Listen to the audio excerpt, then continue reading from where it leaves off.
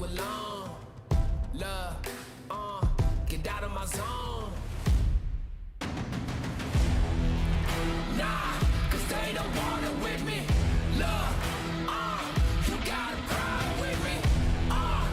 Love, cause y'all don't want it with me. If you start a fire with me, then you're never gonna stop me. Nah, cause they don't want it with me. Love, you gotta cry with me. Love, cause y'all don't want it with me. If you start a fire with me, then you're never gonna stop me.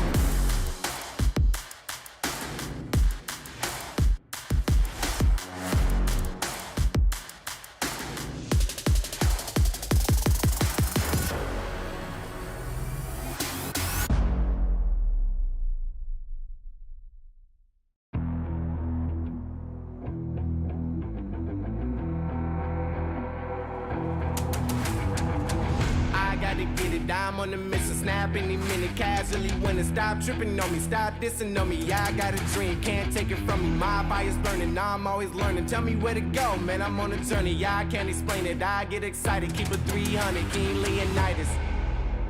Strap in, cause it's gonna be a long ride. Working on me every single day and night. There comes a time when your worlds will collide. If it's holding you back, push it right to the side. Ain't got no time for no fear. I work too hard to get here. Ain't got no time for no fear. I work too hard to get here. I don't got the time, put me in, coach. I've been going hard, time to let it show. Everything raw, give it to me now. Let me have the spot, man, it's going down. Gotta get it here, I don't wanna wait. Take what I want, then I go train. Gotta get a win, I won't lose the game. This is my year, I ain't gonna break. Strap in, cause it's gonna be a long ride. Working on me every single day and night. There comes a time when your worlds will collide. If it's holding you back, push it right to the side. On another level, I will never settle. Mind over matter, get the gold medal. On another level, I will never settle. Mind over matter, get the gold medal. Ain't got no time for no fear. I work too hard to get here. Ain't got no time for no fear. I work too hard to get here.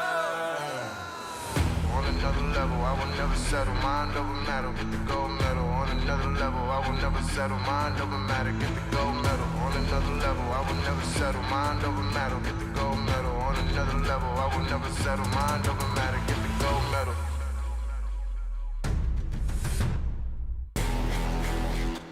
Ain't got no time for no fear. I work too hard to get here. Ain't got no time for no fear.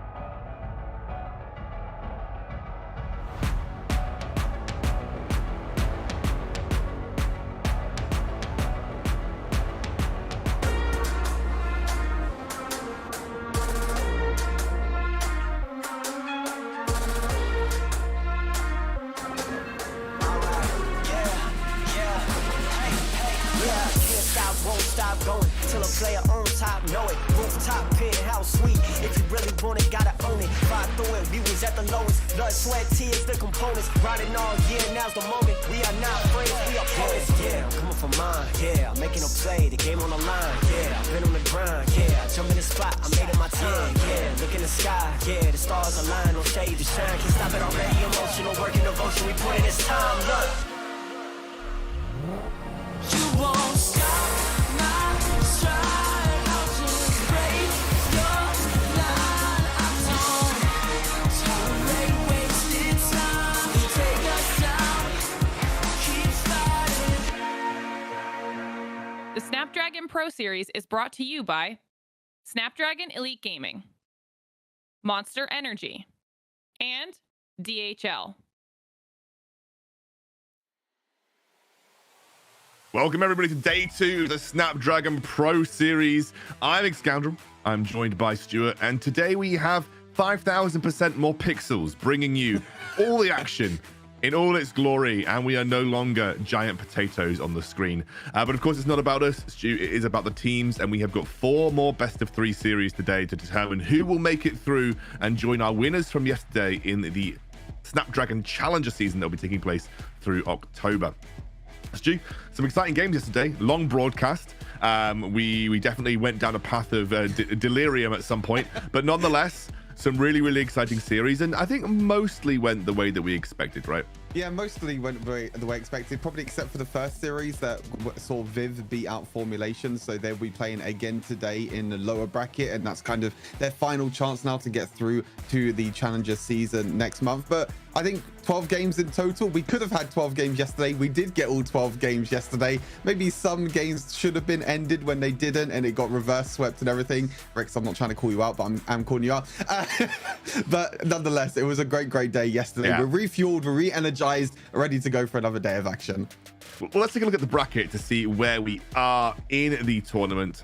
And you can see right now our winners from yesterday. Viv, that was the upset I think a lot of people saw over Formulation Gaming, and they played really well. They've secured their spot in the top 4. Queso beating out Game Lord, a close series where I will just say that I beat Stu in the prediction. Rix taking on NASA. People were not expecting Rix to drop a game to NASA, but they did. It went to that best of 3. And finally, IF Parla versus Demiral. And I genuinely think that was a little bit more 50-50. It was one of the closest series of the day, but it was IF Parla that came out on top. So those are our 4 teams. Let's take a look at the lower bracket now, and you guys will see exactly where we are. And there might be a little bit of a spoiler here.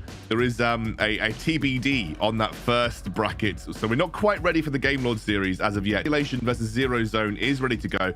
But I feel a bit bad. Those are 2 teams that I think could have genuinely been in the top 8, but they will have to duke it out for a spot. We've got Team Demiral versus TBD as well. They're just waiting for the sort of a final result of their previous match in that round of 16. And then we have NASA versus Forever to round the day out. So speaking of the schedule, let's take a look over at the games we've got coming your way today. As I mentioned, those TBDs do mean that we have some series that are still ongoing off stream, so we're going to have to just wait a little bit longer for the Game Lord match. We're going to go start off with the Formulation versus Zero Zone match to begin with. So Stu, that will be our first game of the series. A little bit hard to call, actually. I think that, Zero Zone, probably one of the better competitors in the lower bracket, and taking on Formulation, who maybe haven't quite looked themselves, considering how they played in the lead up to this tournament. Yeah, definitely. I feel like Formulation had a bit of an upset yesterday. They maybe weren't at their best, but they're definitely going to look to bounce back. And like you said, Zero Zone in other competitions as well, they've definitely been up there as one of the best in Europe. So it's going to be really sad to send one of these teams home, but I'm really curious to see how this series goes. It probably might be our closest series of the day. I mean, I said that yesterday when it was going to be Formulation against Viv. I was like, closest game of the series, closest series of the day, and then all the series went really close. But to be honest, I think Zero Zone against Formulation. I think Formulation maybe might have a little bit of an edge, but Zero Zone is still a team that we've spoke about before with some of the players that they have in their roster. So really excited to get into that series. Well, speaking of the rosters, that's where we're going to be heading. We're heading into that first match of the day, and we can hopefully take a look at our first roster. It will be, this is a bit of a surprise to me. I'm assuming it's Formulation. Of course, it is Sneaky, Vex, Don, Quantum, and Shao. Really, really good lineup. You know, absolutely excellent individual players on paper here, Stu. They just missed out versus a very on-form Viv, but they are still a team that you would expect to make top 8 here in this tournament. Yeah, you expect them to go through Zero Zone with this lineup. You know, we spoke a little bit about it yesterday, but Don being the team captain and the main core of this team, and then the rest of the team around him have all switched up. But you're talking about high elo players, you know, Vex in the jungle, Quantum in the dual lane role, Show at support as well. Maybe it was the drafts that maybe were a little bit off with them yesterday, because they tried to go for this crazy Fiora mid lane pick that didn't really work out, and Yeku was able to punish that mid lane Fiora pick. And there's a few other picks that we maybe weren't too comfortable with, you know, Quantum and Show going for the Varus Ashe bot lane, which was the first time we saw Ashe support in the tournament. So a few picks that maybe we haven't seen before, so maybe they'll go back to comfort picks and go back to what they're strong at. Absolutely. Of course, they have to take on Zero Zone, who we haven't talked too much about, Stu, in the build-up to this tournament, because we haven't had the chance to see them on stream yet. But it is a roster that has got some really strong players. I think, you know, a lot of people in the sort of European EMEA solo queue scene will say, you know, I actually specifically heard Snitch say, I think Sephiro is one of the best and one of the most improved mid laners that he has had to play against in recent times. So, you know, Zero Zone have got a lot of sort of a budding roster as well.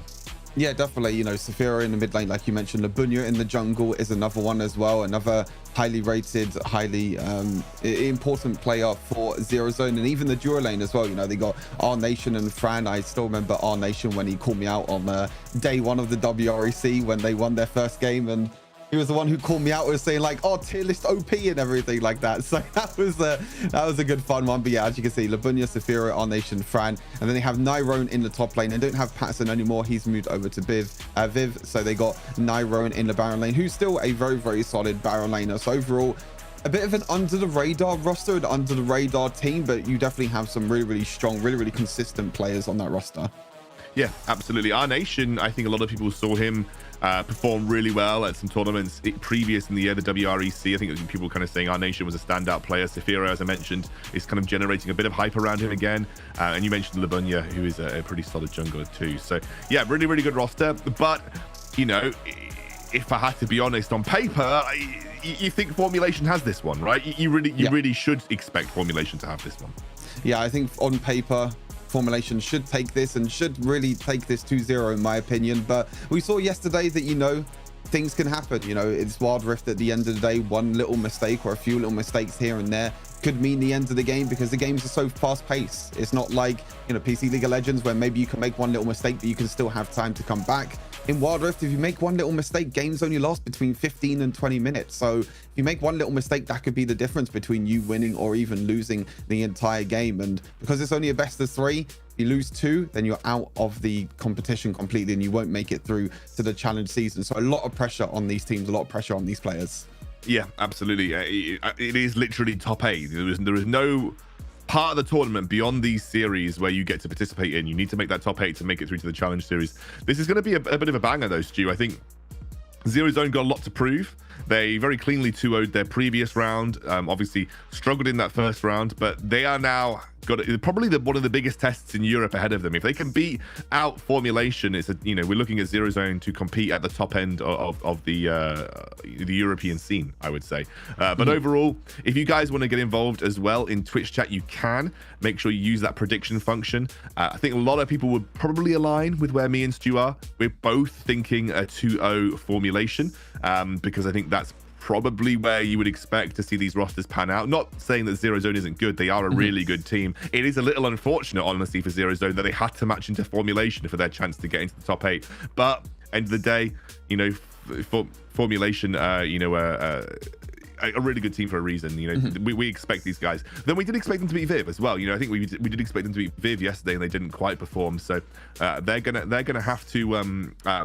Oh, I think we're actually switching. I think I'm just being told by Formulation. We've done all this hype for Zero Zone versus Formulation, but I think we're actually switching over to Game Lord versus Mondi, just because there you go. That is actually ready. So let's go back and do the rosters against you. Game Lord, back again. UI, Kimau, Ruiz, Fico. This is a team that actually put up a good fight. I think, I expected Queso to come out on top, but obviously you mentioned that Gamelord has beaten Queso handily in some of the previous tournaments, and it's a good roster, really, really good roster, and they actually had some good games yesterday too.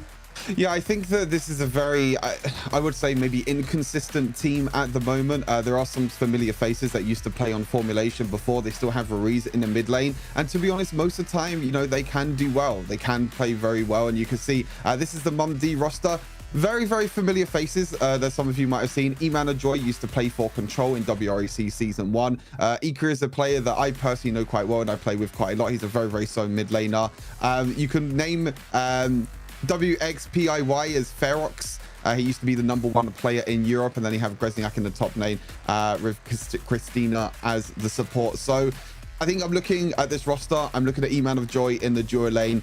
He's been in and around the scene for quite a long time now. He hasn't really reached his top potential and reached like the top team potential. But him in the duo lane, especially Ikra in the mid lane as well, he's very known for his Lucian mid lane. Ari as well. He has like a 60+% win rate in solo queue on Ari mid lane. And then Ferox and Gresniak are two really, really strong players that have been around the high elo scene for a very, very long time. Actually, it's important to call out they beat Team Sapphire in the previous round. Yep. And Team Sapphire, if anyone's been following European scene, they're not a bad team. Made up some very high elo players, kind of like high elo solo queue star players, but nonetheless a good team with good individuals. So beating out Team Sapphire is a good hurdle for them to have to cross. Of course, Gamelord, a bit more of a tried and tested roster. So for Mondi, they do need to kind of step up here and kind of take on the best. You've got the likes of Ruiz, who has been a consistent finals for, when he was with Team Queso, he was constantly at the sort of the high end of the European scene. So, Mondi have got a challenge on their hand here. As you mentioned, I think, my standout player was EUR Joy, just because he generally is more well known, I think, as a player compared to maybe some of the rest of his roster. But they have got, some pretty solid players in that. So, and I think anything could happen. They could upset Gamelord on the day. You mentioned that a single mistake can potentially cost you. We saw that a lot from Queso yesterday. Well, actually, Queso made several mistakes in a row, but nonetheless, we had seen it a little bit from our teams where they do make some mistakes. They throw 10k gold leads. Everything is possible at this stage of the tournament and with Wild Rift, especially with how the current patch feels as well. You really do need to be very careful on how you execute. Yeah, definitely. I totally agree with what you're saying. I think that, like I mentioned as well, the pressure are definitely going to be on these teams and they're going to be on these players because we're in the lower bracket now. So it's very, very scary right now. But it seems like we're going to be getting a video from Mondi, so let's check that out. Hello, I'm Paul Vogel. My in-game name is PJ. I'm playing for Team Mondi, and I play since the start of Wild Rift. I think we deserve the placement right now. We are pretty good. We are a pretty good team, so we don't have that much practice so far and the experience. But I think if we keep on playing like this, we will be able to play much higher than we are right now. Yes, my favorite team right now is Team Queso with Yash, because I know him personally and he's a pretty good player and a pretty good friend. Yes, my favorite champion in the game is Evelyn, and I like it because I played her a lot in PC back then, before I came to Wild Rift. It will be LeBlanc, because I really like her, her mobility and her playstyle, and I really like the champ design. I will choose to bring my friend P, and he's also on my team. His name is Christina in game. We know each other for a pretty long time, and I love him.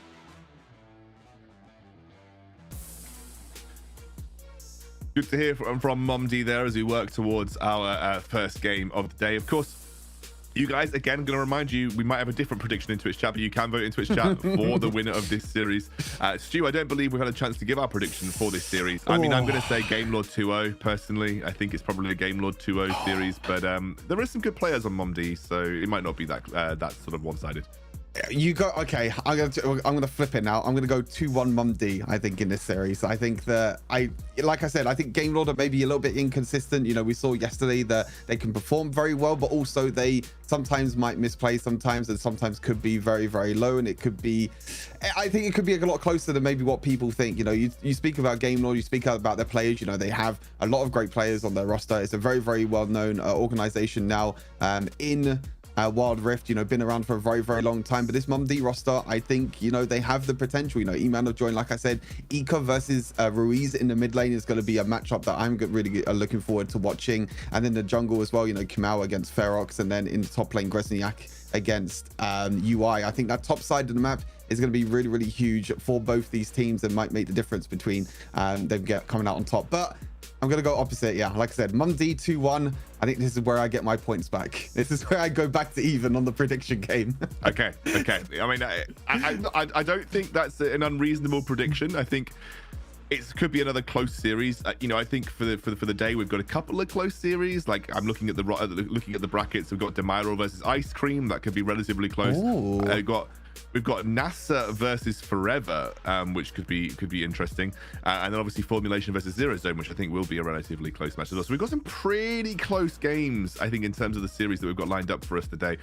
You know, I personally think the first two are a little bit more one-sided. I do believe that Game Lord should be able to come through here, and I think that Formulation likely have the edge over Zero Zone. Couldn't really call the last two though. Ice Cream, for those of you that don't know, is Ibu's team. Ibu, who used to be on Team Queso, so you know, got a lot of experience on that roster as well.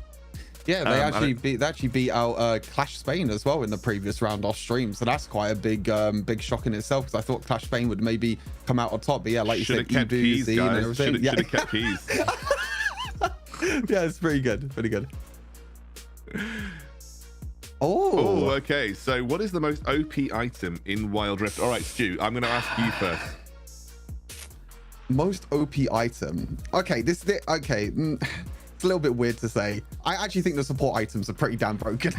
Can I just say Relic Shield and Spectral Sickle? I mean, that's not really one item, but I think just the support items and new support items at the moment are very, very strong. They are being nerfed actually in the next patch, which should be coming out. I think it's sometime next week, but they did like a first look on Friday, and there's like a little bit of a nerf to the support items. But I think the whole double support items are very, very strong in solo queue. Obviously, it is banned in this tournament. You can only build one support item in this tournament because there is currently a bug with double support items. But I think even if you just have one support item, as we've seen in the games, you know, yesterday, supports get a lot more gold now than what they did before. And I thought support items, that supports were already quite strong. You already had a lot of strong supports. Senna and Karma are the top two, but now they get support items on top to get a lot more gold. I think them items are just insanely strong right now. What about you, Xandro? So I'm not going to go for the cop-out answer of support items. I'm going to go for, I think Navori Quick Blades is kind of broken right now. I think Navori Quick Blades is kind of insane. There's so many AD carries that are just really strong with Navori right now. Ever since they buffed it, I feel like it's been like a really insane item. It's that or Ludens. The reason I think Ludens is just because everybody builds it and it's just really good as a first item. So I think it's like, that's a pretty OP item as well, in my opinion. But yeah, I think like either Navori or Ludens. Yeah, Ludens is definitely a strong. I mean, Ludens is like everyone's go-to first item on AP champions. You see even Gragas jungle building it. You see like Ari mid laners. Everyone's building it, unless you want a little bit of tanky stacks. Rod of Ages doesn't exist anymore. Yeah, I mean, Rod of Ages basically doesn't exist anymore unless you're like Kassadin or Galio. Or like, Diana. Or Diana. But like very few champions actually want to build Rod of Ages now. Because I think they should. I actually genuinely think they should unnerf Rod of Ages, just because like, just not that good. They made it a bit too slow, and not many people kind of want to invest that. You need Luden's spike, right? Everyone wants the Luden's spike, so you get Luden's usually by the first team fight situation, like around objectives. You're like, Luden's spike, suddenly my damage goes through the roof. So yeah, I think Luden's is pretty insane. Yeah, no, you got the wave clear that helps you with as well. You can get it before the first dragon, because that first dragon is now delayed until 5 minutes. I think another item that might be good in the next patch is probably Riftmaker as well, because Riftmaker's getting that buff in the next patch as well. 10 AP, right? Yeah, it's like a crazy 10 AP buff. And I actually saw from someone actually commenting on one of my YouTube videos that 80 AP is the highest AP, and the only item to have more AP than that is Death Cap, and I think Luden's Echo, the item that you said. So I think the item's going to be insanely strong next patch with, you know, some of the champions that have been strong. Akali and Gwen we've already seen yesterday. Yeah, absolutely. I couldn't quite hear what was said from production, so I'm just gonna have to maybe it was going to pick some bands. I'm not sure. Hopefully this is ready soon. No, hopefully Yeah, we're going to pick some bands. So it was. Okay, so we are heading to pick some bands, everybody. I just had to embarrass myself on stream because I was like, Stu was just talking and talking and talking and talking, and I was like, what? I'm trying to listen, Stu. Can you just shut up for a second? And, Not like yesterday, please. You cut me off yesterday. That was a bit crazy, you know. Yeah, but you were just talking. I was like, we were like nearly 11 hours into a broadcast. I was like, Stu, closing thoughts. 4-7 years ago, the European scene was of a great standing, and I was like, oh, Stu, just shut up, man. I just want to go to sleep anyway. Refueled, we're ready to go. Let's get into it. Okay, let's go. Good. GLD, wait, sorry, a little bit of delay getting into our first game, guys. You may have realized that we just had a few things on the card that we need to get sorted, but we are into that first draft. Lux gets banned away here. She has been a relatively contested pick overall by some teams, and yeah, she's going to be gone. Yep, Lux is going to be off the cards. I think that the red side bans are most of the time going to be the same. We're going to be seeing, similar to the yesterday, Senna, Gragas, and Karma, except for the last series. Senna and Gragas just got through the entire draft for most of the time during our best of 3 series. Lux is a good ban away from E-Man. And interesting enough, Gragas is going to be banned on the blue side. So Mondi maybe have another ban that they can maybe target towards towards Game Lord, sorry. Yep. I mean, you can see Gragas actually getting banned blue side, which is interesting. So, like you mentioned, Mondi now have a bit more freedom. Karma probably has to get banned because I know it's something that Game Lord want to play. UI or Keymao's Fiora will be taken off the board. Ruiz doesn't really play that much Fiora in the mid. He's not doing a Don. So Game Lord now have a final ban to work with, maybe something more targeted, because they know if they leave Karma open, that is something that a lot of Game Lord's roster will play, and it'll be the Jax that gets taken. Jax has been a pretty popular pick in this Open Finals weekend, so not surprised to see Jax kind of taken away here. Karma should be the final ban. Yeah. And it will be. Yeah, Karma has to be taken away here unless you want to give that away as the first pick. But yeah, Jax, as you mentioned, really, really popular yesterday. Got all the way up to even first pick priority in some of the series yesterday as well. Just offers so much in the side wave. So much pressure, so much split push. And Gwen, interesting enough, is going to be the first pick. Interesting enough that Team Queso banned Gwen away from Game Lord yesterday. So this is something that they probably know that they've been practicing in scrims. We saw Gwen Baron lane yesterday from Acolyte, but this could also be played in the jungle because Gwen jungle has been very, very popular in solo queue. Yeah, and I think like we saw Acolyte absolutely destroy Queso with Gwen specifically yesterday. It'll be Kha'Zix that's sort of prioritized here for Ferox. I guess we can also call him, what would you say, just so that everyone understands we're calling Wix P Ferox? What else can we call him? 13? 1351? Why? Yeah, 1351. Yeah. I'm just going to call him 13. I'm calling him 13. It's going to be Rakan for Christina. That gets locked in. Very popular support that we've seen all the way through this weekend. It's been very hotly contested by most supports. You've seen the impact of Rakan. He has been very strong, especially in some of the comeback games. Rakan has had a huge impact, but Keymat will lock in the Lee Sin, which means we're not going to see Gwen in the jungle, very likely going to see Gwen in the Baron lane. Kind of shown our top side of the map already here for Game Lord, and actually everything gets shown super early on here. So Zed gets locked in, and there isn't much flexibility here. You know, yes, okay, some Zeds can go Baron lane. I expect that Gwen could function mid if she had to, though she has some really bad matchups into a lot of majors. So they've kind of shown every single solo lane for Game Lord. They could probably ban some things away here. That does have a benefit of, taking your solo lanes and banning away some, certain matchups. Therefore, I expect to see Garen banned. I actually might have liked to see Garen picked up for Mondi. Yeah. I think it's good into Zed, and it can function quite well into Gwen. But Garen won't get taken. So maybe you ban Garen here if you're Game Lord, because you just don't want to see that run into your Zed. Yeah, I don't really see Ika playing that much Garen. Like I said, most of the time I think he likes to play the more carry-orientated mid laners. Ari and Lucian are definitely his 2 most popular picks. Not too sure if he's going to pick up the Garen for himself. I think Garen is maybe not towards his playstyle, but like you said, it's a really, really good counter towards the Zed. It just basically stops Zed from jumping in and trying to solo kill at all. But I mean, Garen still could be picked here. I think the Camille will go into the Baron lane for now. Ziggs is going to get banned, so likely a ban against E-Man. I mean, I know Ica would play Ziggs potentially, but it's actually not a great matchup into Zed, so maybe a ban against E-Man. I actually wouldn't be surprised to see an Ari ban. Ari is relatively okay into Zed if you just time your charm correctly. Because Zed's position is always pretty much known when he uses his ultimate, good Aris will just be able to straight up charm and kind of prevent a lot of the damage that Zed can do. So wouldn't be surprised to see Ica's Ari on the banning list. It will obviously leave open Garen if that is something that, you know, Mondi are keen to play. But, you know, take Ica off comfort and maybe Ruiz can pop off on this Zed. Yeah, interesting enough, the Mondi ban out the Lucian themselves, so maybe they're a little bit worried about Fekko playing Lucian in the bot lane because they already have an AP damage source in the Baron lane. Interesting enough, Kali is going to be the next ban. So, you know, like you said, it still could be the Garen. He could just go to the Garen. To be honest, Garen is a very, very easy champion. You know, I have seen him play it, but I don't think it's towards his play style. But if they want to try and get a little bit of advantage in mid lane, oh, there you go. There it is. I thought it might be the Ari. I thought it might be the Ari because it's good into Zed, right? It's like a decent pick into Zed. You've got the mobility to dodge a lot of the burst damage on the ulti, and you can straight up charm Zed out of the ultimate. So, you know, Ica probably pretty comfortable with this matchup. Just going to follow up on Stu's point. Garen does not take many brain cells or fingers to play.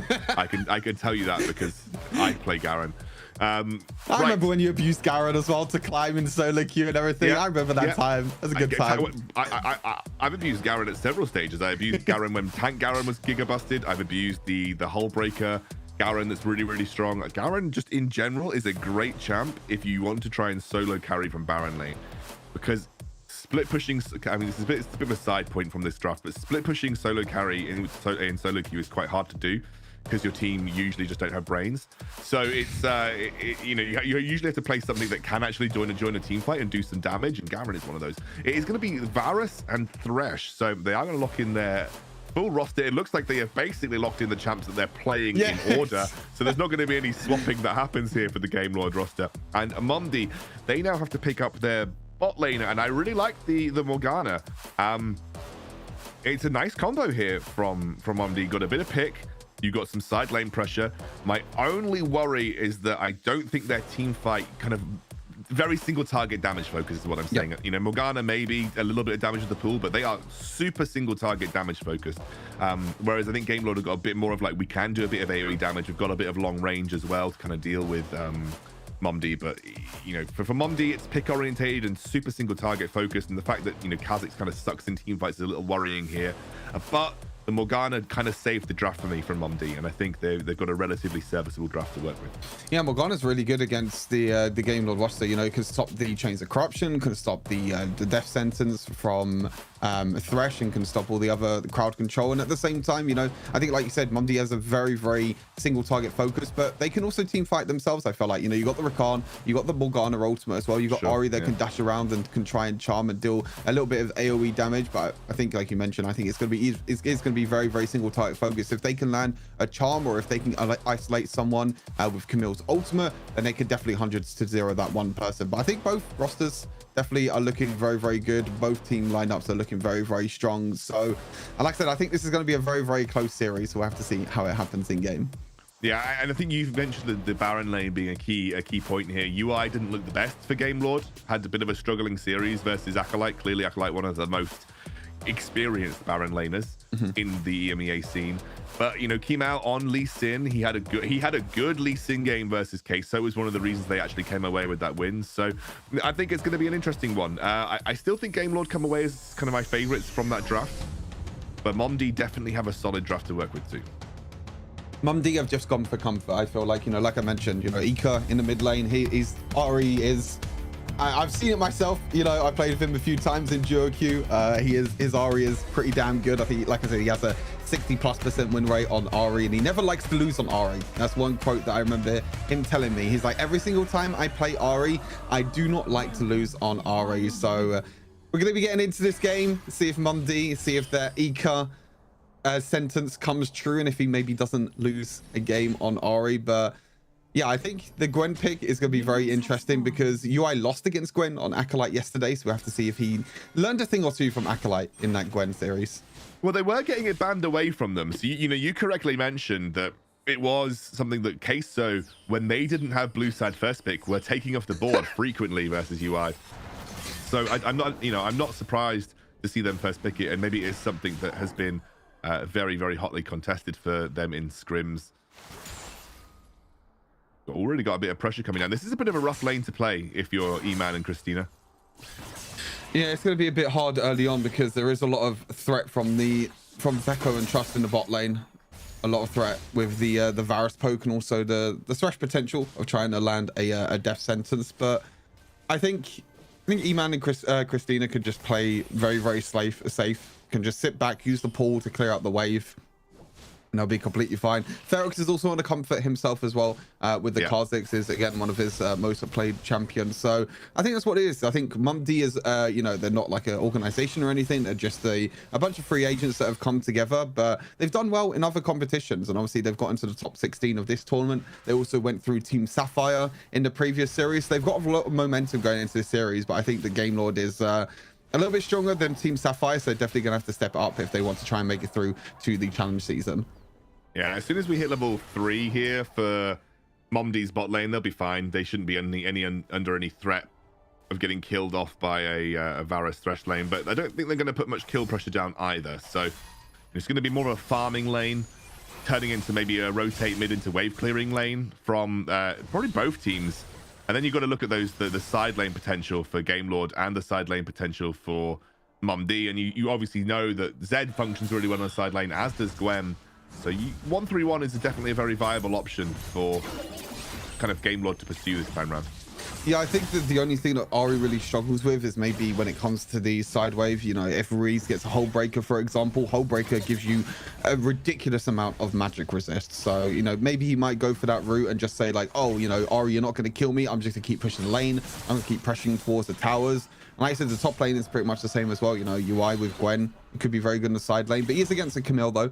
So Camille is also very good in the side wave, but looks like he's doing okay for now. Looks like he's just even trades. Again, no flash on Gwen though.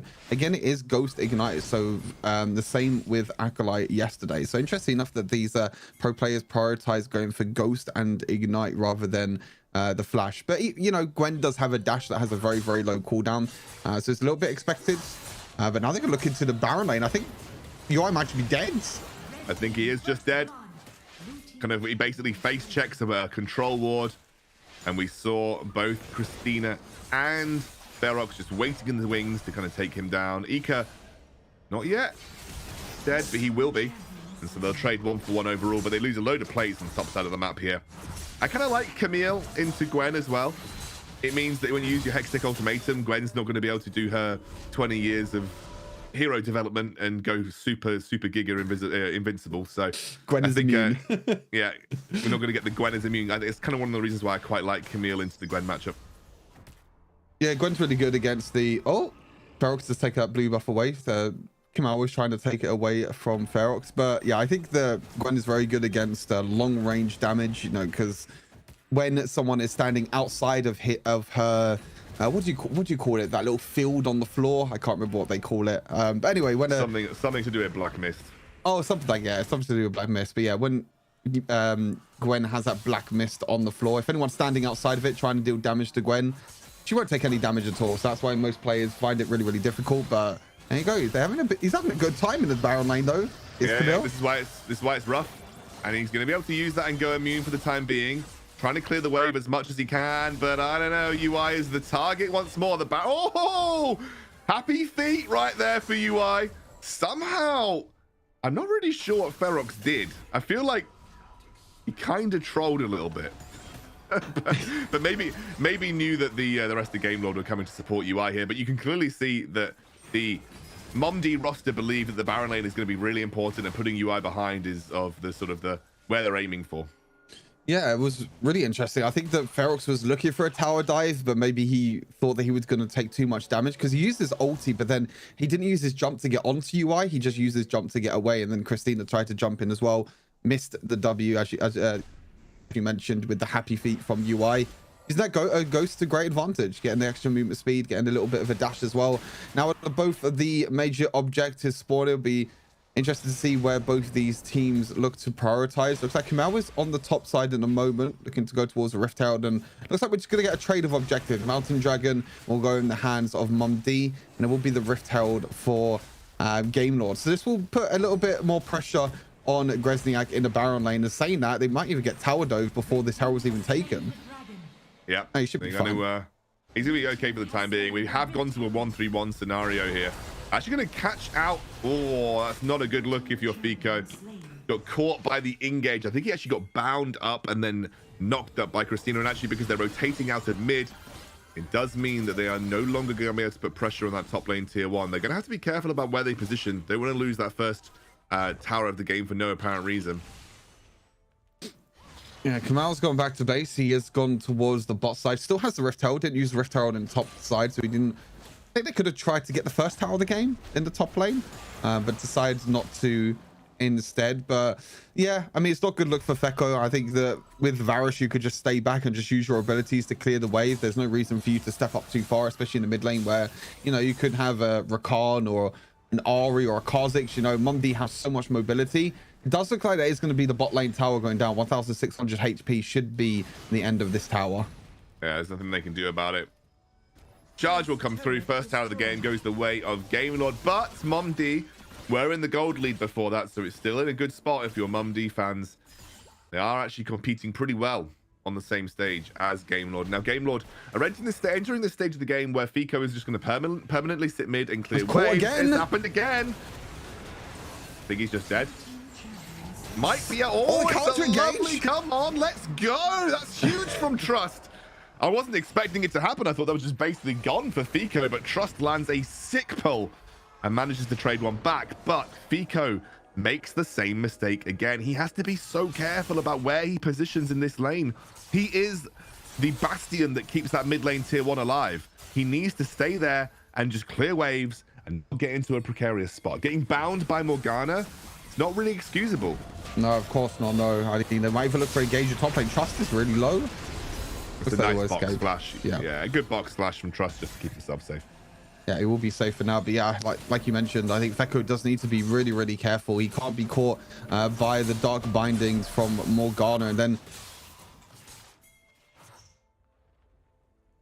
I think E-Man took 2 tower shots as well, so that definitely didn't help him try and live in that situation. But hey, Mondi are still getting some kills. They're only 200 gold behind. Considering that they lost the first tower of the game, I think you'll take that if you're Mondi. You know, you take the first dragon, so you get that little bit of scaling. You're going to get the extra armor and magic resist. You could look towards that second dragon afterwards. Maybe look for that 2 dragon point, and maybe look for the third one even after that. So now it's down to Game Lord. You know, I'm seeing a lot of rotations from Game Lord. You know, they're trying so much to try and go into the sideways and try and create pressure in these sideways, but they're not finding any success for now, as he might get a little bit caught. Nice dodge on the hook though, and he counter engage. Yeah, he's just dead. Wow. He's already used his flash. It looks like UI trying to go in. Out, and they do. Nice little kick coming out from Kemal to secure that onto Ika, so a 1-for-1 overall. And actually Christina and Ferox have to be careful here. They've already used a good amount of their resources. And with the knock-up now down, not really sure either. UI, he just gave himself away. That does have that immune. I think he's going to survive for the time being. Come on, you can keep him alive. You can keep him alive. As Kemal does manage to flash out. Another binding. Yeah, again, Feko has to flash away. The exhaust comes through. We'll trade 1-for-1 overall, though. Kemal somehow escapes and picks up a kill. Not sure how he managed that. As you can see that Trust is going to be a little careful versus Grezniak. You can't win this trade though, my man. So he's going to back off after using the hook. Bit of a fiesta in the Baron lane. Somehow Kemal and UI both survived there.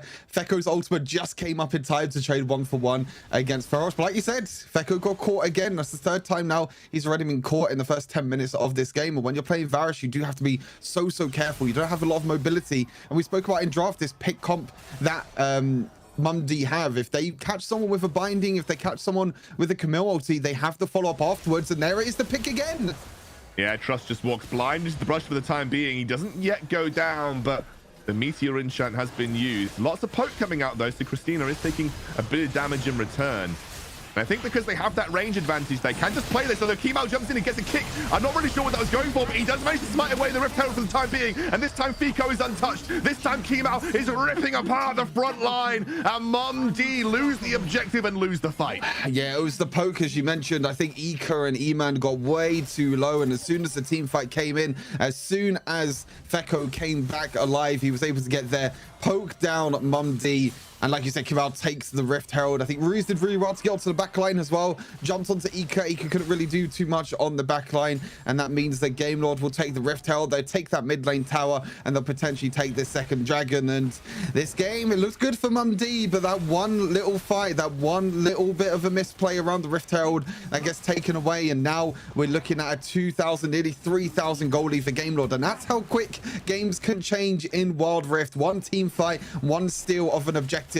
And now Game Lords are in control of this game.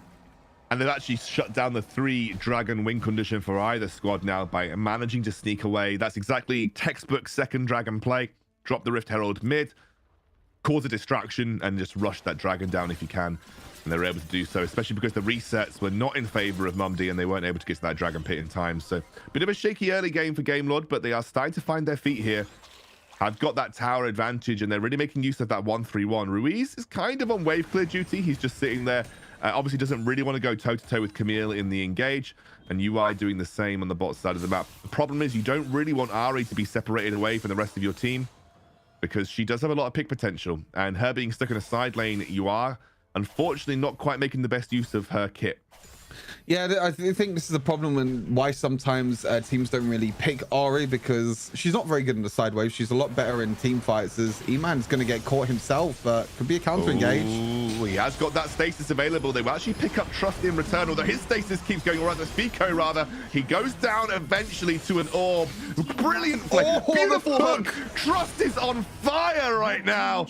Takes out Ika on this Ari, although I'll say Kemal maybe overstepped his bounds. We have Ruiz going in straight on to Ferox. Sorry, his name's going to confuse me every single time. I need to say 13. And somehow Ruiz just about gets away with it. He's so low, but it will be the Ignite that eventually drops him as another Arcane comes down from Trust. I think Christina is just a minuscule amount of HP away from dropping a single Sonic Wave. I think the come on. Oh no, he just waited too long. He had the Yomu's Ghost Blade. He could have just hit his Tempest and Cripple and he would have picked up the kill, but manages to escape. Christina gets away.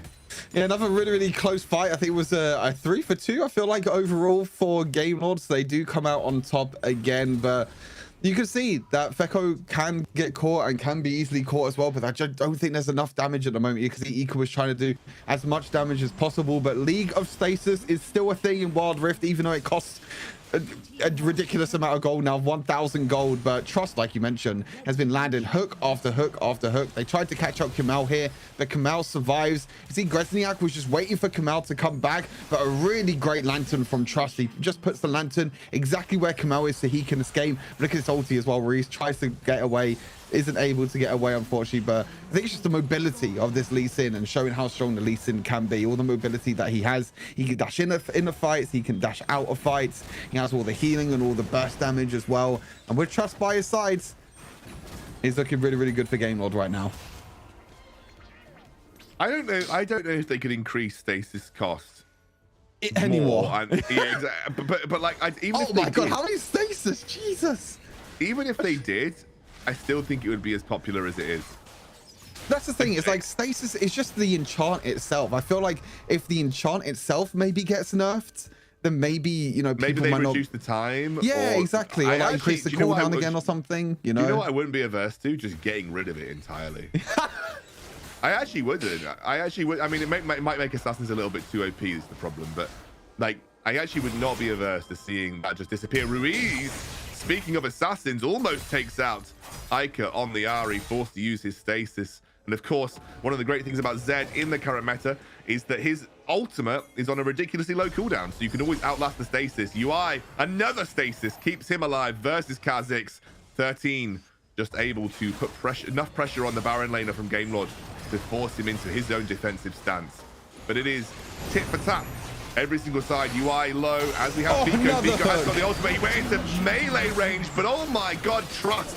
Give this man a medal. His Thresh is on fire. And finally, after much duress, that top lane tier 1 will get taken down. Yeah, top lane tower goes down. You can see another hook low. Oh, you can't follow it. You can't follow it. And Trust. Oh, the kick as well. Oh, Kemal on the kick. He didn't have stasis. He's able to take him out. And Trust gets another hook. And you can just see 13 in the sidelines. He doesn't want any part of this fight. There's nothing that he can do to influence this. Maybe looking for someone to be isolated, but they're all going to group up. 13. Oh, he's trolling. Is he okay? I'm not too sure. Kemal could maybe try and jump on him and kill him here. Lands the cursed ability. Oh, the kick. Doesn't quite do that because he manages to get away with the jump, but it was a good try. I actually have to be a little careful. That stop might have been really influential because the Ocean Dragon is up. Though I don't think that they're going to be able to rush it down, as most of Gamelord have been able to reset and get on the map. Yeah, I think that's what Ferox was trying to do. I think he was trying to stop the backports, but that also delays his backport himself. So that means that he has to now go back to base, spend the gold that he has got so far. Does pick up himself another serrated Dirk, but lucky for him, Gamelord had not started his next Dragons. Ruiz is going in again in mid lane. Ruiz, he does get exhausted, but it doesn't matter. Gets the kill onto Ica.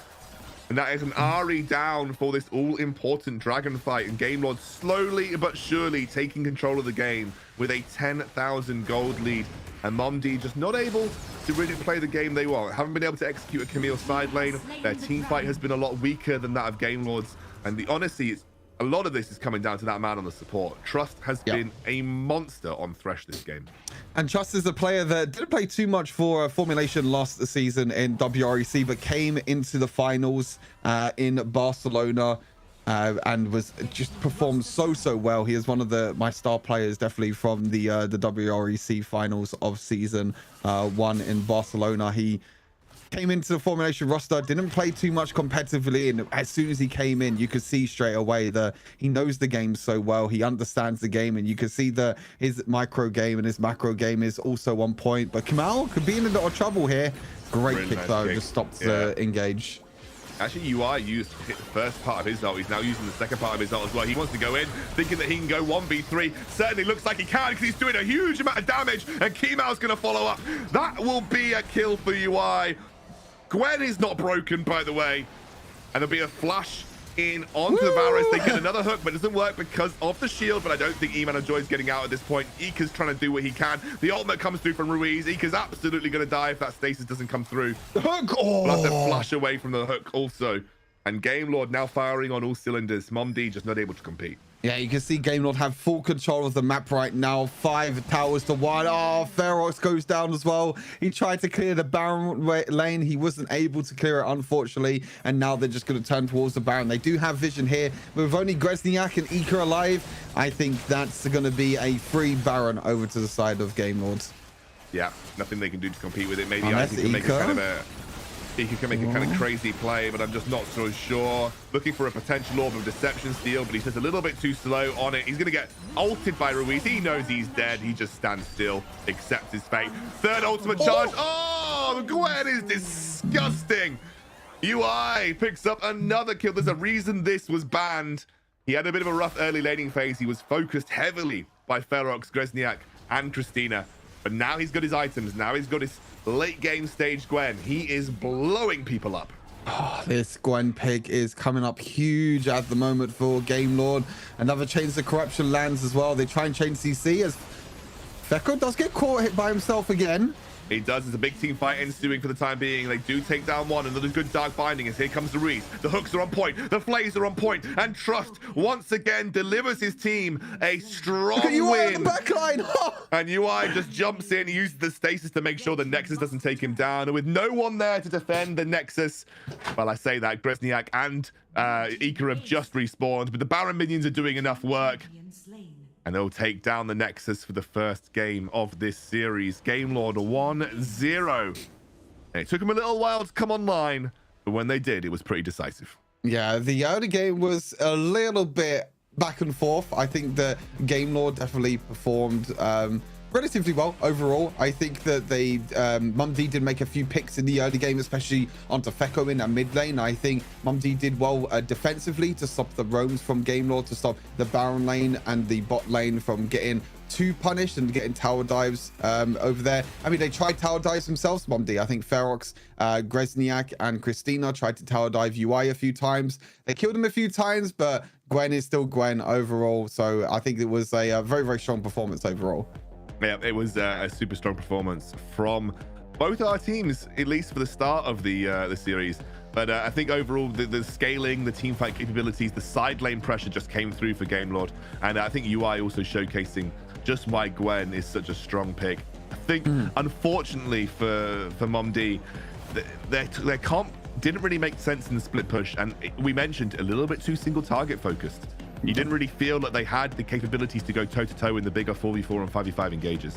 Yeah, you can see that Mondi just wanted to go for comfort. They're just playing comfortable champions that they are comfortable with, and sometimes that's the difference, you know, between these high competitive teams, you know, like Gamelord, that are players that have been around for quite some time now.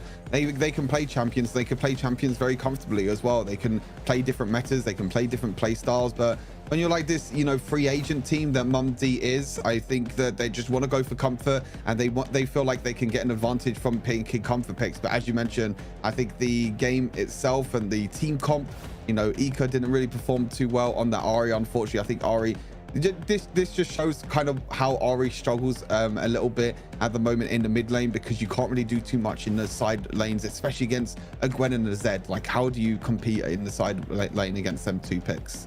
It is an open weekend of junglers once again. Second day starts off with a MVP for Kemal. He had a banger game. Super high kill participation, absolutely insane kicks. I think I personally would have given it to Trust. I'm looking at those medals, mate. Trust has got a crap ton more medals. I'm looking at those medals, but I think both Trust and Kemal had a really strong performance. Overall, both of them deserve to have MVP, but it's Kemal with 18k gold on the Lee Sin, by the way. Huge damage share too. Not as much as Fico, but you know, as Varus, you're always expecting high damage output as a Varus. Yeah, Kemal didn't even die a single time as well. It was crazy performance from Kemal, and it felt like he was just at the right place at the right time. Sometimes he was there to defend the tower dives in the Baron lane. He was there to clean up on the fights afterwards as well. And that's what Lee Sin could do with the high mobility and high damage that he could do in the early game. If you can get Lee Sin ahead, then he's just really hard to deal with, because sometimes you try and lock down the Lee Sin, but he has the kick to knock you away. He has the dashes. He can also, you know, slow you down as well with his third ability and jump on you with his first ability. But overall, it was really insane. You know, 20,000 damage as well for a Lee Sin. Not as high, like you said, as a Feko and UI, but as you can see by the gold, you know, for the first 10 minutes, the game was pretty even. But then Gamelord found a few team fights, I think especially around that second Rift Herald. When they took that second Rift Herald and when they won that team fight, you could really see that's where the momentum started to swing into Gamelord's favor. Yep. It's a pretty mid game was really where it came online for Gamelord, and you can see that in both the gold and the experience. They were just kind of able to skyrocket in favor. There's still a series though. We've still got another 2 games potentially for Mondi to come back and find their feet. It is a tough opposition. We did kind of say it in the prelude that, you know, Mondi were a team that we have some good individual players on. Even you maybe expected them to pull off the upset, but Gamelord have more experience. They, as you mentioned, they're a bit more flexible. They've had a lot of experience across several different metas, and I think they executed their team comp really well. Yeah, I think the draft as well, you know, you got the Zed, you got the Gwen, you got the Lee Sin in the jungle to roam around, and the bot lane as well. You know, even though Feko, I feel like Feko is really the one that could maybe improve in this second game, maybe not get caught out as much, because when you're a Varus in the mid lane, you shouldn't be caught that many times. He got caught by way too many bindings in the duo lane, but Trust saved him so many times, and Trust with the hooks as well. That Thresh pick for the Trust was so strong. But before we go to a break, guys, we have to say thank you to our sponsors. First, it is going to be Snapdragon Takeover. Snapdragon Elite Gaming. Of course, you guys know Snapdragon as the elite processors for high-end gaming devices. Most of you will have a Snapdragon in your phone, if I'm honest with you. And it, of course, gives you that edge when it comes to FPS in games. It's not only Snapdragon that we're saying thank you to, though. We are also saying thank you to Monster Energy. As I promised yesterday, I have stocked up on mine, ready for a potentially long day today again. So thank you to Monster Energy for supporting the stream. And a big thanks to DHL for being a super awesome delivery service. They're working towards a green initiative, carbon neutral, rolling out lots of electric vehicles across their fleet. If you want to join the conversation, discord.gg/Snapdragon Pro Series. Come and have a chat about the teams, about the games, what your predictions are, what you think's going on, how you read the meta. We'd love to hear your thoughts. But for now, we're going to go to a short break, and when we're back, we'll have our second game of this series. The Snapdragon Pro Series is brought to you by Snapdragon Elite Gaming, Monster Energy, and DHL.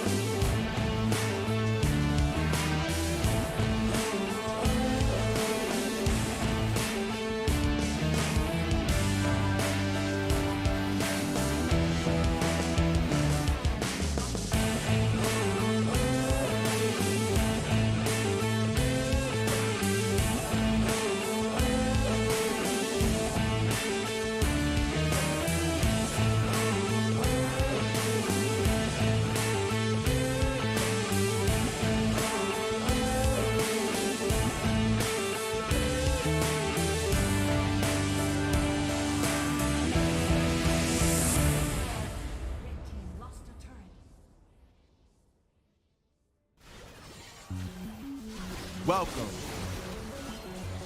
to the place where dreams come true, where everything you want can be yours, if and only if you're willing to work for them, you're willing to hurt for them, but most of all, you're willing to be first for them. Ha!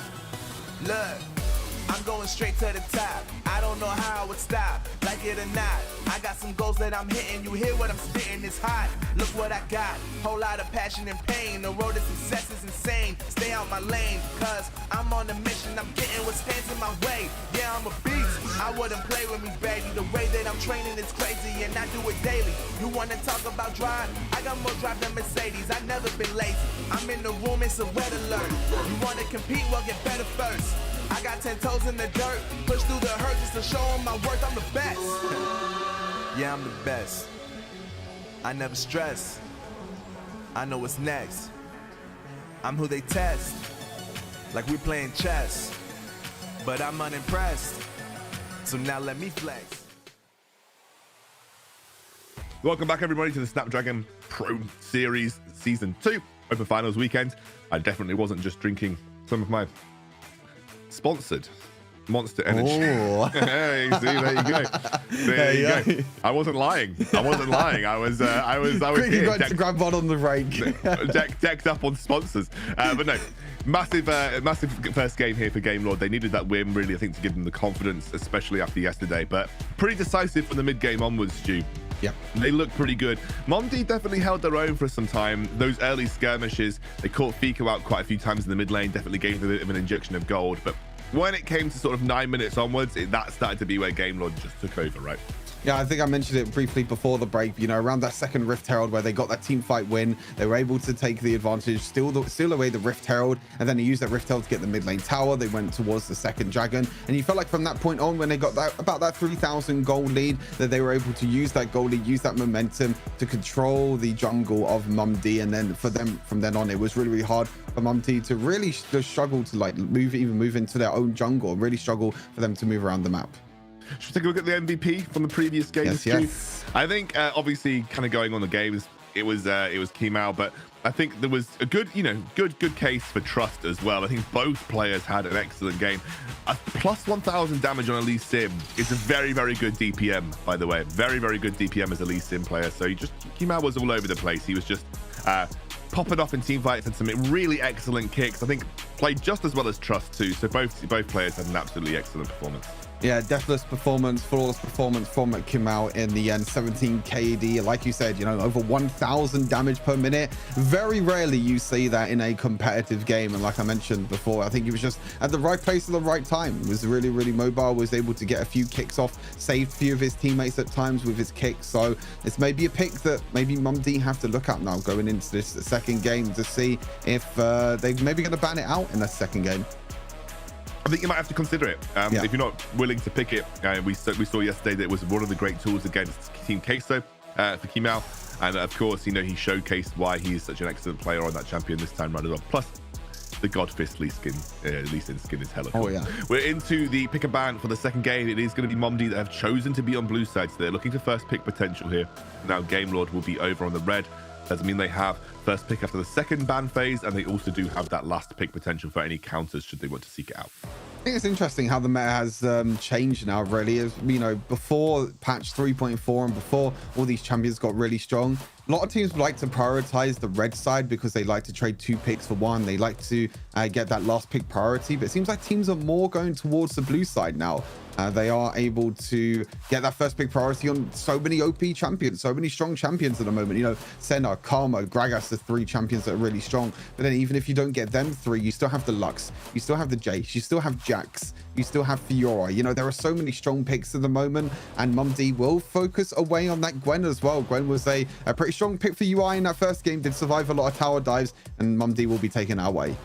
Yeah, they're going to take that away. They don't feel comfortable first picking it or playing it. I imagine the Game Lord are going to have to red side ban Lux here, because if you blue side ban Lux, it's probably because you expect that it's something that Mondi are likely to pick up at some point in their draft phase. But they're going for a very standard ban phase. I mean, if you're Mondi here, you definitely don't ban Karma, because then you leave open either Karma or Lux for your first pick potential if you want to. But they actually banned Lux on blue side, so maybe something that they don't want to play, maybe something that Game Lord didn't want to play as well. But that means that Karma should be the relatively easy ban here for Game Lord, kind of like the trifecta of current bans on red side with that Senna, Gragas, and Karma. That makes me feel like that they have another first pick that they want to prioritize. Maybe the Fiora, because Fiora was banned in the previous game. Maybe this could be the first pick here for Mondi. But yeah, interesting, because I've seen E-Man play a lot of Luxinago. Here's the Fiora, as I just mentioned. Gresning has played this in the Baron lane, but Ferrex is also very good on the Fiora in the jungle. We do see this pick flexed around quite a lot. So yeah, taking away the Lux, and then Game Lord can't take that away, and they instead go for the first pick priority on Fiora. But on the other side, it's going to be Varus picked up for Feckle again. Yep, Varus just going to be locked in. And it'll be Ruiz on his Zed. Something that Ruiz has really defaulted onto a significant amount throughout this tournament. Just kind of happy to go onto the Zed. I think Zed is in a super strong spot. I think Serpent's Fang is another addition, kind of like these lethality carries. And Lucian comes out. So that's a pretty tough matchup in the laning phase for Zed. Has to be a little careful about that if that's indeed. Obviously, E-Man of Joy is a good Lucian player as well. So could go down towards the bot for him, but we just don't know. Lucian Nautilus is a pretty strong lane though, especially for kill threat. So that could be something that you can use to put pressure on Varus in the laning phase. Yeah, again, I think Game Lord have realized that Ika doesn't play Garen and doesn't like to play Garen in the mid lane. So Ruiz is just like, yeah, give me a Zed. I'm comfortable in any matchup. It doesn't matter what Ika can throw at me. I'm expecting this to be a mid lane Lucian for Ika. Another one of his strong picks, another pick that he is very, very comfortable on. Maybe he can use this to maybe punish Ruiz in the early game, but Christina's played Nautilus quite a lot in recent times, so that's gonna be going down the support. But like you said, E-Man has played Lucian before, so I also wouldn't be surprised if this could also be flexed down in the bot lane. I'm gonna see the Renekton ban here. probably indicating that the Fiora is going to go to Grezniak in the Baron lane. Just because, you know, Renekton's one of those more sort of touchy matchups for Fiora. It's a little bit more difficult to play because it's difficult to predict the Ruthless Predator stun. Olaf and Kha'Zix taken away. I'm imagining that does mean that we're going to see a Kemal jungle Morgana at this point then. And we're looking for a final ban. If I were playing against a Fiora, what like, yeah, Garen's a pretty solid. Although I'd say I've always felt that Fiora's like a really good counter into Garen. So you know, it's interesting that we see the Garen actually banned away on Mondi's side. No, I think they're just taking it away. I think it's just Garen as a champion. I think Fiora, like you mentioned, is a really, really good matchup into Garen. I think Garen just as a champion overall is just way too annoying to deal with. You know, way too strong to deal with, way too annoying. Interesting enough that Set has been picked. So this could be a Set Baron lane. This also could be a Set support, which means that this Morgana pick is most likely in the jungle, but there's the Ziggs for E-Man in the bot lane. Very known for his Ziggs, and that means that Ika will be playing that Lucian in the mid lane. Yeah, we're playing Lucian into mid, which will be a bit of a difficult laning phase for Ruiz. He'll have to play that one relatively carefully. Could also see a bit of a switcheroo and see... Oh, that is a Lee Sin for Ferox here. So very, very aggressive draft coming out from Mondi. Good scaling with the Ziggs, plenty of kill threat with the Nautilus, with the Lucian in combination with the Lee Sin.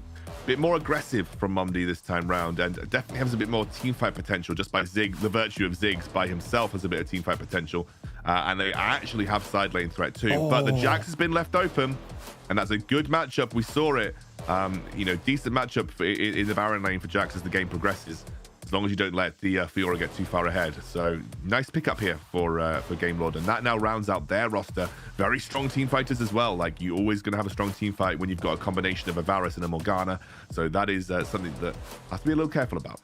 Yeah, again, I like both these comps. I think both these comps are very, very good. I think Mondi, like you mentioned, have picked a more aggressive comp, definitely more early game comp as well, you know, with the Lucian and the Lee Sin in the jungle. I think they're going to look to try and invade this Morgana jungle if this is going into the jungle for Kemal, because you want to try and stop this early jungle clear of Morgana, and Lee Sin is the perfect champion for that. And as you can see, it's going to be Kemal jungle. I'm pretty sure that is Ruiz mid on Zed, and Varus is in the bot lane. I think that might be a little bit of a mix up there, but I'd be very surprised if that's Specco on Zed bot lane. But hey, it is Wild Rift, anything's possible. Yeah, but I think the Zed will be going into mid lane. But yeah, I think, you know, Mondi again has gone for comfort. You know, Ika on the Lucian mid lane, Ferox with the Lee Sin on the jungle. But they're going to have to make the early game count. You have the Fiora in the Baron lane as well against Jax. I think, as you mentioned, you know, if this laning phase before these two champions get played safe, and if they're both even, and I think Jax, the late the game goes, it's harder for Fiora to deal with.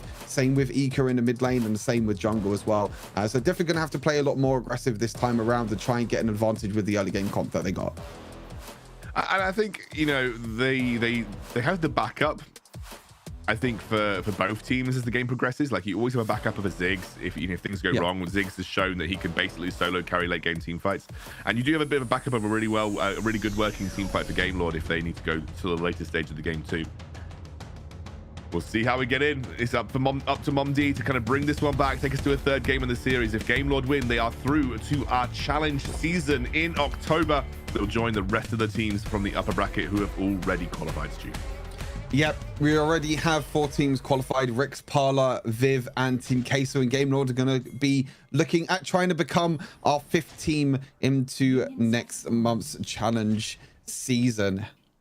But Mondi, still a strong roster himself. Like I said, a free agent roster of a bunch of solo queue players that have come together and have performed really well, to be honest. Has taken games off of big teams before, and I definitely see a lot of potential with this roster. But I think we mentioned it already with the experience that Game Lord have with their roster. You know, getting to a finals, playing in LAN before, that experience can definitely, you know, come in handy and definitely help out as the as a WREC and as the seasons progress in Wild Rift.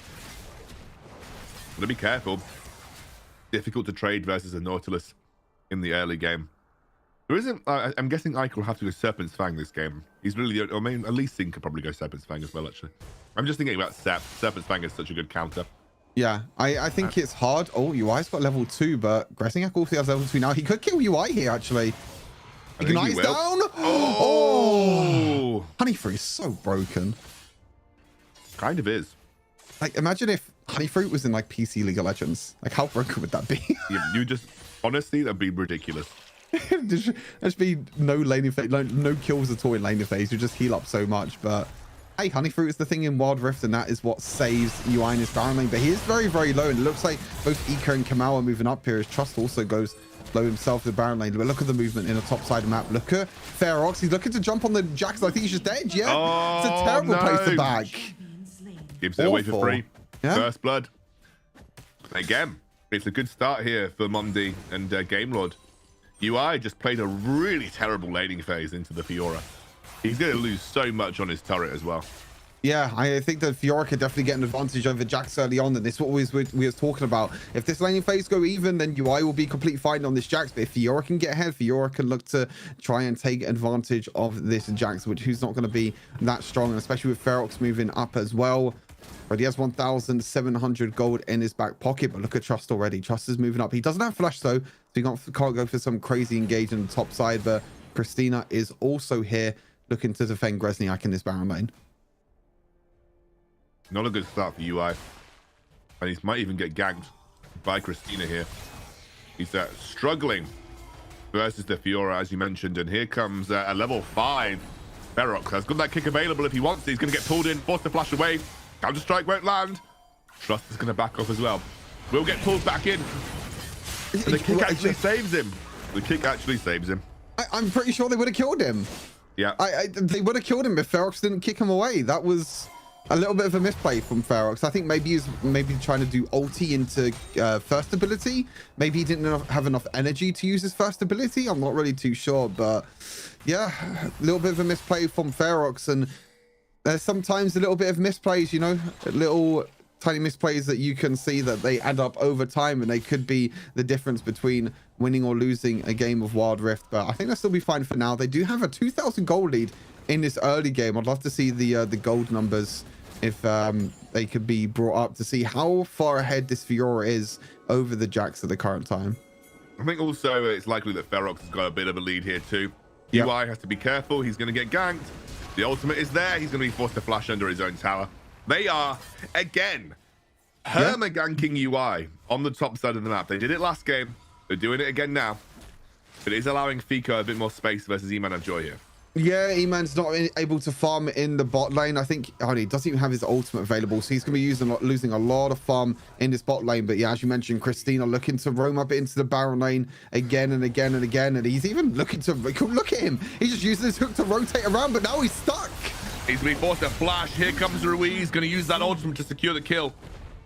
It was a really, really good suplex from Trust as well. Yeah. Just immediately as the hook came in from Christina, suplexed him into range of Ruiz and forced out a defensive flash. Ruiz may be the key that they need, Game Lord, right now. Game Lord have kind of brought it back. Nice hold on the counter-strike there from UI. I'm not sure you want this fight, though, bud. Fiora could just proc ult and you die at this point, so he's going to have to back off again. Yep. It's a little bit difficult at the moment. You can see the gold lead at the moment. Nearly 1,000 gold lead for Fiora at the moment. Nearly has the Divine Sunderer completed. Juggle's not as much of a gold lead as what I thought, really. No. As it looks like. I see the reason why it was Varus mid and Varese, because they're not in the right position. They're not in the right they're not in the right spot in the lobby. Yep, that makes sense. It's a kick onto Fico. He gets caught out again. I can't blame him for that one, though. That was I feel a bit bad blaming him for that one. Yeah, it's a really nice play from Ferox. Play. Yeah. Ferox catching out Fico there, and he will get caught. And this means that they can look towards this Rift Herald and look to funnel more gold into the hands of Grezniak in this Baron lane, but they don't want to risk it. They don't feel confident enough to risk it, and they could even try and lose this Rift Herald. Just take it away. Just about takes the outsmites Kamau, and you can see Trust now caught by himself, gets pulled in, does have that haymaker available, but doesn't have his ult. He does actually have that ultimate. Will trade one back for the time being, and here comes Kamau, picks up a second. This is a good fight, a good return here for Game Lord. They might be able to go and secure the dragon off the back of this. you can see how strong Set is. He survives for so long. You know, the haymaker giving him the big massive shield. He even uses the ulti as well to dodge away from the damage from Grezniak. The Rift Herald is going to be used in the Baron lane. I think that will take down that Baron lane tower. I'm actually not too sure how much health that Baron lane tower had. It is going to be the first tower of the game going over, and that's a lot of gold in the hands of Ferox now. I think they would have liked to got more plates onto Grezniak and try and get this Fiora ahead so he can still be fine in the side lane, but it is for now going to be Ika versus the Jackson. Oh, Ferox even gets a solo kill onto Ruiz in the Baron lane, which is huge, and he might even get a kill in bot lane as well. I think UA might go down. He's got that barrier left alive for the time being. Christina will pick up the kill. No one there to respond. And Mondi, they're off to a pretty solid start here. Again, putting pressure on Game Lord early. This is not what you want to see from one of your top teams. Yeah, this is what Mondi need to do though with this comp. They got the Lucian, they got the Lee Sin, they have the Nautilus as well. Their early game is so strong against the likes of, you know, Morgana that wants to scale, Jackson wants to scale, Varus that wants to scale. There's so much scaling on the side of Game Lord, so they have to keep this momentum going, but they could be caught in the bot lane. And they could be caught for the time being. Another good ultimate coming out. Ica will go down, and Ruiz is starting to rack up gold. It's kind of what you want to see if you're a Game Lord fan. Ruiz in the driving seat. Yep. They need to try and get as much gold as they can, Game Lords, for trying to get back into this game, because they are behind in gold, but only 1,000 gold behind. So they're still in with a shout to try and win this game, as Ferox is in a lot of trouble here. Has to use the stasis, but I think he's dead. I think he will go down as the Ruiz comes through and makes sure that it does happen. And they'll be able to exit out through the tri-brush for the time being. UI is just about holding on. Doesn't have a tower to be safe against Grezniak, so I think has to be a little careful, because I think there's definitely a threat of getting soloed out here. You see that Grezniak and Ferox the UI going toe-to-toe right now. Bit of a fight going on as he's actually got that ultimate proccing. He needs the counter-strike to come back, and he won't find it. And that is not good if you are a fan of UI on the top side of the map here. How much damage that one bomb did from Ziggs on Feko? That was disgusting. I mean, that's not even 2 items, I think, on E-Man at the moment. But really nice solo kill. Really nice outplay from Grezniak. Solo kills UI in the Baron lane, and that's what they need. They need to keep this Fiora ahead. They need to keep this Fiora split pushing in the sideways. You can see that he is now moving down to the bot lane to go up against Ruiz. And Ruiz needs to be a little bit careful, because I think at this point of the game, Grezniak can definitely try and even solo kill Ruiz at this point. But saying that, Ruiz has 7,200 gold. Where did he get all this gold from? He's got a lot of kills. Lovely chain CC. They're going to suplex him back. Christina goes down, and Trust is having another banger game. 2-1-4 right now. Lovely kick. I mean, I think UI really struggling right now. Ica will be putting a lot of pressure on. The Culling comes through, and the barrier saves him. Good flash from UI. Has been the punching bag for Game Lord, unfortunately, this game. It's a killing spree for Ruiz, the team captain, stepping up for his team when he needs it. He's got a load of gold and is really making use of it. Yeah, he's finding picks across the map, finds E-Man in the mid lane, tower dives him. Nothing that a Ziggs can do in the mid lane against a Zed does tower diving on you. And that's the thing now, is that Zed has become a very strong pick, especially with the nerfs to stasis. It means that not a lot of champions, you know, like to build stasis because of how much gold you get and how much gold it costs. And even if you do buy stasis, that's 1,000 gold that you have to commit, but there's now this fight around this Rift Herald. Yeah, Christina's going to be the target, forced to flash away. We'll use depth charge onto Trust. Here comes the ultimate, the super mega death, whatever it's the charge. It's the big thing. It's the bomb. Oh, Culling! Yeah, Culling comes through. I think this might be a fight that goes in favor of the side of Mondi. They're going to take out UI, who drops super low. And that's a really good result for Mondi fans, and they completely clean up Game Lord, who kind of ran it down there.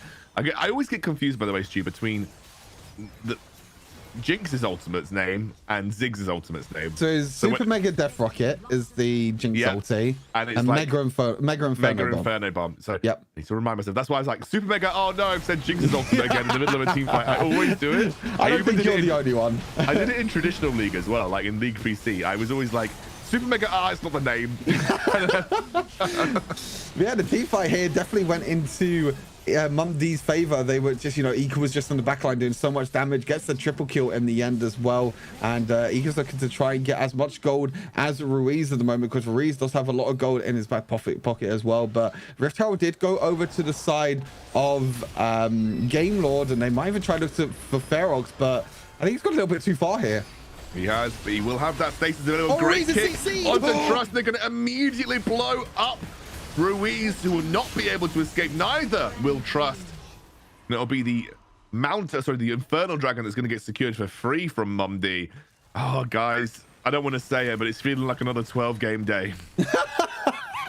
It's too early to call that yet, but it does look like UI is going to get a little bit of gold for himself in the Baron lane. Takes a lot of minions, takes a lot of towers as well. There's a second tower for him going down in the Baron lane. 3 towers to 2 at the moment for the side of Game Lord. So they still have a little bit of gold. No, sorry, 3 towers to 2 on the side of Mondi. So he will take 1 tower back and try and get it. But UI again caught in this Baron lane. He's definitely not having a great game this time around.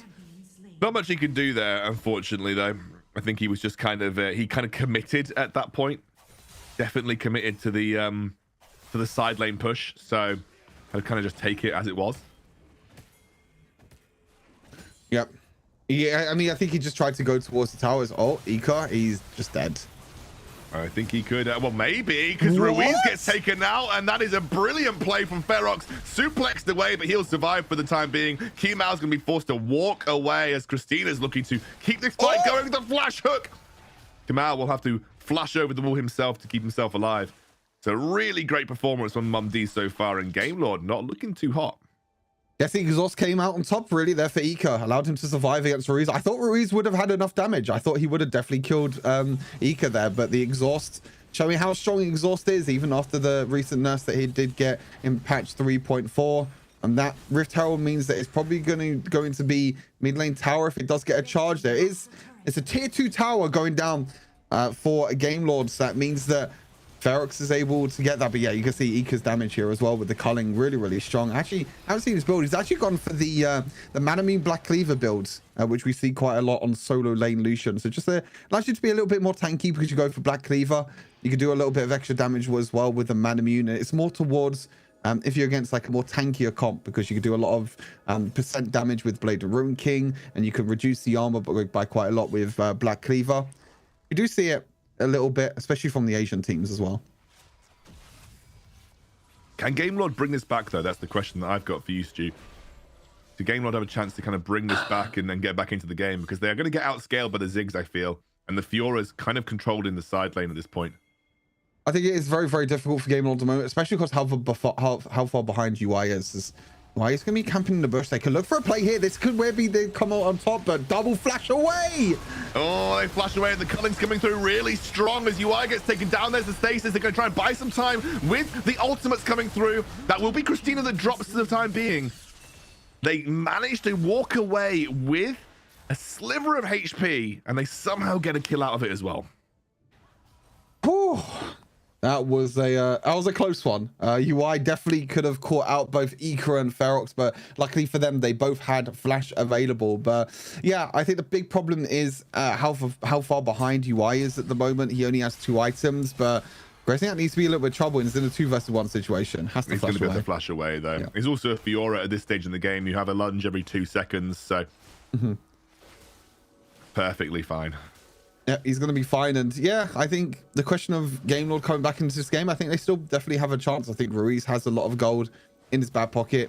I think you're going to have the scaling from Feko at the same time. And also Kamau is going to get stronger as Ferox is just going to deny away the blue buff from Kamau. But Mondi have done well this game. I think we mentioned it in draft. They had to use their comp during the early game. They had to take advantage of their early game comp and keep up the momentum throughout this entire game, and so far they've done that. They've kept the momentum throughout this whole game.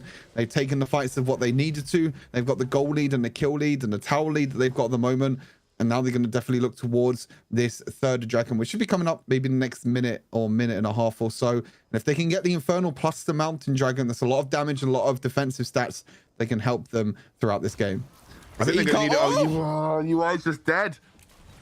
loses to Ika on the side lane here. You can see Trust trying to pull something back, but they just can't hold the side lane. UI has been a disaster for them this game. He got focused a lot for sure, but he seems to be just getting into positions where he's giving away free kills, either to Ika or either to Grezniak. UI on this Jax has not looked as good as his previous game. Yeah, he's definitely been solo killed a few times. Like you said, he has been pressured a lot in this Baron lane. He has been ganked a lot, but at the same time, he also has died quite a lot, and he has been solo killed. And Ika on this Lucian, I did mention it during the draft. You know, Ika, one of his comfort picks with the RE, has definitely proven why he is such a strong player on this Lucian pick. Has got a few solo kills himself. Had a fine time in lane phase as well against Ruiz. Ruiz got a few picks for himself on, especially on E-Man, but now Ika has the stasis for himself. I saw him just pick that up, so now he's going to be even more fine in the side lane. But the next big fight is definitely going to be around this Mountain Dragon. Yeah, and you can see it's difficult to face check into the Nautilus here, difficult to face check into the Ziggs too. As we see, Ruiz goes in, that's an immediate grand challenge popped onto him, so that will be dropped down, but it will be Zed ultimate for Fiora ultimate at this stage of the game.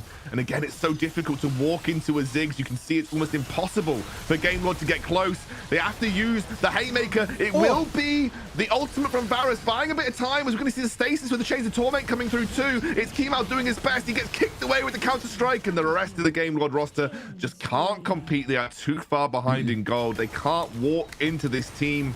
They can't get onto the objectives, and I feel like we're going to a third game. Yeah, you know, Christina is basically zoning the whole of Game Lords at the moment, using the ultimate, using the CC, and using the tankiness that Nautilus has. You can see back on the fight here as well. Really nice culling by Ika, kills Trust on the back line. See Kamal tries his best, goes in with the ultimate and the stasis, but it's not going to be enough. UI tries to dash in, but they're just going in one by one at the moment. You can see on live as well that they're trying to get a few more kills as well around this Baron, but Ruiz is jumping in. Ruiz jumps in. He has got a huge amount of dashes available. They are trying to buy some time here. They have some very low HP bars. Grezniak has to go. I don't think... Oh, he tries to snipe. They just need to smite it. Ruiz couldn't make the difference there. And that will be Baron that goes the way of Mondi. Game Lord, they're probably starting to worry. You know, we could genuinely be looking at a game where it is Mondi that qualifies for the top 8, and we just don't see Game Lord at all in the challenge season, which would be, for the organization that has had such a strong history in the EMEA competitive scene, not a good look. Yeah, definitely not a good look at all, but we still have a bit of time as UI again in this Baron lane. He doesn't even get the tower. It really has not been a good game for UI, and you know, I think it's credit to Mondi at the same time. You know, they've definitely shut down UI in the side lane, and Grezniak as well is going to be a little bit of trouble, but he does have the movement speed from the ultimate. Doesn't get the parry off though, and that is going to be a dead Grezniak. Yeah, like, has he bought enough time for his team to take 2 inhibitor towers? Because it certainly looks like he has. Yeah, mid lane tower is going to go down. They got the bot lane pushing in as well with the Baron wave. You can see the ulti combo. Ruiz goes down to half HP.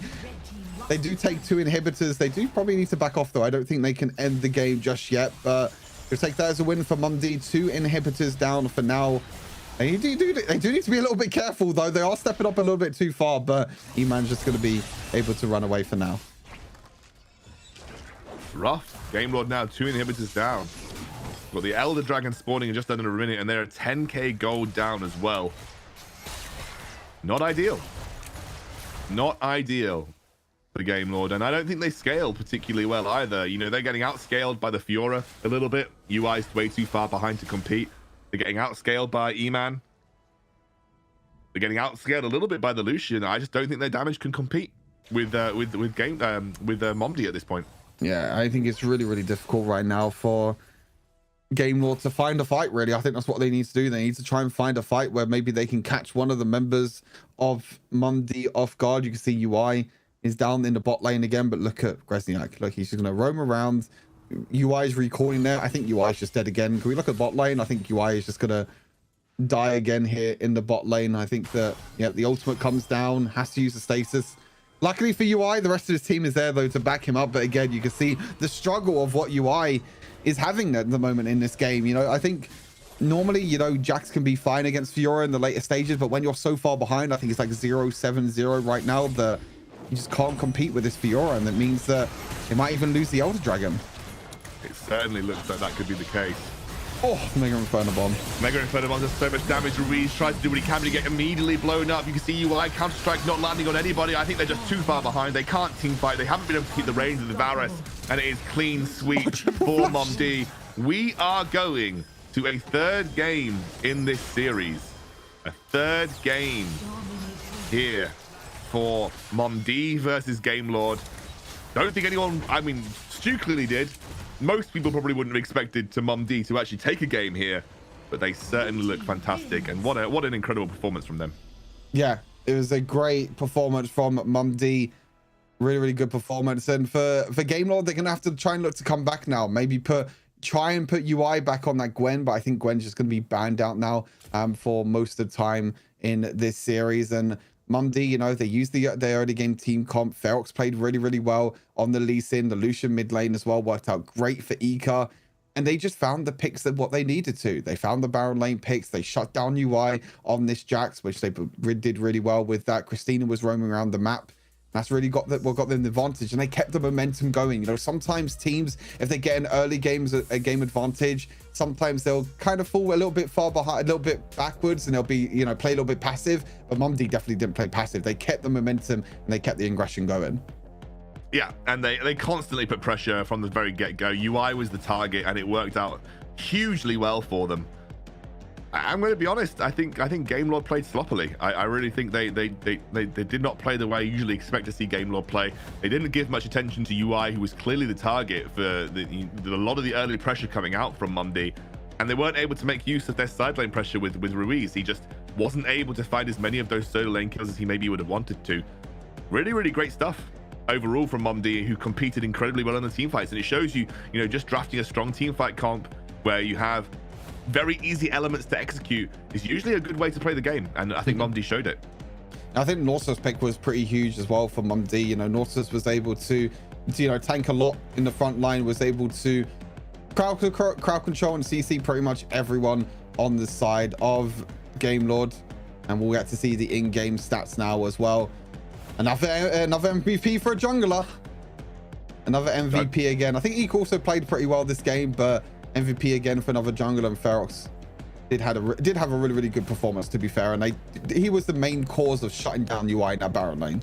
Yeah, and Lee Sin could have been drafted earlier for Game Lord if they wanted it. So it went so well for Keymout originally, but it didn't happen, and Lee Sin is the difference maker here for the Mondi squad.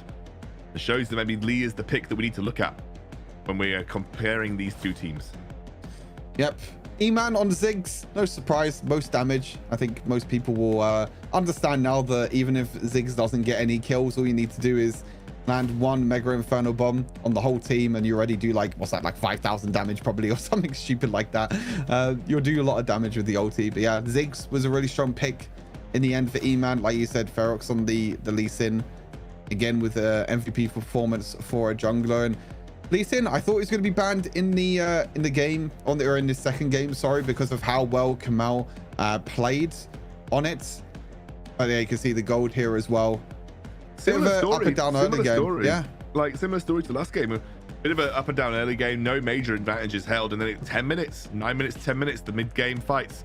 It was Mondi that took control and accelerated, and didn't really let up from that point onwards. Game Lord have got a lot of thinking to do, because I can't stress this enough.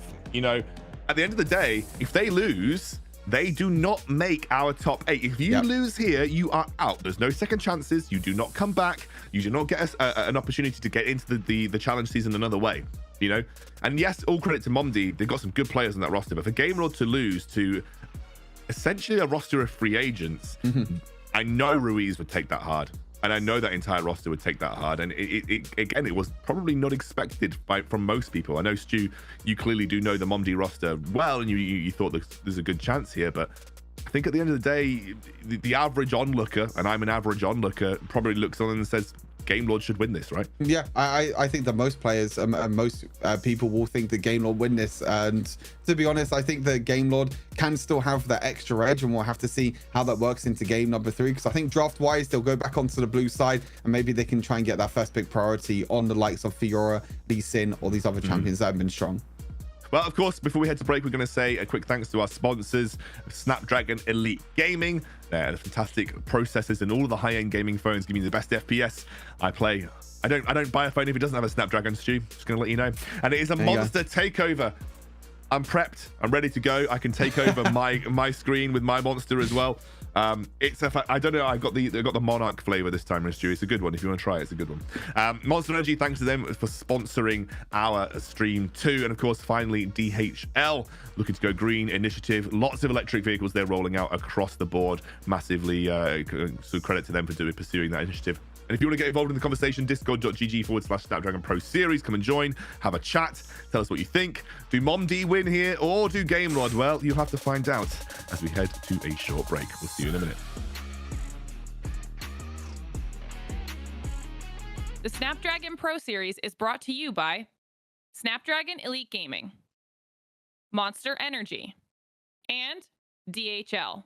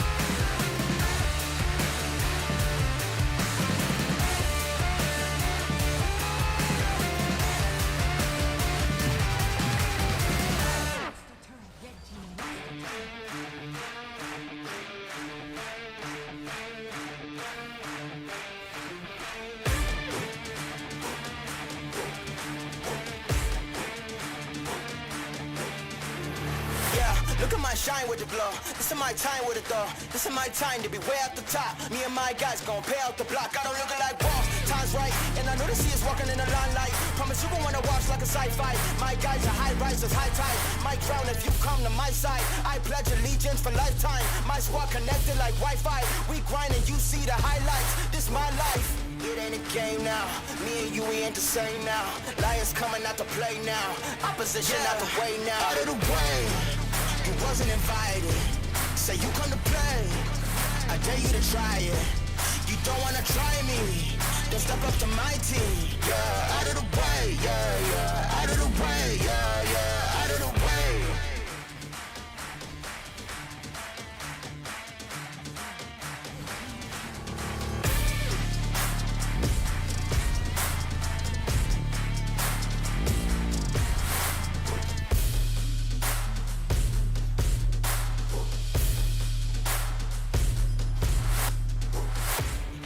Game now, me and you, we ain't the same now.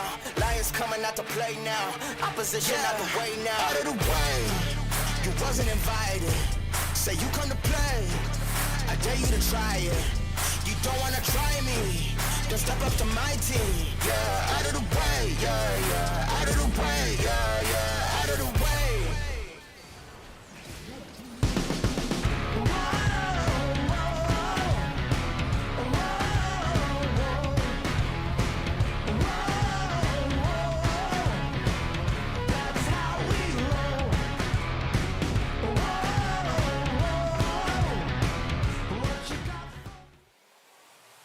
Welcome back to the Snapdragon Pro Series Open Finals Day 2.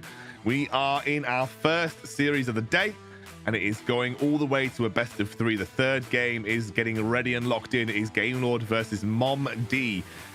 Mondi, group of really high-level free agents. I'm a freelancer. A really a group of high-level free agents, and they just managed to take a game in a very convincing fashion from Gamelord.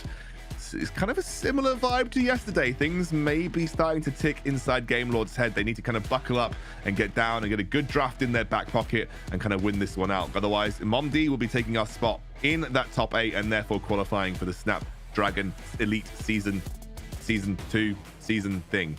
And Stu, what do you make of that last? What do you make of that challenge season? It's called challenge season. There you go. What do you make of the? What do you make of the last game? What are we looking for? What went wrong rather for Gamelord? What do you think they need to change? And what do you think that Mondi maybe needs to try and replicate come ahead in this game 3? I think the Gamelords, I think their roster in general and like their draft in general was very, very interesting as we take a look at our MVP of the previous game, which should be Ferox in the jungle on the Lee Sin. But yeah, I think Gamelords, I think what they have to do, they have to kind of go back to what worked in game number 1. Maybe draft around the Lee Sin, go back to the blue side, and try and get UI and try and maybe defend UI. I don't think they defended UI at all in that second game. I think that was the problem, is that the Mondi was punishing UI in the Baron lane. It was able to dive up into the Baron lane as well multiple times, put UI behind, and on a pick like Jax, you can't fall behind on a pick like Jax. It's really, really difficult to try and come back. But I think moving into the draft, get Ruiz on that Zed again, because Ruiz was really that shining light in that second game. But now moving into the third game, I think they need to try and do that again and maybe put UI on a more comfortable pick. Well, I think we can have a look at the MVP of the last game. I'm unsure. I think it'll be there. Yes, I think we'll be jumping in and having a look. It was, of course, we call him Ferox because it is Ferox, but his name is WXPIY1351. But he is technically also called Ferox. Had a good performance, strong damage per minute, generally a little bit replicant of what we saw in the previous game. With the Lee Sin just being so impactful all the way across the map. So again, another good Lee Sin game. Seems to be a key pick between the two teams. Yeah, Lee Sin MVP first game, Lee Sin MVP second game. So I think we'll definitely have to look out in the third draft and see what team is going to pick up the Lee Sin. Will it go into the ban list? Will it get first pick priority maybe for Gamelord? Or will they try and look towards that Gwen again? Because Gwen looked really strong for UI in the first game. Second game on Jax, not too strong. We'll have to see what happens in this third and final draft. But Mondi, they drafted really well in the second game. They're going to have to try and do the same in this third one. I think Gamelord need to be looking back at those first 2 games, and we can jump into draft in just a moment. But I think that, Gamelord need to be looking back at those first 2 games and thinking timers of when we saw a gank top, timers of when the tower dives were attempted, and try and catch them on the counter gank, because they've done it twice now. They basically did the same game plan 2 times in a row. They tried to put UI behind. Didn't work the first game. Did work in the second game. Be there and counter gank. You have the tower in your favor most of the times. You commit the same number of resources, you end up coming out ahead. It's a cookie cutter game plan from Mondi both times round, and Gamelord did not react to it either time. So they need to be a bit more aware of that this time round, as Gamelord are on the blue side this time round as we head into draft with the Varus ban. So we're not going to see Varus for Fico, who has been all right. Fico has been all right this series on the Varus. Yeah, he's been okay. He's been caught a few times, I feel like, and but he's still, he's still Varus at the end of the day. As long as he lands the Chains of Corruptions, he can still be a big impact for his team. But yeah, I think game number 1, they definitely look to try and counter gank, especially with Kimau on the Lee Sin. We saw him there multiple times up in the Baron lane, but on that Morgana pick, he didn't really do too much. He wasn't able to be there for the counter gank. It was Grezniak, it was Ferox, and Christina up in the Baron lane, shutting down UI, getting the Fiora ahead, and that was one of their main win conditions and how they won in game number 2. So I'm really interested to see where the Lee Sin goes, what picks, Grezniak and UI pick in the Baron lane, because I was talking about the mid lane. I still think the mid lane is a really, really interesting matchup between Ika and Ruiz has definitely performed very well in this series. But I think the main lane to look at now is definitely that Baron lane to see if Mondi do the same strategy again. But there you go. The Fiora is going to be banned away. That's not going to go in the hands of Grezniak this game. No, but we do have the Ziggs open, which was actually relatively impactful for E-Man. It meant that he was able to hold the lane 1v2 very easily. He was super safe with the roams. Christina was making huge roams on that Nautilus all the way through the game, and they couldn't really do a punish on the other side of the map. What we generally tend to see for teams is if we see a top lane dive, you see some kind of response on the bot side of the map. But E-Man was just able to clear waves from a safe distance and play super safe. pick, so they were never able to get the same kind of response.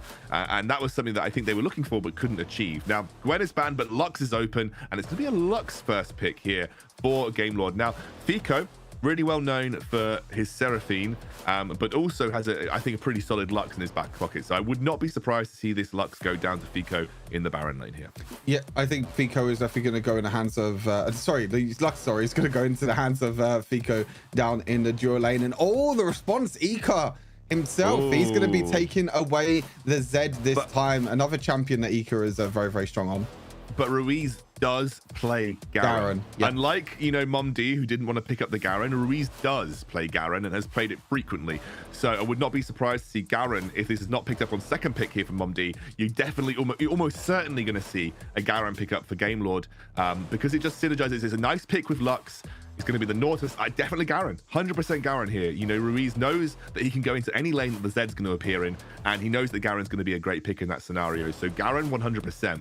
Another good response. Like, what do you want with the Lux here? You're going into a Nautilus, so do you want to just play super safe and play like double range and just try and punish the Nautilus, or do you want to have something that can maybe soak a bit of damage? There is the Lee Sin, so Lee Sin Garen would be, in my eyes, the ideal rotation right now for Game Lord. You secure a super strong contested jungler, you secure the anti-Zed pick that we know that Ruiz can play. Yep, I totally agree with you. I think that if they don't pick it here, it's either going to be picked by Mondi or it's going to be banned away from Mondi. But the other interesting part as well was always going to be Renekton priority. Also works, right? I mean, that also works in the same vein as Garen. Maybe not as strong, because Garen is way more like anti-Zed, but maybe, Renekton's a bit more flexible in that sense. So I kind of understand that too. But the interesting part is that this still could be like Baron lane Renekton at the same time. UI has played Renekton a few times in the Baron lane. It could go in the hands of Ruiz in the mid lane. It is a pretty decent matchup into Zed, but I feel like Zed definitely has an easier time, and Ferox is going to go back to the Kha'Zix in game number 1. I like this adaptation though by Mondi. You give away the Lux, which Lux is going to be a really, really strong pick for Fekko down the bot lane. You take away the Zed, you take away Ruiz's pick, who he's been very, very strong in it. Even in the last game that they lost, he was definitely the shining light for the team. You still keep the Nautilus, you still keep that front line engaged, and then you have the cleanup of the Kha'Zix in the back line. Looks like support is going to be the priority for Mondi for the second ban phase. Ban away the set, and I wouldn't be surprised to see a Rakan banned away as well. Yeah, I think Rakan is also a pretty solid ban. I was going to mention that Rakan might have been a nice pickup in that first draft phase. I love the ban of the Ziggs. Just maybe target out E-Man a little bit here.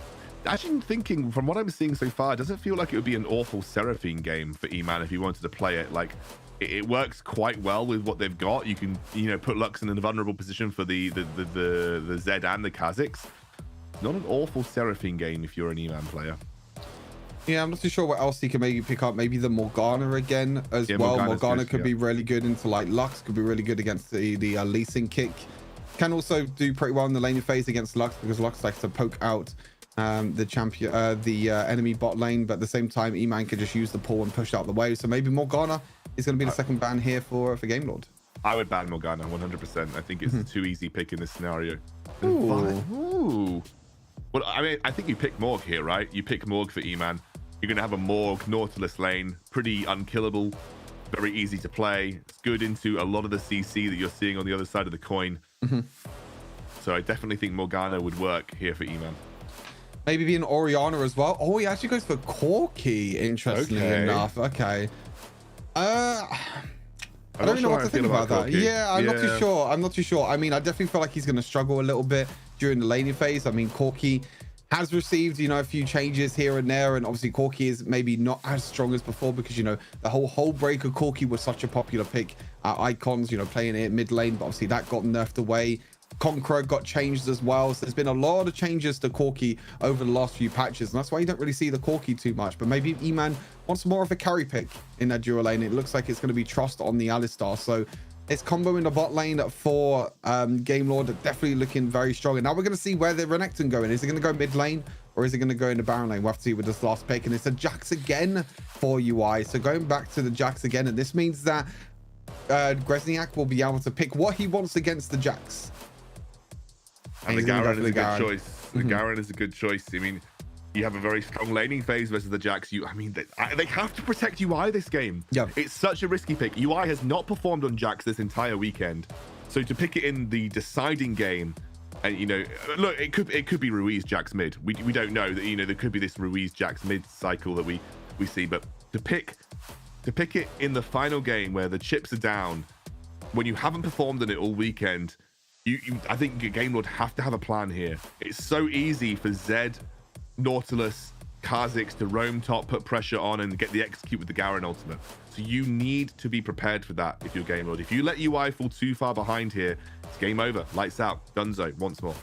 I think the big thing this game is that Kamau was on a lot stronger jungler that can look to protect like he did in game number 1. Kamau was on the Lee Sin, was able to protect UI in game number 1 when, you know, Christina and Ferox were roaming up into the Baron lane trying to shut down UI. So we're definitely going to have to keep our eyes on the junglers this game to see if Kamau is going to be able to protect UI in that Baron lane. Because I wouldn't be surprised if Mondi go for the same strategy. Because again, if you get the Garen ahead, if he gets the whole breaker, if he gets the Black Cleaver, he can destroy not only in the side lane, but he can also destroy in the team fights.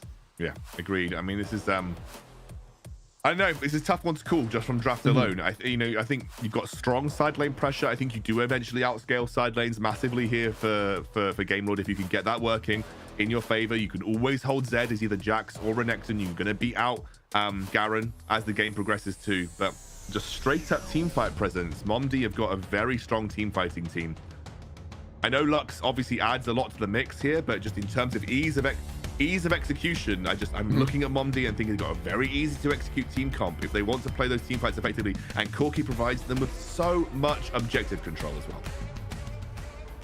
It's also it's also a little copy pasta happening in the chat as well. I've just briefly looked over the chat.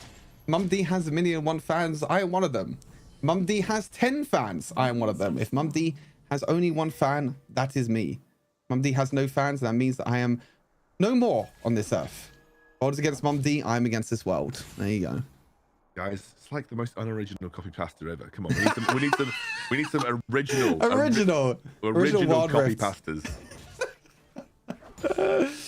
Yeah, Mondi, I think they have a chance in this game for sure. I feel like that they did perform very, very well in that second game, and they do have a few of the picks that they were, playing. The Nautilus pick was definitely a big factor. They've taken away Ruiz off this Zed, now Ika. Again, another one of his champions that he is known for in the mid lane, the Zed pick. So we'll have to see how he does that. And yeah, all eyes, I think, are on these junglers. They're both going to be starting in the bot side. Interesting enough, we see this a little bit now from junglers. We see the junglers sometimes start bot lane because you mentioned it a little bit yesterday that your bot lane and Baron lane can't actually pull for junglers anymore because the waves get to the lane way too quickly and you lose too much CS and lane control. So you see junglers sometimes starting blue buff because especially for AD junglers, because the blue buff doesn't have as much armor as red buff, so it's actually a lot easier to do a full clear throughout the entire jungle. Yeah, and you also need to look at the fact that it's in Ferox's game plan. Start blue, clear towards top, try and play around Grezniak and put pressure on UI. This is game plan over and over again. The same thing coming from these guys. And you see, actually, I think the honey fruit might have just spied out that the blue buff is gone. So Himao should know that this has happened, but he's actually going to stay on bottom side of the map to go for bottom scuttle here. And that is risky in my eyes, because that now opens up your top side. You're not going to be able to take away the blue. He is kind of hovering for a potential bot lane gang, but this is risky, I think, into a Nautilus. Again, you can see Ferox in a Baron lane. Look at this. Exact same thing as game number 1 and game number 2. He's going to have to flash. That's already advantage. That's already advantage. They can look to tower dive now. And they were expecting to maybe look at this. They're going for it. Yeah, see, I mean, how do you not know this is gonna? Oh, you need to scout better. Like they let it happen to them time and time again. Ferox is on a ward though. He needs to be careful. Pico does manage to land a double. He won't get away with that Gromp, so he won't be able to steal much from the blue side. But it's still a rough hit for UI right now. Yeah, it's definitely really difficult for UI. Already has the flash burn. Does need to be careful because Grezniak is now level 5. Lucky for him, the wave. I'm curious to see how the top wave is at the moment. I think it's going to push back into Grezniak's favor. Yep, the wave's going to be crashed in there. So I mean, Gresniak could just keep the wave as it is and basically freeze the wave underneath his own tower and basically say to Ferox, like, look, the wave's crashing in again. I'm able to just let the wave push into me. You can come and gank again. And it looks like that's exactly what's going to happen. Look at this wave. It's going to push straight back into Gresniak. Gresniak's not going to push this wave. See, Christina's also here. There's no flash for UI. Guys, you know what they want to do. They've done it 3 games in a row. Where are your resources on the top side of the map when you know exactly what's going to happen? I mean, the kick comes through here onto Ika, but that's not the problem. If UI gets too far behind, you're not going to hold a side lane and you're going to lose the game again. You've lost 3 plates. Garen is fed to hell. It just boggles my mind. It's happened 3 games in a row now, Stu. Yeah, It's a rinse and repeat for Mondi. If it works in game number 2, he'll try and do it again. I mean, it didn't work in game number 1, but I think the reason why it didn't work in game number 1 is because, you know, Kimau was there to protect the tower dives. We saw that the tower dives didn't really work out, and now we could be looking at a bit of an engage here as well. Just a little bit of poke's going to be happening for Ika. He does have his ultimate available, but I don't think you can kill another star at the moment. He is way too tanky, but as you mentioned, Gresniak is going to get an advantage again in the Baron lane, does use his ultimate, does already have the whole breaker completed, and now it's going to get harder and harder for UI again, and he's going to fall further and further behind. The rough one. It is a rough one right now.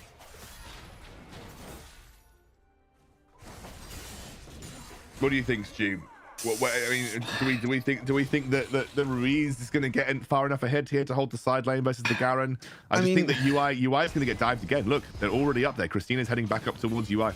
He has flash up this time. He does have the honey fruit as well. There is no minions here. Look, UI should have seen it there. Just back off. You have to back off it. But look, you can see the rotations again, and you can see that they're trying to protect UI this time. Alistar's roaming up. You know, Ruiz is roaming up as well. Both teams are looking to try and get this Rift Herald. It looks like for now, Mondi are just going to back away. But yeah, I mean, I don't even think, you know, Ruiz could do much against the Garen either, because Renekton is known for this more early game champion. He has gone for Conqueror, so he does have a little bit more late game scaling, and maybe he can compete with Garen in the late game. But look at Ika at the moment. Ika is completely free in this bot lane. No one is defending this bot lane tower at all. There is a lot of gold going in the hands of Ika. He already has 3 tower plates down. Kimau is back up into the Baron lane. They're going to try and engage here, but I'm not too sure if this is a fight you won. And Ruiz needs to go in. He's used that ultimate already. He's trying to at least get a kill onto Christina, which will happen, but they'll trade 1-for-1 overall. You can see that Fico can't do anything about this.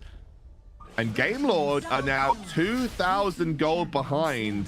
We are in a very real scenario where Mondi are able to potentially knock Game Lord out of the challenge season. What a result that would be for Mondi, but what a failure you feel like it would be for Game Lord.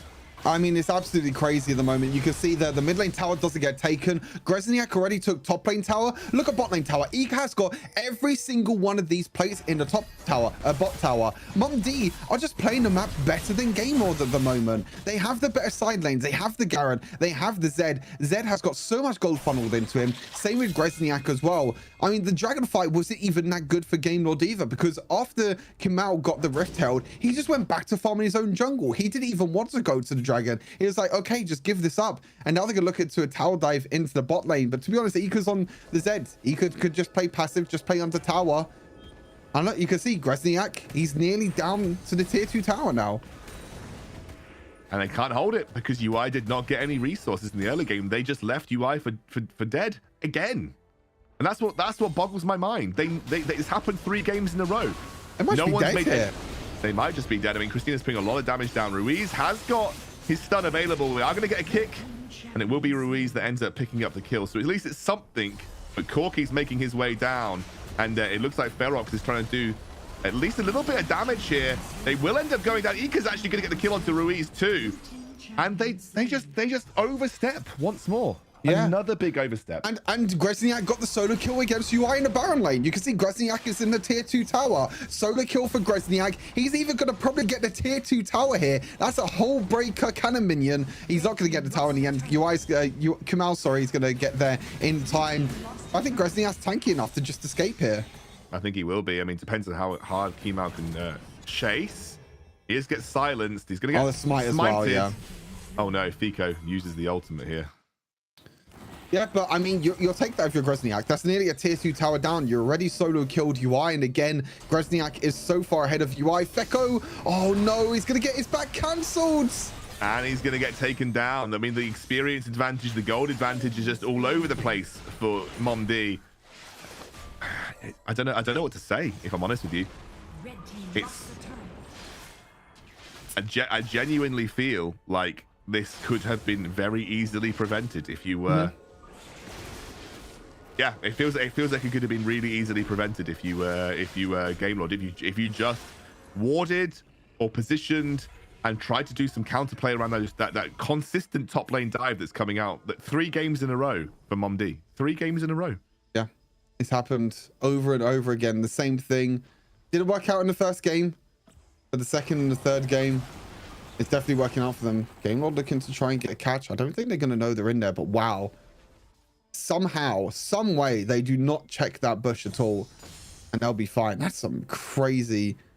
I mean, I don't know if they maybe expect them to be in there, or maybe it's just a little bit of luck or something, but that's crazy how they weren't able to get a pick from that. And they're going to look to try and to go onto Ferox, but he's easily going to be able to jump away. And now UI is going to get jumped on in the Baron lane again. He's not going to use his ulti because the Rift Herald is up in 5 seconds. This Rift Herald is huge. This is the point in the game where it normally takes a swing. We're looking at 9 to 10 minutes. The first 2 games of these 2 teams, it was at that 9 to 10 minute mark that one team fight can make a big difference, and you can use that for the momentum. The Autos ulti gets the pick. Oh, Trust now that's the target. Suddenly, it's a really good stun coming out from UI, but the puck has just come down. They've already taken down Fico, and he's already down Fico for this time being. It's a complete sweep up by Ica. Kemal can do nothing, and I think we're looking at a potential Mondi victory here. What a story it would be for Mondi, and Game Lord failing to qualify for the Snapdragon Challenge season.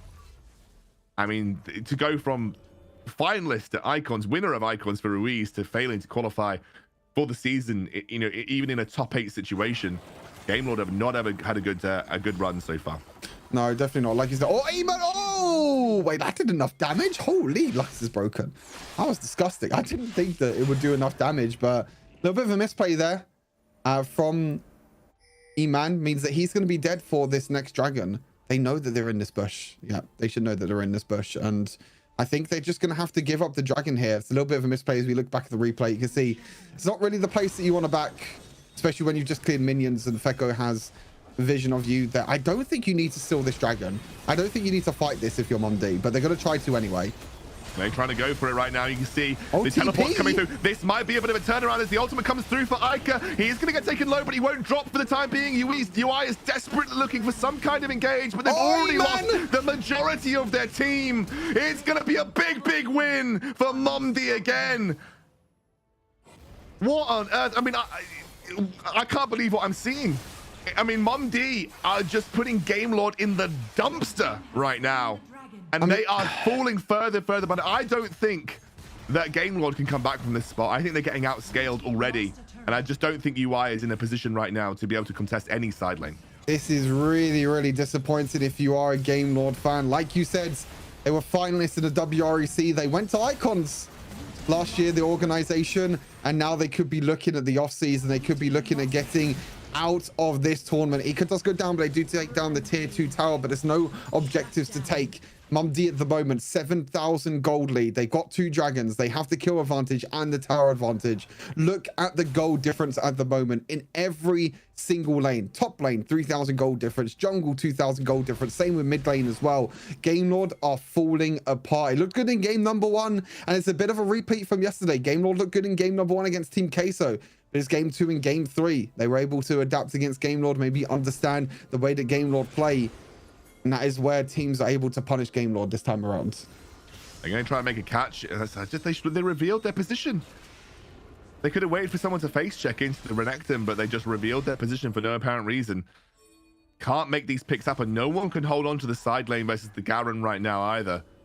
And I don't think they're going to be able to contest for any neutral objectives for the time being. They somehow need to stall for like another 8 or 9 minutes to get Jax the items that he needs. But UI, and we said it in draft, he's failed to perform on on Jax all weekend long. He's now 0-4.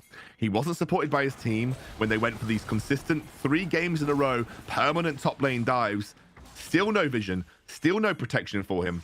And I think, and right now, there is a Baron take that's on the cards for this Mondi roster. It doesn't even look like Kemal's in position. They will scout it out with the Lux ultimate. E-Man took a load of damage, but we'll get away with it for the time being. I think Gresniak struggling actually versus UI. Somehow UI actually taking that fight and winning for the time being. He's got a level disadvantage next to him. Gresniak is looking for a chance to use this ultimate. He will pop him down low. The counter-strike comes through. Somehow, UI picks up a kill at 0-4 with a little bit of support from his jungler. It's a win. It's a small win for Game Lords there. I mean, I don't think they were able to take the Baron anyway. I think Baron is way too early at this stage of the game, especially with how much damage that Game Lord can do. And I think he was trying to maybe catch. He was trying to catch someone that was on that top side of the map.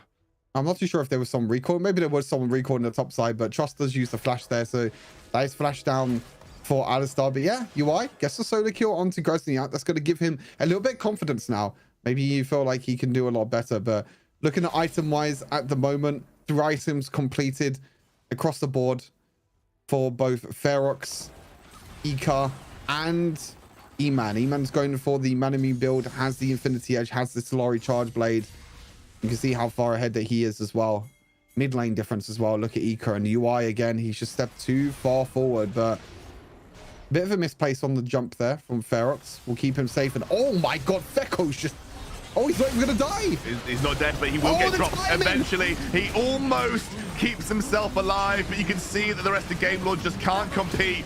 Corki's scaled up way too high. This could even just be straight up game. It'll definitely be Baron. They're going to push down mid. It looks like they are running it down mid right now to try and get their spot in the top 8 of the challenge season. And Game Lord, they have absolutely thrown it away in this series, but let's not take anything away from how amazingly Mondi have played. They're pushing down mid. They're pushing down with this big cannon minion. It'll be enough for them to get the Nexus to low HP. Absolutely fantastic performance from our team on the free agency.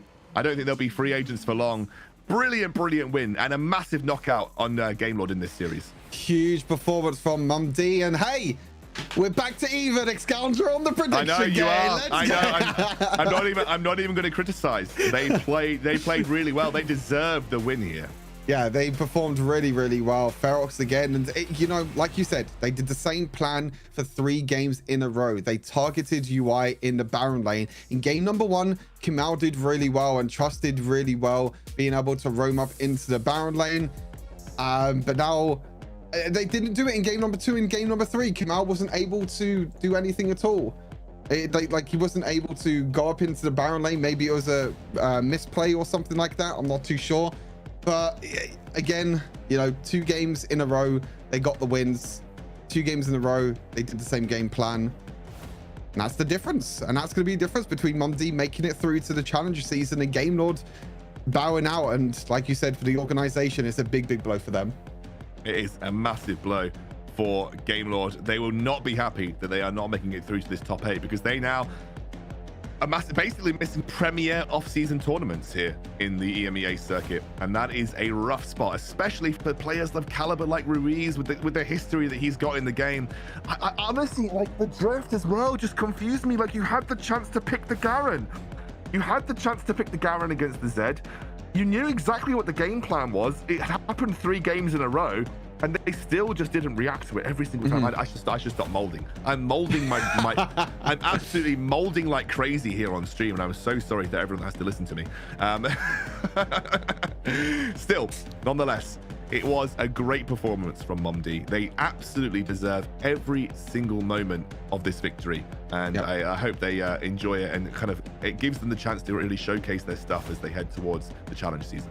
Yep, they will be joining the likes of Viv, the likes of Rex, you know, big organization, big teams with a lot of big players, and they will be on the list of them big players as well. Really huge performance for Mondi, knocking out a really struggling Game Lord roster. I feel like, you know, very I mentioned it before. I think I mentioned it a little bit yesterday. They're very inconsistent. Sometimes they can beat the likes of Team Queso. Sometimes they can beat, you know, various other teams, but sometimes they can fall and sometimes they will struggle. And it's just definitely one of the series that they struggled a lot. And unfortunately for them, because they lost yesterday and they lost today, they will be out of the entire tournament. We will not see Game Lord at all, but you can see by the stats here as well. Ika did really well, 23,000 damage. And he just messaged me as well. He was like, he just needed a warm-up. He just needed a warm-up. I guess game number 1 for Mondi was a warm-up, and then game number 2 on the Lucian, and game number 3 on the Zed. Really strong performance from him. And then, you know, Grezniak as well, outplaying UI, even though he got solo killed in the end. And then jungle as well, Ferox had a great performance.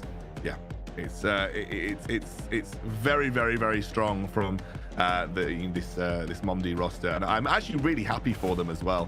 Really happy for them in general. I think they have had an excellent season. You know, what they've showcased over the course of the last few months. I think the players have been up and coming for a long time, and I think they deserve this chance in the spotlight. Game Lord, they need to go and fix some stuff. Same like Queso, they need to go back to the drawing board and fix some stuff, because they are very much struggling as a team at this point in time. But what can you say? You know, the Game Lord, they had every chance. It's a best of 3. You have the chance to take the victory. You have the chance to draft well and play well and adapt to the strategies, but they just didn't. And I think also, you know, I think if I had to call a weak point, I think UI kind of is the weak point for Game Lord. And I think actually Mondi effectively dealt with that. Effectively dealt with that strategy, right? Effectively dealt with that strategy. But let's take a look.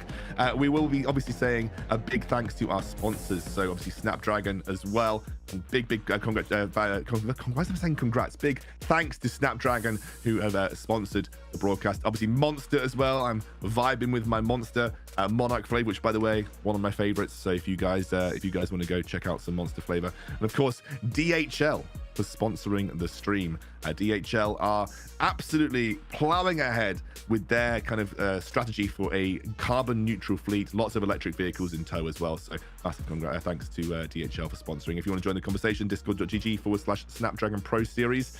And that means we'll be moving on to our second series. Congratulations to Mondi. They've made it through to our top 8. They will be in the challenge season, and Game Lord will have to go back to the drawing board for a future tournament. We'll go to a break. We'll see you very soon for our next series. The Snapdragon Pro Series is brought to you by Snapdragon Elite Gaming, Monster Energy, and DHL.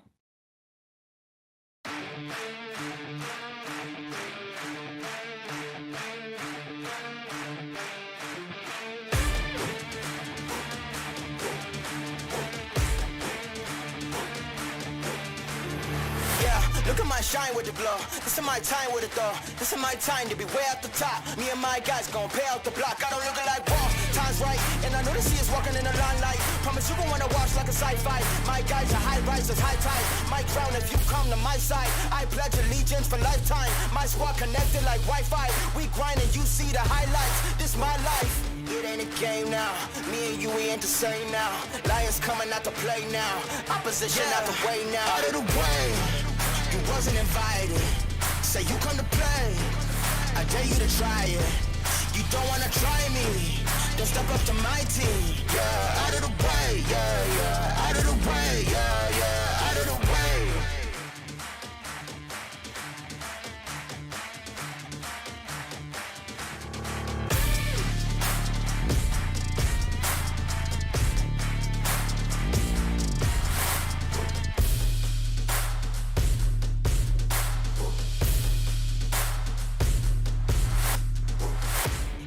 Game now, me and you, we ain't the same now. Lions coming out to play now. Opposition out the way now. Out of the way, you wasn't invited. Say you come to play. I dare you to try it. You don't wanna try me. Then step up to my team. Yeah, out of the way. Yeah. Out of the way. Yeah. Out of the way.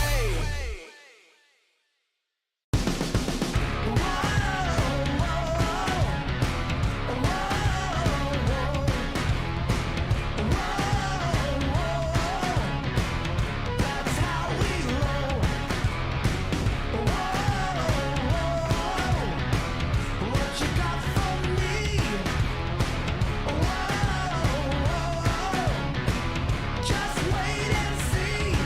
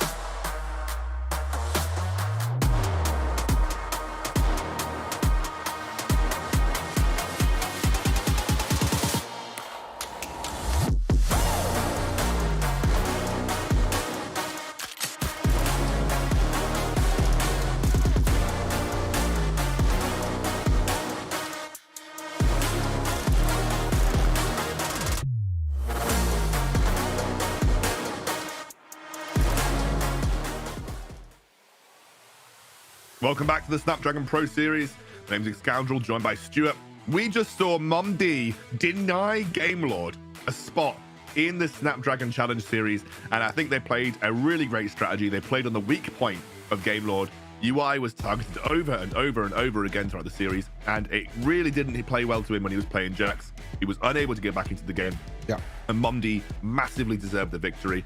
They will be joining our teams that are already qualified from yesterday. We have 5 teams now qualified. We have Viv, we have Rix, we have Queso, and we also have IF Parla. So that's Mondi joining those 4 teams from yesterday, and they will be going through to our top 8, which we'll be playing out throughout the course of October in our challenge series. But of course, we have another series coming your way. This one is another close one, and I feel a little bit bad for both of these teams because it is Zero Zone versus Formulation. And in another bracket setup, in another world, these are 2 teams that you could have very easily seen qualifying individually to our top 8, but only one of them can make it through. Formulation yesterday had a tough series against Viv. They were kind of the majority favorite to come out victorious there, but they were unable to make that happen. They ended up losing to Viv, who had a banger series. We'll take a look at their lineup now. Again, we talked a little bit about them at the start of the show because we thought they might have been the first game of the day, but they were not. Sneaky, Vex, Don, Quantum, and Shao. Some of the best of, if not top 3s in their role across the board. Yep, I totally agree with you, especially Vex and Shao, the jungle support combo for Formulation. Vex and Shao considered one of the best junglers and one of the best supports right now in Europe. And even though they lost yesterday against Viv, they have shown that they can take games off big teams. They've taken down Rix before. They've also taken down Viv before, but yesterday was the performance that they were looking for. But they do have a second chance, but they are against a Zero Zone squad that does look very, very strong and has kept their core, that has kept their jungle mid combo. So they can't be too easy on Zero Zone because I don't think they're a team to take lightly. No, absolutely not. Zero Zone have got some very strong players in their own right. Let's take a look at the Zero Zone lineup now, and we can talk through some of those key players to keep your eyes on. Labunya in the jungle, Sephiro in the mid lane. They are the mid jungle combo that Stu was talking about. But our nation as well, he was a standout player in the WREC last season. Kind of people pointing their eyes towards this guy as being a major carry for the team. So it is a team that definitely has a lot of carry potential here. Yeah, definitely. I think our nation was known for his Oriana. That was the one. His Oriana was the one that I remember. I remember the shockwaves that he was landing in the WREC. We saw replay after replay of his shockwaves, and he's known for his AP mages down in the duo lane. But he can still play the likes of, you know, Lucian, Corki as well down in the bot lane. Now he has Fran by his side as well. And great support. But like you said, the main 2 that you have to look out for this Zero Zone roster, first time that we're going to be seeing them on the stream, is Sephiro in the mid lane and Labunya in the jungle. But like Scoundrel said, make sure to keep your eye on our nation as well at the same time, because he's definitely one to keep your eyes on. Yeah, I think ultimately I still believe that Formulation should win this. I said that about Gamelord though, so who knows what can happen. But you guys need to get involved in the Twitch chat too. Make sure you do a vote and let us know which of the 2 teams that you predict to come out on top in this series. I know I made it pretty clear that I believe Formulation will win here. Stu, what about you?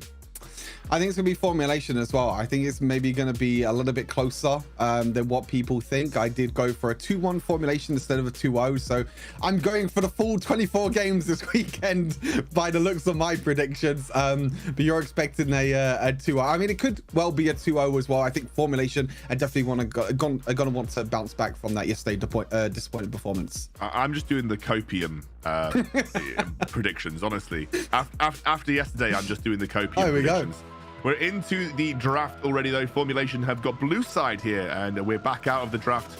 Back into the draft, back out of the draft, in, out, shake it all about. We're floating now. Look at this. We're floating now. You ban your little karma and you turn around. That's what it's all about. Yep.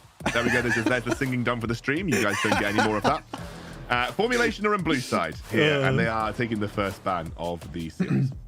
Yep, Formulation on the blue side, Zero Zone on the red side. Akali going to be the first ban away. Sephiro has played it a few times for Zero Zone. I remember him playing it a few times last season in the WREC. I think red side probably going to see the same bans again. The Gragas is going to be the first one. Senna and Karma are probably going to be the other 2 as well. Formulation on the blue side, they're going to want to target some champions out. Olaf taken away from the Bunya. This is a great thing about blue side. You don't have to ban away the OP picks, the Karma, the Senna, because if Zero Zone leave them open, you can just take that away as the first pick. So that means you can look to target ban a lot more than what you can do on red side.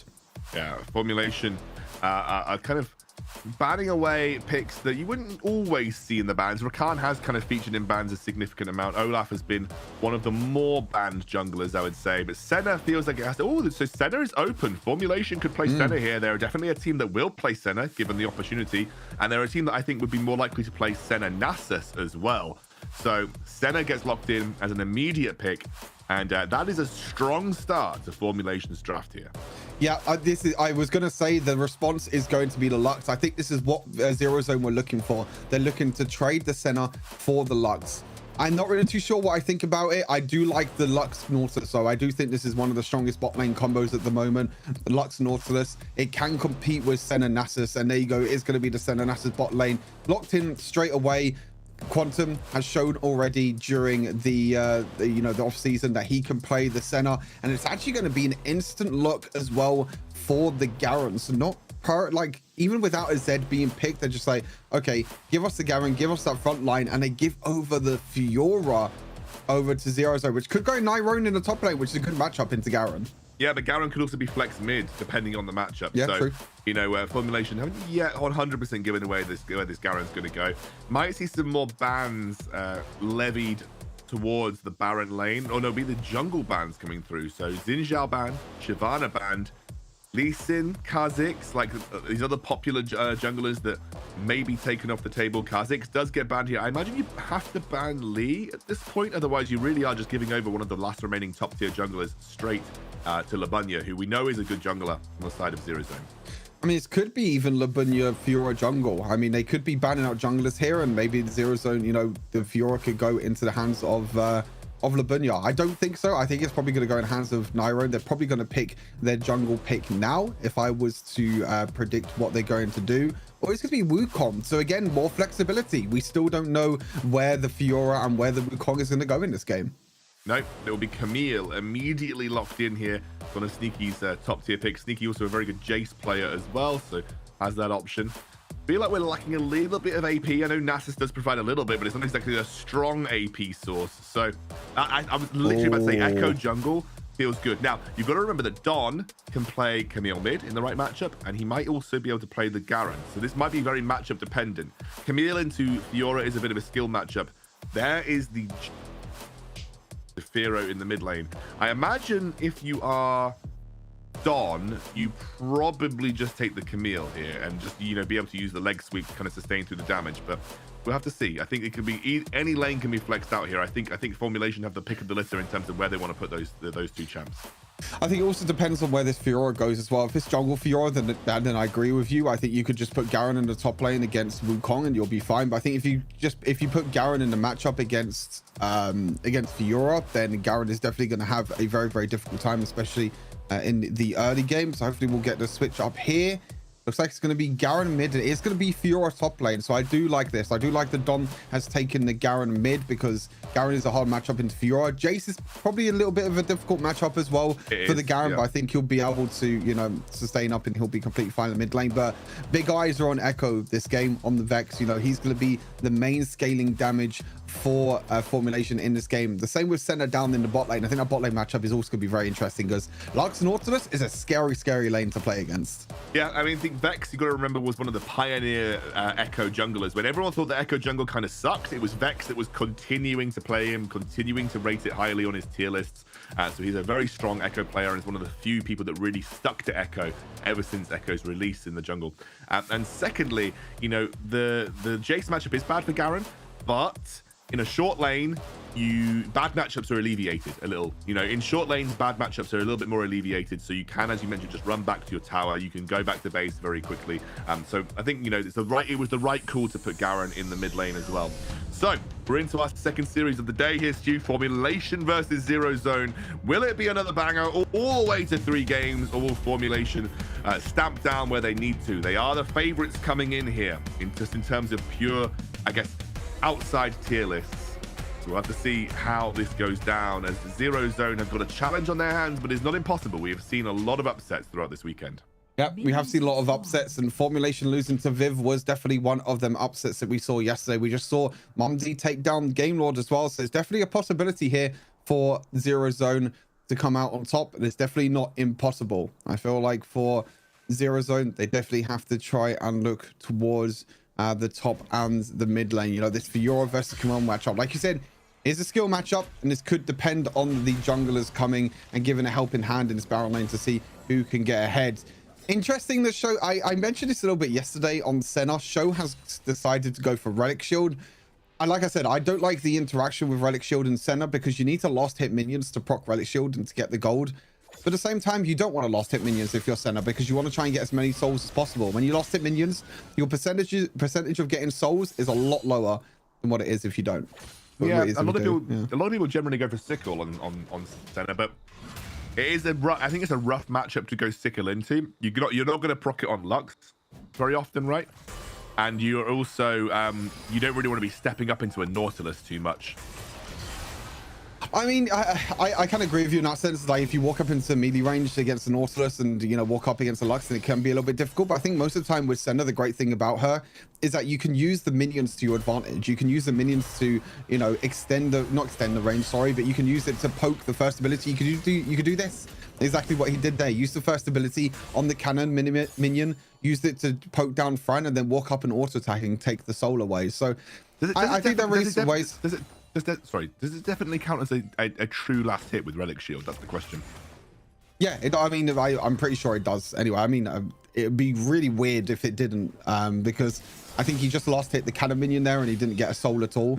But for those who don't know at home, if you don't last hit a cannon minion as Senna, you are 100% guaranteed to take a soul. So again, I don't really like the interaction. I understand it because Relic Shield does give you a lot more gold income than Spectral Sickle. I think you get 135% of the gold if you last hit a minion.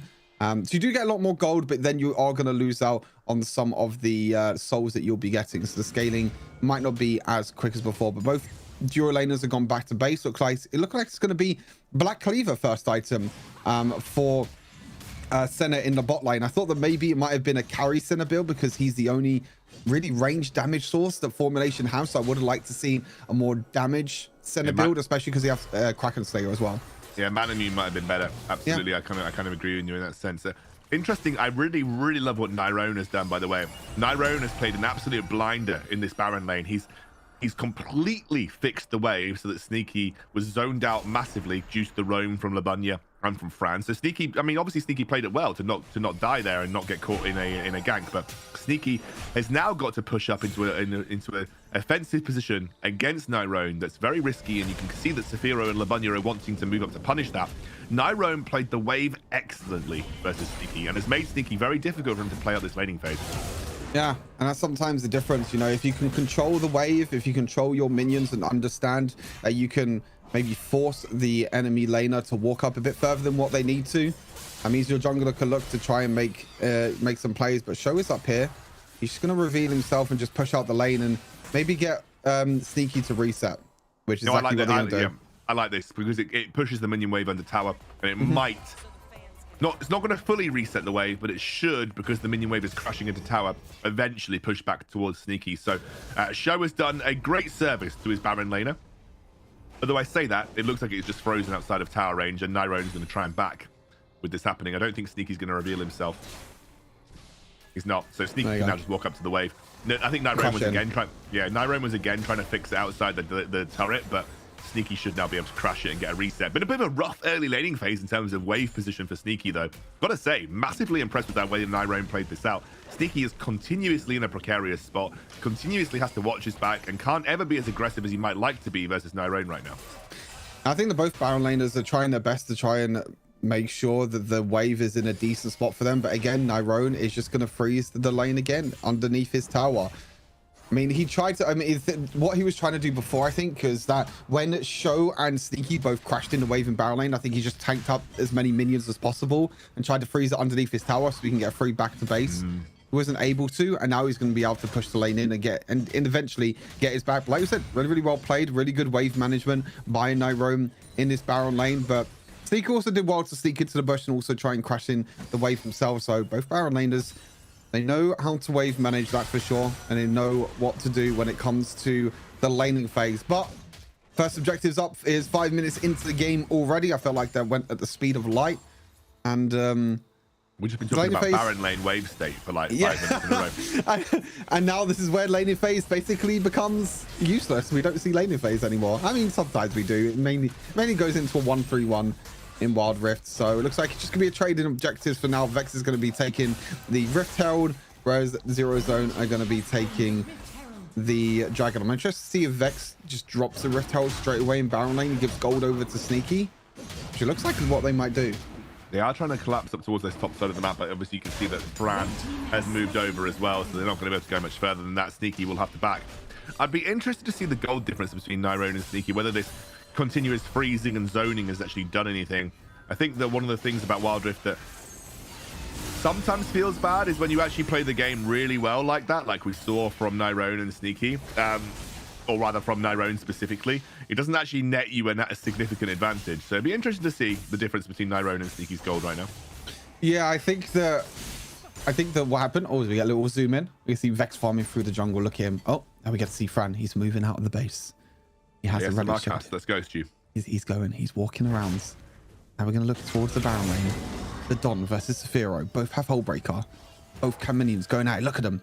They're both fighting. They'll take about 10 years to kill each other. It's all good. Both Hullbreakers. Oh, Jace is going to auto attack. Who's going to be the first kind of minion to die? Oh, it's going to be Garo losing it. Show moves over to the Baron lane as well. Or you moves into Dura lane. Yeah, that's why a little bit of ASMR. There you go. A little bit earlier than expected, but yeah, usually we have to wait until we're like sort of delusional levels of tired to do that, but Stu just thought he'd treat you a little bit early on into this game. Yeah, actually you can see the gold is basically dead even between Sneaky and Nyrone. So all of that amazing lane work that Nyrone was doing has meant absolutely diddly poo. He's not really got a significant advantage to talk of. They are both at the Divine Thunderer spike. It's a nice spike specifically because you get a double proc of Divine Thunder very easily on your first ability as a Camille. It's one of the funny things that people used to meme League of Legends casters for all the time when Camille came out. They were like, did you know on Precision Protocol you can get 2 procs of Sheen? So people always used to say that, but it is true. You know, you do get that nice double proc on Divine Thunder if you use it correctly. Yep. Vex is going to look to move up into the Baron lane now. There's definitely a lot of focus in this Baron lane with Labunya also up here. If Sneaky could get caught, really nice tech ultimatum though. Yeah, and a great stun and shield coming out from the Senna. We're going to see a massive amount of damage come through. He does manage to land the chrono break, and now they're looking to take down Labunya. Also, he should drop. Trying to get onto Shao, but won't be able to. He's surviving with a sliver of HP, but he will go down right at the end. Will they be able to trade anything back? It looks like Don died. Did Don die to Sephiro? Bot lane, maybe? Yeah, I'm not too sure. Maybe it looks like he died in the bot lane. This could be a free tower as we look back towards the team fight. Really nice Hextech ultimatum. And actually, it was a great double stun there from Vex. And what he does, he uses the ultimate to get a little bit of damage back as well. Uses his first ability. You can see the burst damage already from this Echo. He only has 1 item completed. And the scary part is that if Echo gets more and more items, the stronger and stronger he becomes. You just go for this full AP build on Echo, a Infinity Orb, Death Cap, Lich Bane, and you can just one-shot anyone pretty much, even tanks as well. You know, Vex on this Echo can do so much damage, and he's really the main scaling source. I mean, overall, Formulation have great scaling. Camille's going to keep scaling. Echo's going to keep scaling. He already has Death Cap completed. Show's going to... This game goes, it's going to be very, very difficult for Zero Zone. Yeah, the Zero Zone's got good side lane pressure with the Fiora. She can probably match most side lane pressures that Formulation have to put out. So you always have a split pushing threat in the form of Fiora here. But, you know, when it comes to straight up damage scaling, you are probably looking better as Formulation. You just have to be a little careful about not getting caught by a Lux combo. If you're able to avoid the Lux combo, which into a Wukong Nautilus can be a little difficult, but if you are able to avoid the Lux combo and you can get Vex onto the back line, he will basically one-shot everyone the further this game goes into the late game. Yep. I feel like that's definitely something that they have to look out for, or they could look to pick them, but there you go. They look to go. That is the chrono break. Here goes Don, maybe looking for the engage coming through. Shao getting a lot of healing off for the time being. We're going to have a big old fight. That's a great leg split. He caught 3 people. That's going to be the ultimate coming out from Shao, but they will immediately get the kill. You're going to have to start kiting back now as Formulation. pushing their way through the brush, but they won't be able to get away from it as now Quantum is super fed. He will get a nice slow onto our nation. He wants to keep this fight going. It is AP Nasus. He's got great control in team fights, and it'll be yet another kill going the way of Formulation. They're not going to go any further than that. It is really kind of a net win for Zero Zone because they did pick up the Rift Herald, and it was only a 2-for-1 overall. Oh, I was really scary for a second. Sneaky tried to dash in. He wasn't able to use his ultimate. He wasn't able to use any of his summoner spells because he just got chain CC'd. He got binded by the our nation. He got ulted by Fran. He basically just got a completely one-shot, which was absolutely disgusting, really. I think he just died straight away, but Quantum is just fighting after fighting, and this is how strong this AP Nasus build can be. You got Fimbulwinter and Rylai's. Fimbulwinter gives you a shield every single time you slow someone, and with Nautilus, you slow with Nasus, sorry, you slow with your second ability, the Wither. You also slow with your third ability now, which is a huge AoE slow with the Rylai's Crystal Scepter. You can also go for items like Imperial Mandate afterwards as well to give you extra movement speed, and he's the big frontline tank, and he's able to just take so much damage, especially with Don as well. And as we look for another fight, got another fight, already got the monkey knocked up. Oh, it's a massive shield coming out from Shao. The damage lands. That front line is impenetrable from Formulation.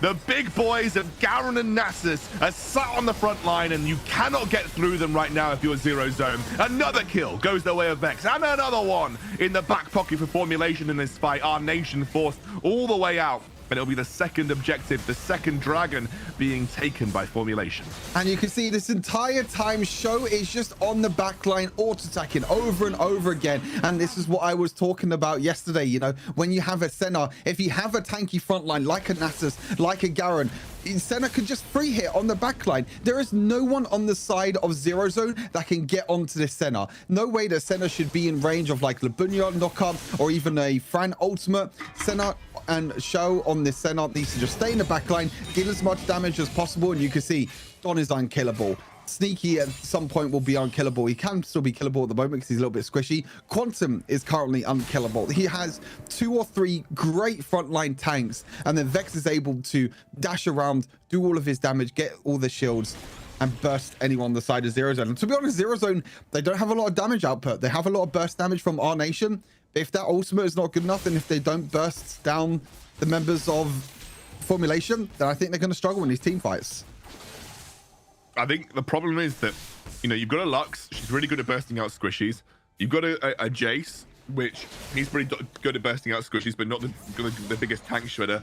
Fiora, super single target focused, so you can't take out both Quantum and Don at the same time. Yeah. And you need to get 4 vitals procced on your ultimate to really take down some of the big boys.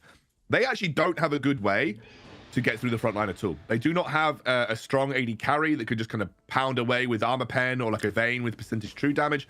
They actually are just sat there, almost like tickling the Nasus and the Garen.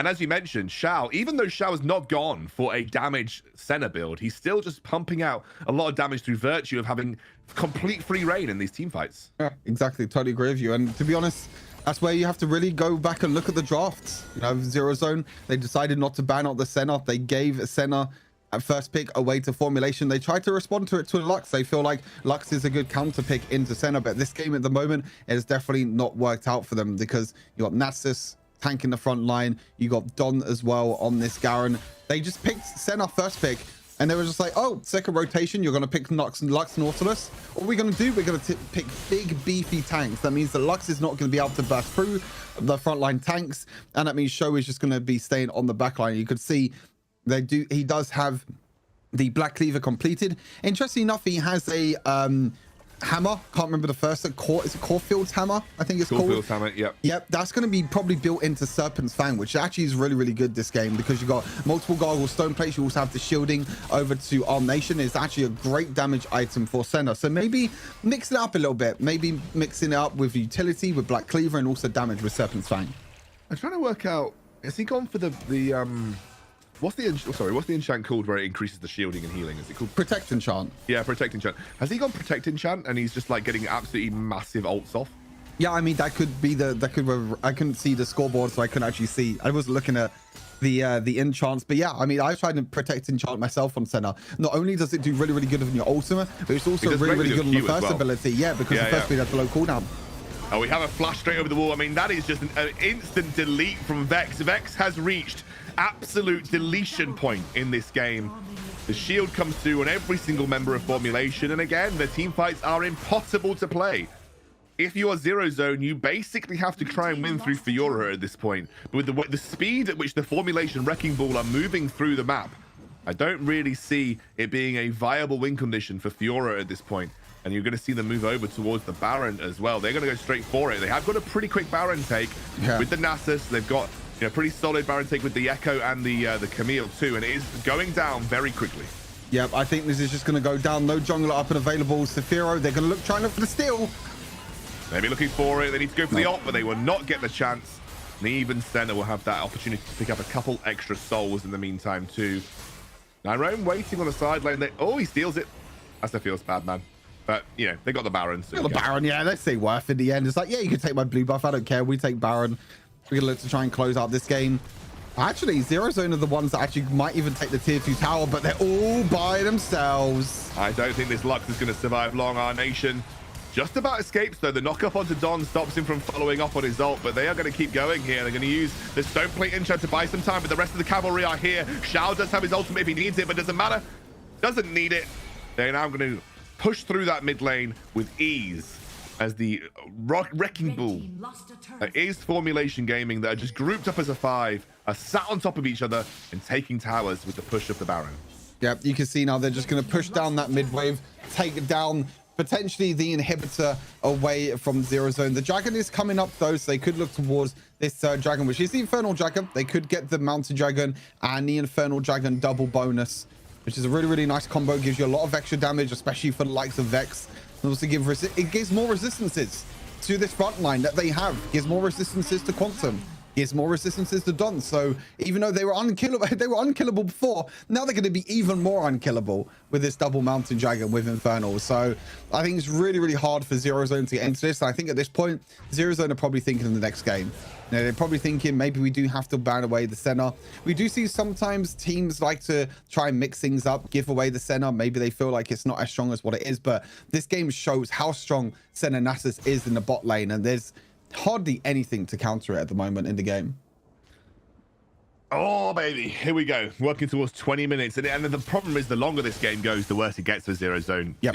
They don't have a late game win condition that they can kind of defer back to. Yes, Lux scales nicely, but she's not going to, at any point in this game, she's not going to burst through Quantum and she's not going to burst through Don. So they can soak that Lux damage for as long as they need to. In the meantime, Shao, now Serpent's Fang picked up on him. Yes, yeah, it's protecting chant. Interesting.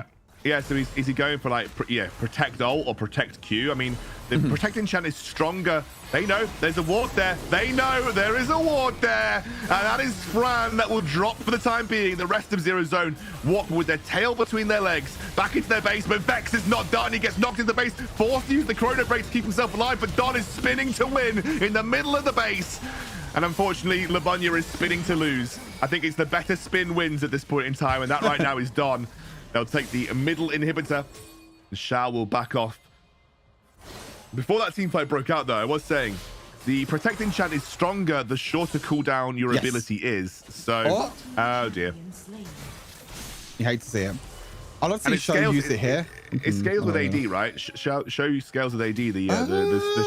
I think the shielding scales with AD. I'm not too sure. Yeah, I'm not too sure if it scales at all. I think it just scales with level. I could be wrong though. Maybe it does scale with AD or AP. Yeah, I don't know if there is a scaling on the shield part specifically. So yeah, I mean, what you said about the protecting chant is true though, because you can go for that's why the first ability is so strong with protecting chant on Senna. I've been using it sometimes, and sometimes you can heal up your teammates back to full HP when they're half HP with protecting chant. And the great thing as well is that the relic shield, so the support item that Show has, it reduces the cooldown of your boots active by 40% every single time you get a takedown. So sometimes you can use the protect and heal protect heal enchant or the protect shield if you want to on your ulti 2 or sometimes even 3 times during an entire team fight. So when someone's low, when your front line is low, they can basically just get healed up to 4 HP. As you can see, we're going to look back at this team fight. This is just Formulation so far ahead in gold at the moment. You can see how confident Vex is on the back line.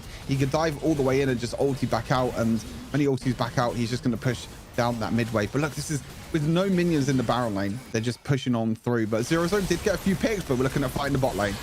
Sneaky now on the front line too. I think gets riposted out of his ultimate. It's a decent attempt at a defense, but the gold value does the talking right now for Formulation. They are so far ahead, they can literally run it down through tier 2 towers and come out very healthy indeed. That'll be a very easy cleanup for our boys in Formulation. And then Vex will be able to use the Chrono Break to keep him safe. Sneaky has now entered basically unkillable stage as well. You mentioned there will be a point at which Sneaky also joins the ranks of the unkillable front line, and he is very much arrived as they are pushing towards that Nexus. You can see Nyrone attempting to get himself into the fight, attempting with his last breath to defend this Nexus. But it is a 2 versus 5, and our nation can only do so much as the Nexus drops in our first game for Formulation. Really, really well played by Formulation. I think it's back to the drawing board in terms of the draft for Zero Zone. I do feel like Zero Zone's draft really wasn't there. I didn't really like their draft at all. They gave away the center. They tried to pick up the Lux. But the problem with Lux is that, yes, you have huge burst damage, but when you're against these big frontline tanks like the Nasus, like the Garen, like the Camille, you can't burst through them tanks. There's no way you can get through them. You could see throughout the entire game, all it was Nasus, Camille, and Garen all just running through the whole of Formulation, and then the backline damage on show was enough to do enough damage as well. So really, really good performance all around though by Formulation. There was no genuine mechanic from Zero Zone to actually burst through the front line, even at a super early stage into the game. There was too much healing, too much shielding, and every shield and heal that you give to a tanky frontline member, the more effective HP you get out of that shield and heal as well, because obviously their resistances mean that you heal someone for 100 doesn't necessarily mean that's 100 damage that you're going to protect from. You can protect for way more from that because of the way that resistances work, and it works the same way with shielding as well. So Formulation just had such a strong sustain 5v5 death ball comp that Zero Zone could never actually stand a chance when it came to these teamfight situations. Just watch Quantum here. They soaked an entire Lux combo, got knocked up about 60 times, and they take about, what, a quarter HP? Yeah, it's absolutely crazy what you can do with this front. And you can see, like, these replays are just, Don and Quantum, you can see them both on the front line, and even Vex as well. Vex, I felt like Vex didn't really do too much this game, but like Vex was the one that was just cleaning up team fights at times. Vex was just kind of the unsung hero. He does so much damage on this Echo. You can see 10-0-4. Even though you feel like he didn't really do too much in the game, he's the cleanup. He's the one that's going to do the most damage, and he's the one that kind of everyone kind of forgets about, really, to be honest, because you're trying so hard and you're using everything to try and kill Don and Quantum, and you don't have anything left for Vex, and that's why Vex has got 10 kills in this game. Full build as well on this Echo. 19,000 gold on this Echo pick, showing that it's not only center you have to look out for Formulation, it's also this Echo pick at the same time. I mean, we did say it in the Champ Select. Vex was one of the pioneers of Echo Jungle. Back when Echo Jungle was weak, people didn't really see him as a super strong jungle pick. Vex was consistently playing him, consistently putting in the hours, and kind of perfecting his jungle clear and the way he plays this champ. And at 10-0-4 in a competitive game, I think it absolutely shows why that's the case. Also, very interesting here, it's an Infinity Orb rush for him into the Rabadon's Death Cap. So showcasing the Infinity Orb right now, very strong item if you want to, potentially have that as one of your first pickups. You can see our nation technically did the most damage in the game, just hit a couple of really strong Lux ults, I would say. Had a pretty good performance, but ultimately, when you're playing a Lux, it's very difficult to get through things like the Nasus and the Garen, especially because Garen has natural damage resistance. You have a huge amount of healing and sustain coming out from the Nasus. Lux just unable to kind of burst through that front line, and there wasn't really anybody. There was no assassin-type champion that could threaten Scout. So he was just able to sit there for free.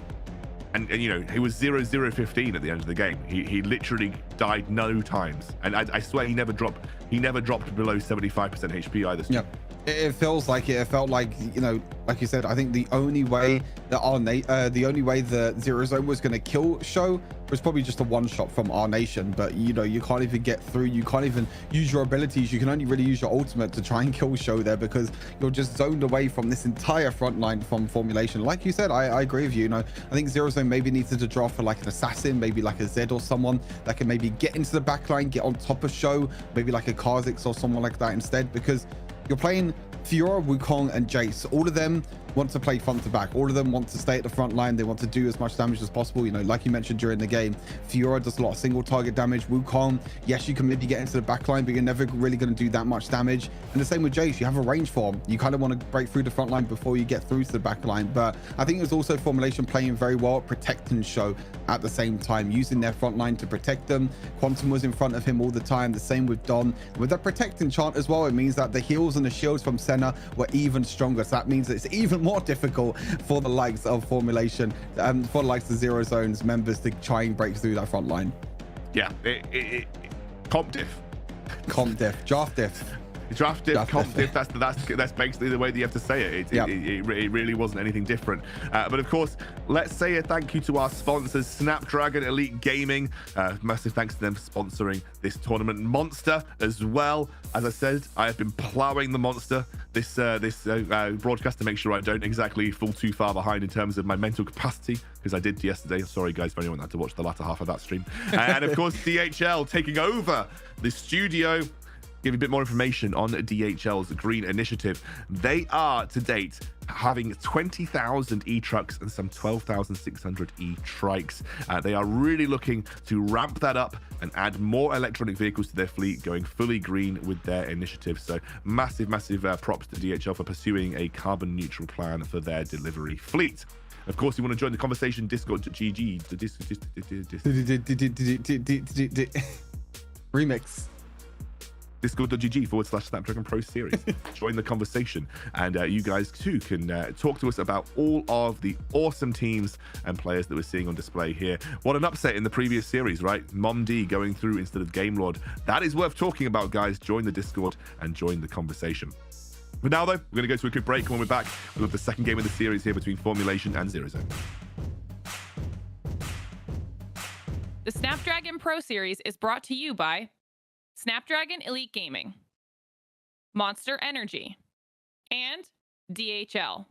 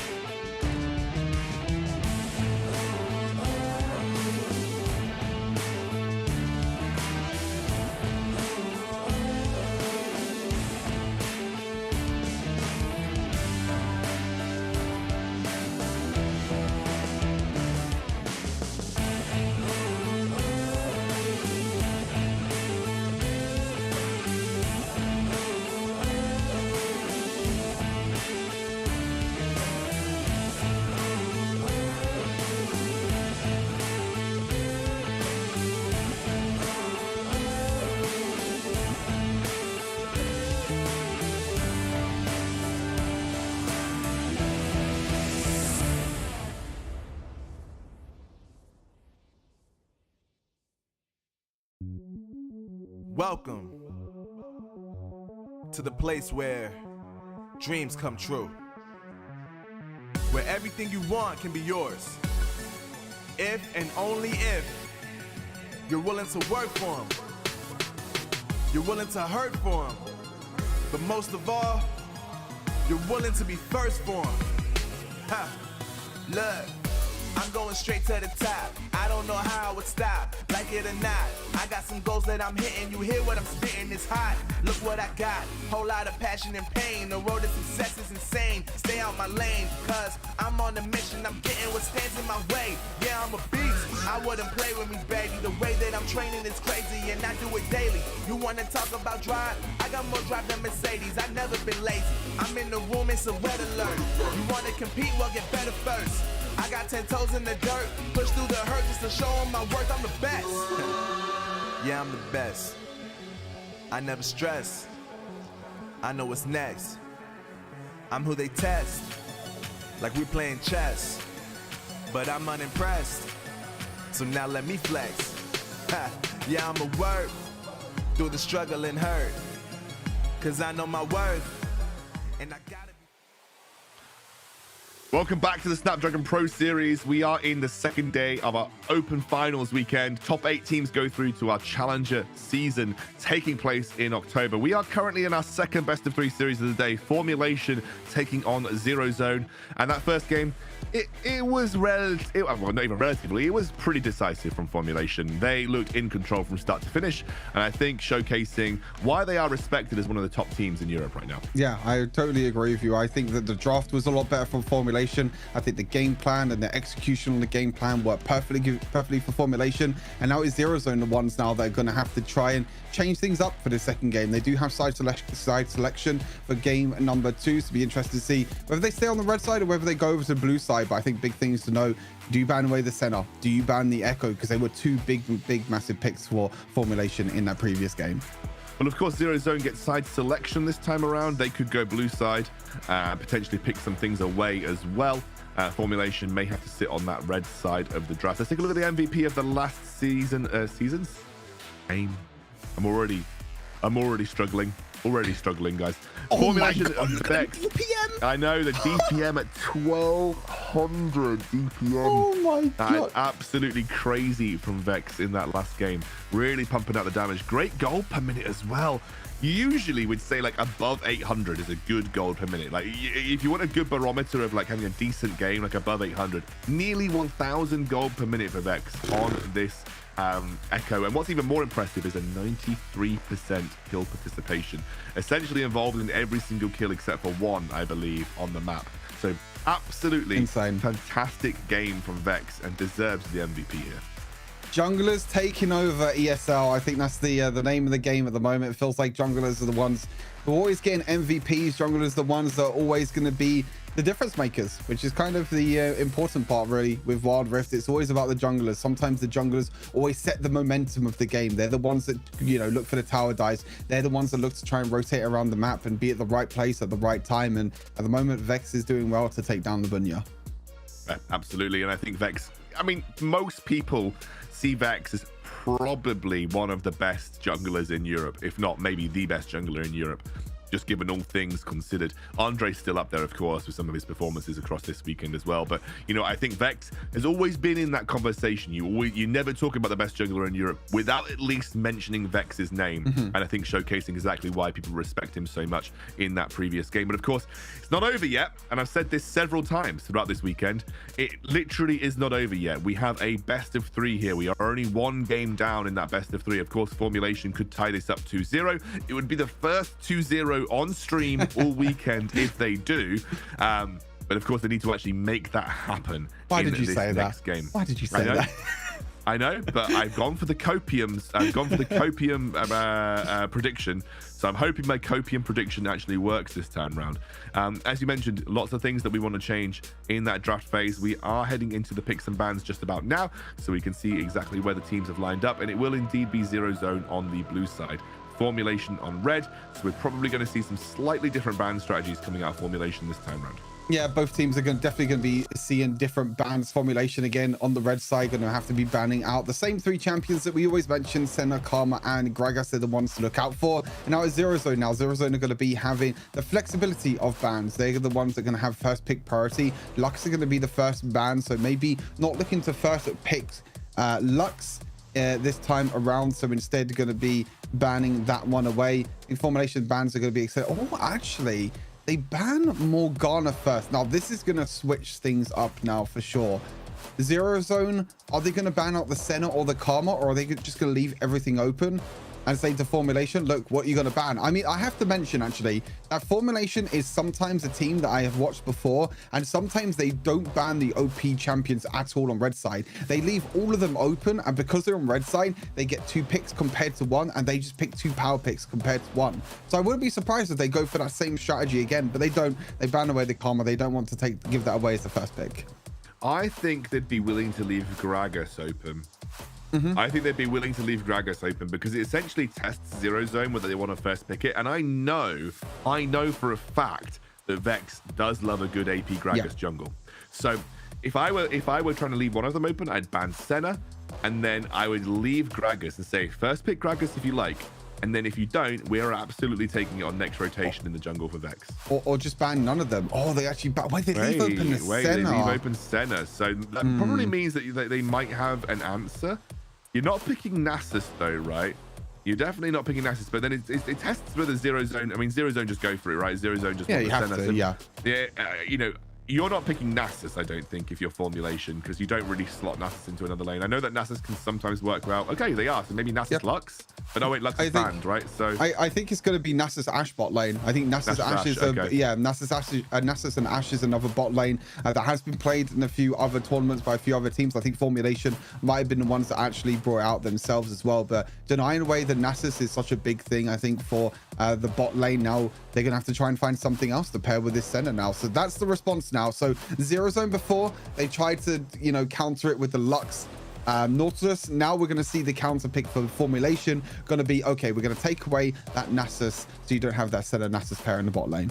So the bad news is you're going to early prio the Shyvana, which was banned on the second ban rotation by Formulation previously. Of course, you know, Lee Sin is still there for Vex if he wants to play a super aggressive jungler in this scenario, and it will be Set. So I mean, Senna is okay. You know, Set is an okay support to pair up with Senna. He does well with gold. Nautilus would have actually been okay as well, by the way. Does pretty decent with gold. But that will showcase that bot lane here. I think Ashe is nice, though. I think Ashe is good. Okay, Varus? So is it just going to be straight up? Are we just looking at straight up? Sorry, straight up Nasus support? No, Nasus support. Yeah, sorry. I get the names mixed up. That was stupid. It could be. I mean... Nasus with Relic Shield? I don't know what I feel about it. I mean, the only reason why I said before about the whole Nasus Ashe is because it kind of works the same way as like Nasus is the front line. You could just use Ashe with your Imperial Mandate and just kind of go double support in bot lane with Ashe and Nasus, where you go like AP Nasus, you go for the support build on Ashe. This is an interesting one though. I mean, Quantum on the Varus is a very, very comfortable pick. We saw him pick it a couple of times yesterday against Viv. I'm curious though. I mean, it's definitely not Nasus top lane or Nasus jungle or Nasus mid for sure. So I think it actually is Varus Nasus bot lane, and they're just going to go. They're banning Soraka. So maybe they don't know themselves. I mean, I'm confused as well, to be honest. I think we're both confused at where this Nasus is really going to go. Well, let's see what this pick is. I mean, you're picking jungle at this point for Vex. I think Lee Sin is a pretty solid pickup in this scenario, just because you know Jax gets. Where is this Nasus jungle? Is this Vex playing Nasus jungle? No. I think it's just Nasus support. I think it's just casually Nasus support. I think they're just denying away the support. Show's just going to play Nasus. I mean, I think Nasus can work now as just a general support, because Relic Shield is the thing. You get a lot more gold income, and AP Nasus is still just a really annoying, especially if you could just use the Wither to slow down the attack speed. You just use the third ability to slow down the entire team. But now Zero Zone are going to have to look to round out their comp. It's definitely Dom playing Garen mid, and then into an Orianna. That's not a great feeling. Although Orianna mid, is Is it? Yeah, okay. Orianna mid for Sephiro. I don't think it's going to be Orianna center bot lane, do you? So Orianna mid, because you're not exactly going to be threatened by Nasus. It will be Vi for Vex. So Vi is going to get locked in for Vex. It will be Nasus support, we imagine, into like a Nasus Varus lane. I guess that's Sneaky then taking the Jack's top, and we're going to have Don on the Garen mid again. Tough matchup. It's tough matchups for Quantum. It's tough matchups for Don. Sorry, tough matchups for Sneaky. Tough matchups for Don. But interesting draft. I'm not as convinced by this draft from Formulation this time round, if I'm honest with you. Yeah, this is kind of their counter to the center. They just take away the Gragas and they just say, okay, we want to deny the way the Nasus. We're just going to play Nasus as a general support. And I think there's going to be a big test for Formulation in this bot lane to see if they can do enough. I mean, Nasus still does the same thing anyway. Even when you don't have a center behind you that's healing you and shielding you that much, Nasus will still do the exact same thing as a general support. And I feel like Nasus support can still work even if you don't have center by your side. Like I said, I thought it was going to, I thought it was going to be like Ash. Oh no, of course, it's not. There's nowhere near as good. I mean, it's definitely a lot weaker than what it is with a center next to you, but we're going to see how it works. I mean, Formulation, they had a plan. They're going to go with that plan that they had. They're going to take away the Nasus. So is it going to work out? Are we going to see our first 2-0 this weekend, or is 0-0 going to come back? We'll have to wait and see. Well, you've got a Shyvana jungle. You've got a Shyvana Orianna combo. It's really strong team fight. It's tried and tested. You've got Senna set, which works nicely as kind of like a farming set and a fasting Senna. You obviously have a Renekton who does well into Jax on the top side of the map. I mean, Formulation, I think, have given themselves a bit of a challenge if they want to win this one out, just based on the lane assignments alone. I mean, Don's never going to get really anything done versus the Orianna, really. Going to rely very heavily, I feel, on Vex again. Going to be very much a Vex game. He's going to be the one that, you know, has the assault and battery for the Senna, has the assault and battery for the Orianna. Let's see, though. We are heading into game Formulation versus Zero Zone. Second game of this best of 3, Stu. Let's see how it goes. Yeah, I think that's what I was kind of mentioning. That's what I was going to mention as well with Vex is, you know, Vex, he does have the lockdown. He does have that lockdown, so he can look for Sephiro. He can look for our nation, which is kind of what Zero Zone struggled with in the previous game. They didn't have that lockdown. They didn't have a way to get onto the center into the back line. But I feel like Formulation, they have a few ways of getting onto it. But I think Don is going to have a really tough time in the mid lane against this Orianna range versus melee matchup.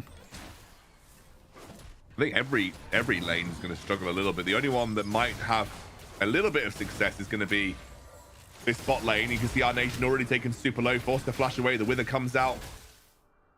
Shao and Quantum actually doing a decent. It wasn't the Wither, rather. It just was the exhaust that came through, I think, from Quantum. But nonetheless, they have managed to zone out and deal a huge amount of damage to our nation and Fran very early on in this laning phase. Yeah, our nation's stepping up a little bit too far for his liking. He wasn't able to get his souls. I think he was walking up to auto attack to take the souls, but he was taking minion aggro the entire time and Sneaky. But me having a pretty good time against this reactor. Might even, I thought he could auto attack maybe one more time and get the kill there. He doesn't have ignite though, so only barrier for Sneaky means that you have to wait. But this lane is pushing towards him, I think. I'm not really too sure. I didn't quite catch the lane, so I'm not too sure if the lane's pushing towards Sneaky. I think it actually is. He's going to go back to base. He's trying to do exactly what happened in the last game by Nyrone to him. This is a great tip for Baron laners out there, right? If you can see that your minion wave is going to crash into the enemy minion wave just outside tower range, and you want to try and deny the enemy without having to worry about freezing, let it crash and back. And by the time that you and the enemy get back, it will still be on your side of the lane, and you can sit there trying to freeze it outside your turret range. And if your jungler is there, you draw them straight into a trap, which you can see that Vex is there waiting. Now, obviously, now we can see our nation has made his way up towards this top side, but Vex flashes in, assault of battery, and it's like we just said it would happen. It played out like the rule book says, and it's first blood over to Formulation. Really well played by Sneaky and Vex. Sneaky probably communicated. He was communication there. Sneaky was just like, okay, I've got the wave underneath my tower. You can look to try and roam up into top lane. And Vex, he started in the bot lane again. He did his full jungle clear to go into top lane so he can get level 5. He uses the assault and battery and he shuts down Nyrone. Nyrone only level 3 at the moment. 2 level difference between Vex and Nyrone. And this is kind of what you could do. And then you can see Flash Q, really well played by Vex. Use the first ability in the flash as a nice combo, and then Chain C sees that with his ultimate, and Nyrone couldn't even flash away to safety. Good start for Formulation. Don, even though it's a tough matchup for him, he's not exactly going to get pushed out of the lane and killed by an Orianna early on. And he'll be pretty comfortable, I think, just soaking waves in that mid lane.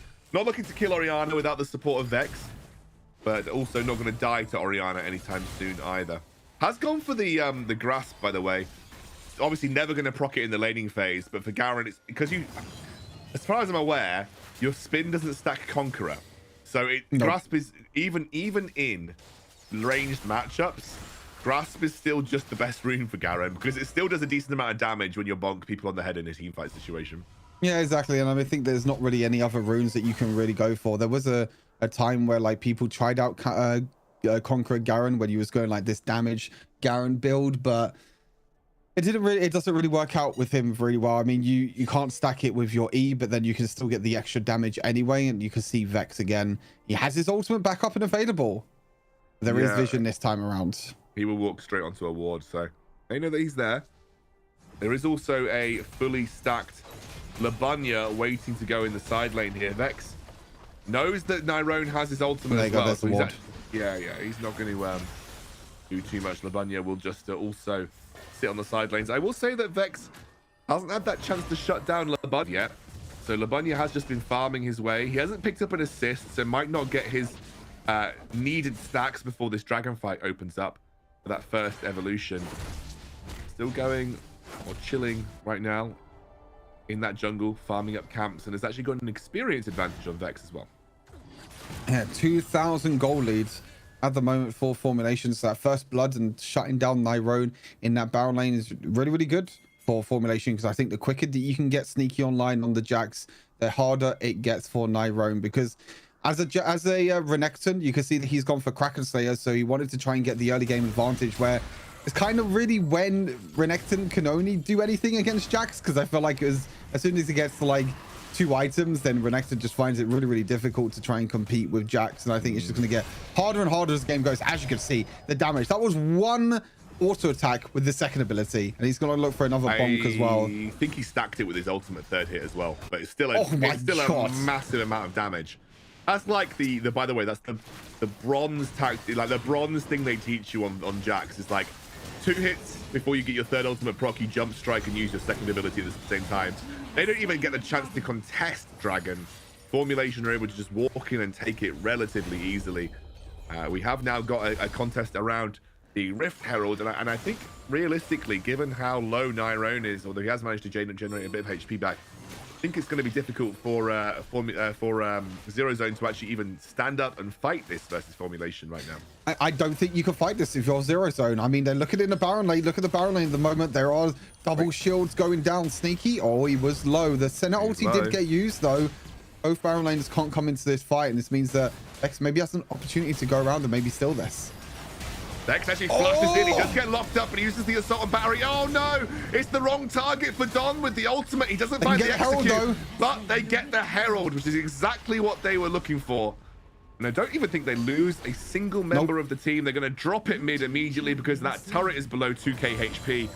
And that will be another turret, well, rather the first turret picked up for Formulation. Clean early game so far for Formulation. You know, really good jungle path hit by Vex, making sure that he clears his bot side into top side. Fran is also caught out himself. I think he's also going to go down. But yeah, Vex controlling the jungle very, very well. Goes for the top lane gank and sneaky set up that wave perfectly. They then went over to the dragon, took that really well.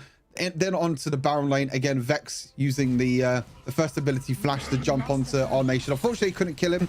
The whole reason he wanted to do that was to just take the Rift Herald.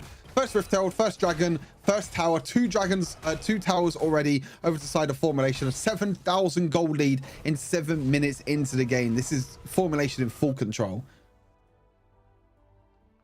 And I don't think they are going to be giving up control anytime soon either. Of course, the longer this goes, the better the Orianna gets. She can keep her distance quite nicely. She's one of the few AP carries that can kind of chunk through front lines with relative ease. But I don't think they're going to let her get to that stage. They're also woefully outranged by the Varus.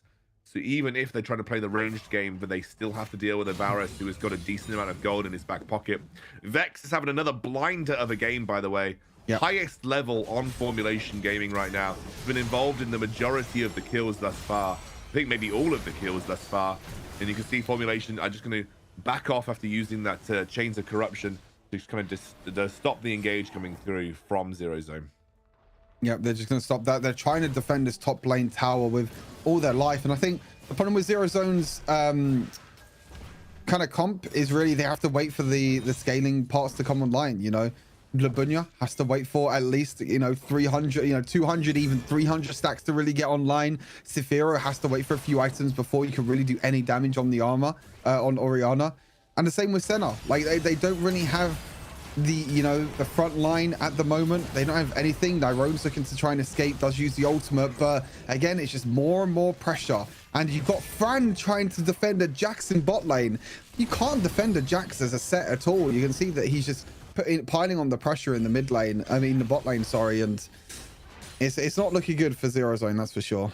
No, but they have got a bit of a lull in the action right now. They've defended that top lane tier 1 on the top side of the map with their absolute lives. It is basically one hit from going down. You can actually already see the Don's making his way up towards that top side of the map for the time being. Interesting that, honestly, Shao and Quantum have just been able to chill the majority of this game. Their focus has been around Sneaky and Vex and the way that they've comboed together on the top side of the map. But you haven't really seen much from the support Nasus this time around. He hasn't really done too much, but I don't think as an Nasus support you really need to do too much, if I'm totally honest with you. I mean, all you have to do is just, I mean, it's kind of a pretty boring champion, I guess you could say. I mean, unless you play a Baron lane and you stack up your Q, then it can be really cool and interactive. But when you're playing Nasus support, not really interactive at all. You just max your third ability, you just use your third ability, use your Wither, you just do this and you just zone everyone out. Like, that's all you do. I mean, that's Nasus in a nutshell right there, what he just did. And sometimes use your Wither, sometimes use your ultimate, and then you're just at the front line, just using your third ability and using slows and just tanking up all the damage. So not the most interactive champion to play, but it definitely was a denial away from Zero Zone to make sure they couldn't get this Nasus Senna combo. And to be honest, it's working really well for them at the moment, this game. Yeah, absolutely. You know, as you mentioned, all he has to do is chuck down his Spirit Fire, shred some resistances, make Quantum's arrows hit a little bit harder, and yeah, there's nothing much else that you need to be worried about. Now, there is a big group up around the second dragon in the game here for Zero Zone. Whether Formulation get away with taking this this Herald quickly enough that they can quickly get over to the Dragon as well, which they can, and you can already see now that Formulation are heading down towards that Ocean Dragon. They do not want to give free stacks over to Labunya, but Labunya already struggling to keep up with Vex at this point. The momentum is definitely on Vex's side. Labunya is just completely out of it at the moment. He's trying to farm up. He's trying to get as many stacks as possible. And this is sometimes a problem with Shyvana. You know, sometimes with Shyvana, you need to wait until you get a few stacks. And sometimes you'll lose that momentum. And they're looking to just go on again. Yeah, and they'll use the Assault on Battery, take down the set. Fran drops. And they'll immediately use the Rift Herald here. Not quite going to take out the tier 2. Needs to get a couple more basic attacks on before that charge actually takes it out. But Vex is strong enough that he can probably just jump in and bop the tower. Will take it down. And it is another tower in favor of Formulation. A 10,000 gold lead now that they are working with. And again, as I mentioned, they only will continue to scale with Sneaky in a side lane. Sneaky has probably got an absolute metric buttload of gold because he has just been able to farm waves and farm towers without anybody interrupting him for the majority of the game. He does whatever he wants in the side lane. He can just bop away. There's no one on the side of Zero Zone that can deal with the Jax at the moment because Vex was able to gang a couple of times in the Baron lane, get Vex ahead. It's kind of looking back at the previous series as well. It just shows that, like, you know, if you protect the Jax and if you can get the Jax ahead, then, you know, Jax is pretty much he can just do whatever he wants. He can 1 versus 2, he can 1 versus 3, he can push the lane. He's a whole level ahead at the moment of Nyrone. You can see at the moment he's currently waiting. He's not pushing away straight away. This is because they're waiting for the other waves to crashing at the same time. As they get another pick of the mid lane, and that's another dead Labunya. Vex is going to keep going here. He's going to get suplexed back into the tower, but a massive shield from the stone plate enchant will keep him safe for the time being. You see Don going to be forced away. Sneaky there just to provide a little bit of respite for his team as they look to retreat through the blue side jungle. But it is a kill. Good defense from Zero Zone for the time being, but big objectives will be coming on the map soon. And with the pressure that is coming through on both Baron and top side, I see Sneaky is doing a decent amount of damage here to Nyrone. Will stun him under tower. Won't go much further than that because he will try and go further than that. Gets stunned up under tower by Nyrone, but I still don't know if he wins this.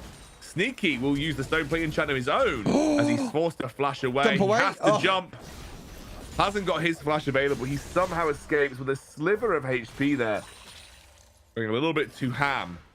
I expect to maybe see him switch lanes with the Garen at some point soon, because that means he'll start to pressure out that inhibitor side, and then they'll be able to kind of very adequately threaten Baron if they want to. Yeah, I totally agree. I feel like Vex should, Sneaky should definitely be moving down towards this bot lane and try and pressure that bot lane inhibitor, and then Formulation can look to try and go towards this Baron. I don't think they have a very quick Baron take because they have a Varus, which doesn't do too much damage, but they do have, you know, Nasus, a Garen, and Vi that could do relatively well. But I think they're just waiting for this dragon. I don't think they want to risk the Baron at all. They're just like, as long as we just keep denying stacks away from the Bunya, as long as we keep just invading the jungle, keep pushing these minion waves and making sure that Zero Zone cannot step up. As soon as this third dragon comes up, we can take control and potentially look for the third dragon for Formulation, which I think is their win condition at the moment in this game. I don't know if Zero Zone actually have a win condition. Yeah, it's tough. It's definitely tough, and this is going to make it even worse. Assault on battery straight onto the Shyvana here. Labunya actually manages to escape, has got that stone plate enchant working as the shields are stacking up for the Zero Zone roster. You can see Fran gets taken down to a sliver of HP already. Sneaky actually backing right now as he manages to just escape the clutches of Nyrone, who walks through the brush. Still, it was a bit of a hit for Zero Zone. They just can't quite get in onto that river. They've been stuck in their own side of the map for the majority of the game and still struggling to actually move past that halfway point. I can't wait to ask Sho how interactive and how fun it is to play Nasus support, because he will probably say it's the most boring thing I've ever played in my entire life, because I would not blame it. It just, I don't know. I want to give it a try myself because I feel like it's actually pretty good. Oh, Vex! Vex straight over the wall. Narnia for that one. He has got his GA now, though, so a little bit safer when taking some more of these risky engages. If you are Vex, they have to start thinking about Baron, you feel, because they are struggling to push much further past this Orianna. Just as a team pushing these waves in, Orianna is just absorbing them for the time being. So Baron would open up opportunities in the side lane for Formulation. Of course, third dragon in the game is also a very easy objective to focus down, and you can see that the way that they're positioned, especially with Sneaky on the top side of the map, they are already setting up for third dragon. You can't help but feel that Labunya might have to go for like a desperation engage or an attempted steal here, because otherwise it's just a win condition. Nyrone's just dead. Wait, Nyrone's just dead? Yeah. So someone's got to back, otherwise they are just losing an inhibitor. They're just going to lose this. Yeah, it's going to lose the third dragon here. They're either going to lose the third dragon or they're going to get out the inhibitor. Yep. They're just going to lose the third dragon. They're just going to back away. They know they can't contest it now. And yeah, I do not see a way for Zero Zone to come back into this game at all. 13,000 gold. The problem is that this matchup, Nyrone versus Sneaky, just gets worse and worse for the Renekton. Sneaky keeps going. If Sneaky just keeps getting solo kills, then there's a point of a game where he could just end the game by himself. So really, really difficult right now for Zero Zone to come back into it. And like you said before, I really don't see a way for Zero Zone to come back in at all. Yeah, and I think, like, you know, maybe there was this chance if you scale the Orianna up, you're able to have like a super tanky Shyvana Renekton frontline supported, maybe and set supported by the Senna, a little bit like we saw previously. But the problem is percentage HP shred on Vex, percentage HP shred on Quantum, true damage based on max health ultimate from Don, Sneaky great tank shredder as well. Resistances naturally getting killed off by Spirit Fire.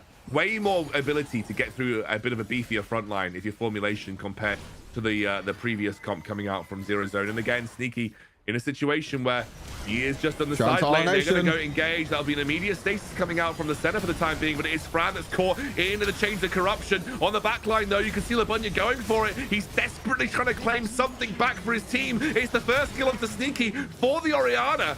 That's better than you were hoping. If you're a Zero Zone fan, it's a 1-for-1 at the end of the day. They are putting pressure onto Vex as well. And I think Formulation just going to have to back off here. So Sneaky joined the fight and got punished for it. And I don't really think that's as strong of an engage and as strong of an outcome as Formulation were hoping for. Yeah, only a 1-for-1 trade. Considering they're 14,000 gold behind, I think they'll take it. Maybe a little bit of an overstep here from Formulation. You can see that Sneaky was trying his best to jump onto Zafiro, but actually a really good ulti from Fran knocks Sneaky back on the tower, and so he's taking all the tower damage. But meanwhile, Labunya's just completely distracted in the back line. He does get taken out himself, but Formulation, oh, they're just going to take the Baron. It's just gone. They have a super quick Baron take with the Vi. They're going to jump straight into Fran, who suplexes backwards, but really can't escape as quickly as he would have liked, and he will go down again. Vex with another pickup of a kill. I swear Vex must have the majority of the kills this game. He probably does. He was able to use the early game to shut down Nyrone on this Renekton and get Sneaky ahead 2-0-4. Actually, Quantum has the most kills this game, 4-0-1 on this Varus this game. Hasn't really done too much, but he's still landed his ultimate over and over again, and he's able to deny the... Nemesis duel! I forgot about it. I forgot about the Nemesis duel. Pretty sure Renekton's going to Giga lose that, but it is what it is. As they jump in, and Labunya is dead. A killing spree for Vex. Use that assault and battery very quickly. Come on, let's get a fight. Nemesis duel, fight. Nemesis duel, fight. I'm actually trying to remember what the Nemesis duel is. Renekton gets empowered something. I can't actually remember. Sneaky suplex into the back line. Will get taken out here, but Vex is just trying to end the game by himself. The Nemesis duel. No! Sad times. Congratulations to Formulation, though, who do move through into our top 8. They will take part in the Snapdragon Challenge season, taking place throughout October. Probably the expected result here. Yeah.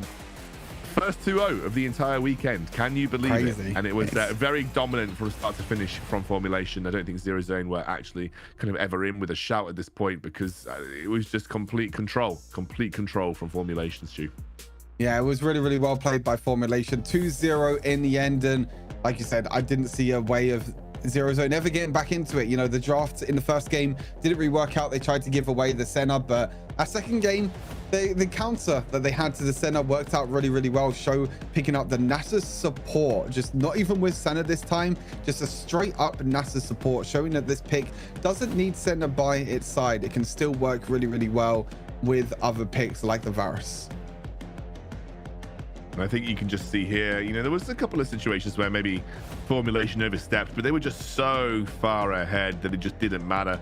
Vex had an absolutely banger game again, like really set the whole team up for success from the start, especially Sneaky. What I am noticing, by the way, throughout the course of this tournament is just how much we're going back to like Icons meta of last year, where it is all about the Baron lane. It's all about investing resources on the Baron side of the map, protecting Baron side of the map, making sure that you don't lose too far ahead, go too far behind in the side lane. And I think Vex played that perfectly on both sides. He is the MVP again at 3-0-4. Had the most gold in the game by a decent margin next to Quantum. And yeah, had another banger of a match. If you are a jungle fan, a Vex fan, he's certainly cementing himself as that #1 jungler in the EMEA region. And we're talking about junglers at the moment. I mean, I think the EMEA region has a lot of junglers in general. You know, Vex, one of them for sure. You talk about Zefta, who actually beat Vex yesterday in Viv Esports. You still have Andre, who still is a really, really top jungler, and Seven. You know, all them 4 junglers can easily be, you know, really, really top players, and 4 of the best players of the entire region at the moment. And really, really well played from Vex. You see 3-0-4. Everything in their favor. MVP performance, damage as well. Quantum doing the most damage in the game. But yeah, Labunya, Shyvana doesn't really work. I think they just had too much scaling. Zafiro did a little bit of damage this game, but that's the problem with Shyvana, is that you're not really going to be able to help your laners that much. And Vex did really well just to full clear his jungle, go straight up to top lane. He was 2 levels ahead of Nyrone, and he was able to get advantage for Sneaky in that lane. And from there on in, it just got worse and worse for Zero Zone throughout the game. That's why I don't mind Shyvana in solo queue, but I think Shyvana in competitive just doesn't work very well, because like you ultimately have to sacrifice so much pressure on the map for like a decent chunk of time, because you're going to be spending so long just farming camps. And when you've got a really active jungler like Vex, who likes to be gank heavy, who likes to put pressure on pretty much any lane that he can, like, you are going to get punished for that. And I think this was, you know, an adequate example of Vex just being able to punish. And even from, there wasn't even a mid-game lull here. It was just literally from like minute 2, a slow decline into Formulation Gaming being in complete control. Zero Zone never really had a leg of a chance here versus Formulation. Yeah, and unfortunately, we will be saying bye-bye to Zero Zone. They unfortunately won't be able to make it to the challenge season. Like you said, I think that it's a little bit unfortunate for Zero Zone that they got put into the same bracket as Formulation Gamers. I still feel like Zero Zone, you know, they're still a pretty good team overall. I don't think they are a top team, and I don't think they could really contest with like the big teams like Rick's Formulation and Viv. But I still feel like they're a top 10 team overall, and you know, the players will still go out of this with their heads held high. They still got other off-season tournaments to compete in, and I'm sure they'll be completely fine going into the new season. Yeah, exactly. There's plenty of off-season opportunities, and I'm sure Zero Zone will hold their heads high, as you said. But of course, it is massive congrats to Formulation for securing their spot, and we will see them across the following weekends where we have the rest of the challenge season played out. Very excited for that one. Let's take a quick moment to thank our sponsors. Snapdragon, of course, Elite Gaming, one of the best processors you can get for a high-end gaming phone. A massive monster shout out to Monster, who are taking over our studio here as well, keeping us going all the way through the broadcast. Monster Energy, I'm going to say it, unleash the beast. Haven't said that all weekend, but I'm going to say it, unleash the beast. There you go, got the tagline in. And of course DHL as well, massive thanks to them. Why do I say congrats? Yeah, congrats for sponsoring us, guys. You guys deserve it. Check out the link below as well for a DHL activation that's going on. And of course, join the conversation over at discord.gg/Pro Series if you want to talk about the games, the broadcast, anything that you like.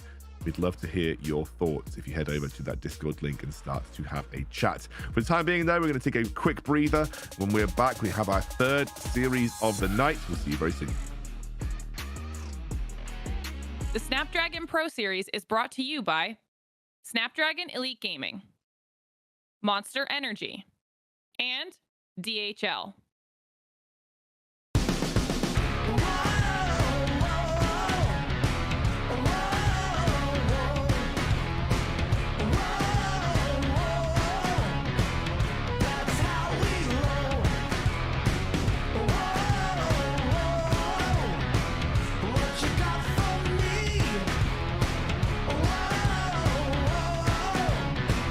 Just wait and see, yeah.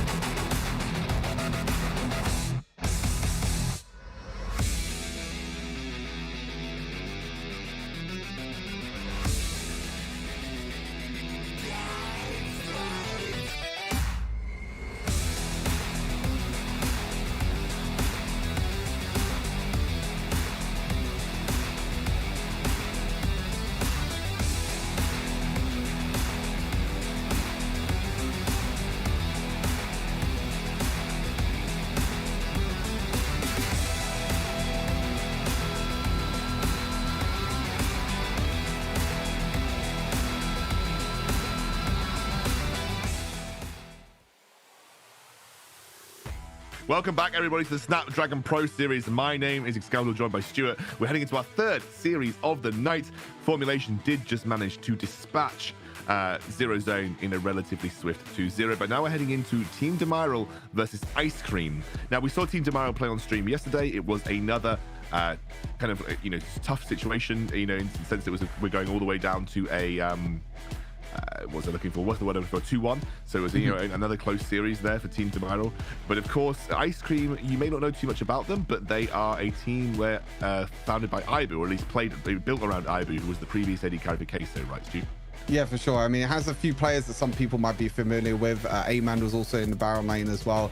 Citrus, who is also known as Sanji for jungle. So it's a few familiar faces, but maybe some new faces to people that have not been around the scene for a while. But like you said, Team Demiral yesterday, we saw them play. We saw them with their interesting Josh yesterday against Parla, not batting away the Senna, the Gragas, not picking the Gragas at all. But I'll be interested to see if they do the same thing against Ice Cream this time around. Well, let's take a look at the Team Demiral roster now, refresh our memories on the players on this team. You probably recognize some of them, Tulkas and Guys, Carlos as well. He's a pretty well-known player, as is Gotcha and Gandalf, two guys that kind of came in, but were very impressive in that. Yeah, I think a good roster all round. I think they've played some pretty good Wild Rift throughout this last couple of days. Yeah, I think that they took it to all three games to Parla, which not a lot of teams could do. Obviously, Tulkas and Guys were on Parla before. There's a bot lane that's stayed together throughout this entire time. But another Turkish team that's coming through the ranks. I think the Turkish teams are definitely performing very well. You got NASA, you got Team Demiral, and you also have Parla. So there's a lot of great teams in and around them. Like you said, Carlos in the Baron lane as well. Played on Viv beforehand. Gotcha and Gandalf maybe a little bit new to the scene, but they're definitely players that have proven a lot already in yesterday's series against Parla, and I'm really looking forward to seeing them again in this game, in this series. Yeah, absolutely. And of course, the other side of the coin is Ice Cream. This will be the first time that we get to see Ice Cream on the stream, and I think they're a pretty good team. Again, they got some pedigree on their team, which is quite important, which is of course the Ibu, Ibu, but they've got King C as well. They've got Iman Legend, who you guys might know and might have seen before. They've got Citrus in the jungle. There's some pretty decent players here on the Ice Cream roster. Yeah, I like the look of their squad.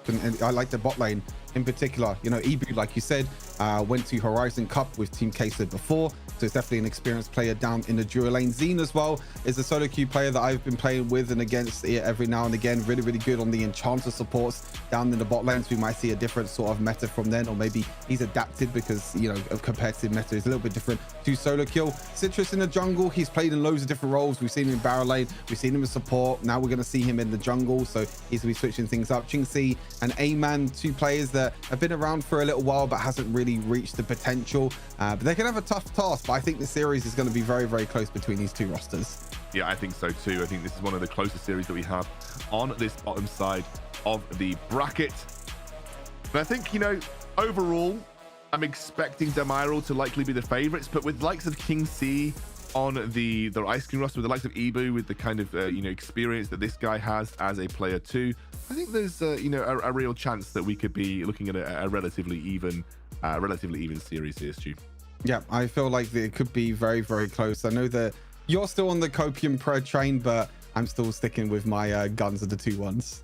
Yeah, okay, fair enough. Let's take a look at the obviously you guys in Twitch chat can make some predictions happen with your votes. So make sure you vote for whichever team that you believe is going to come out on top here.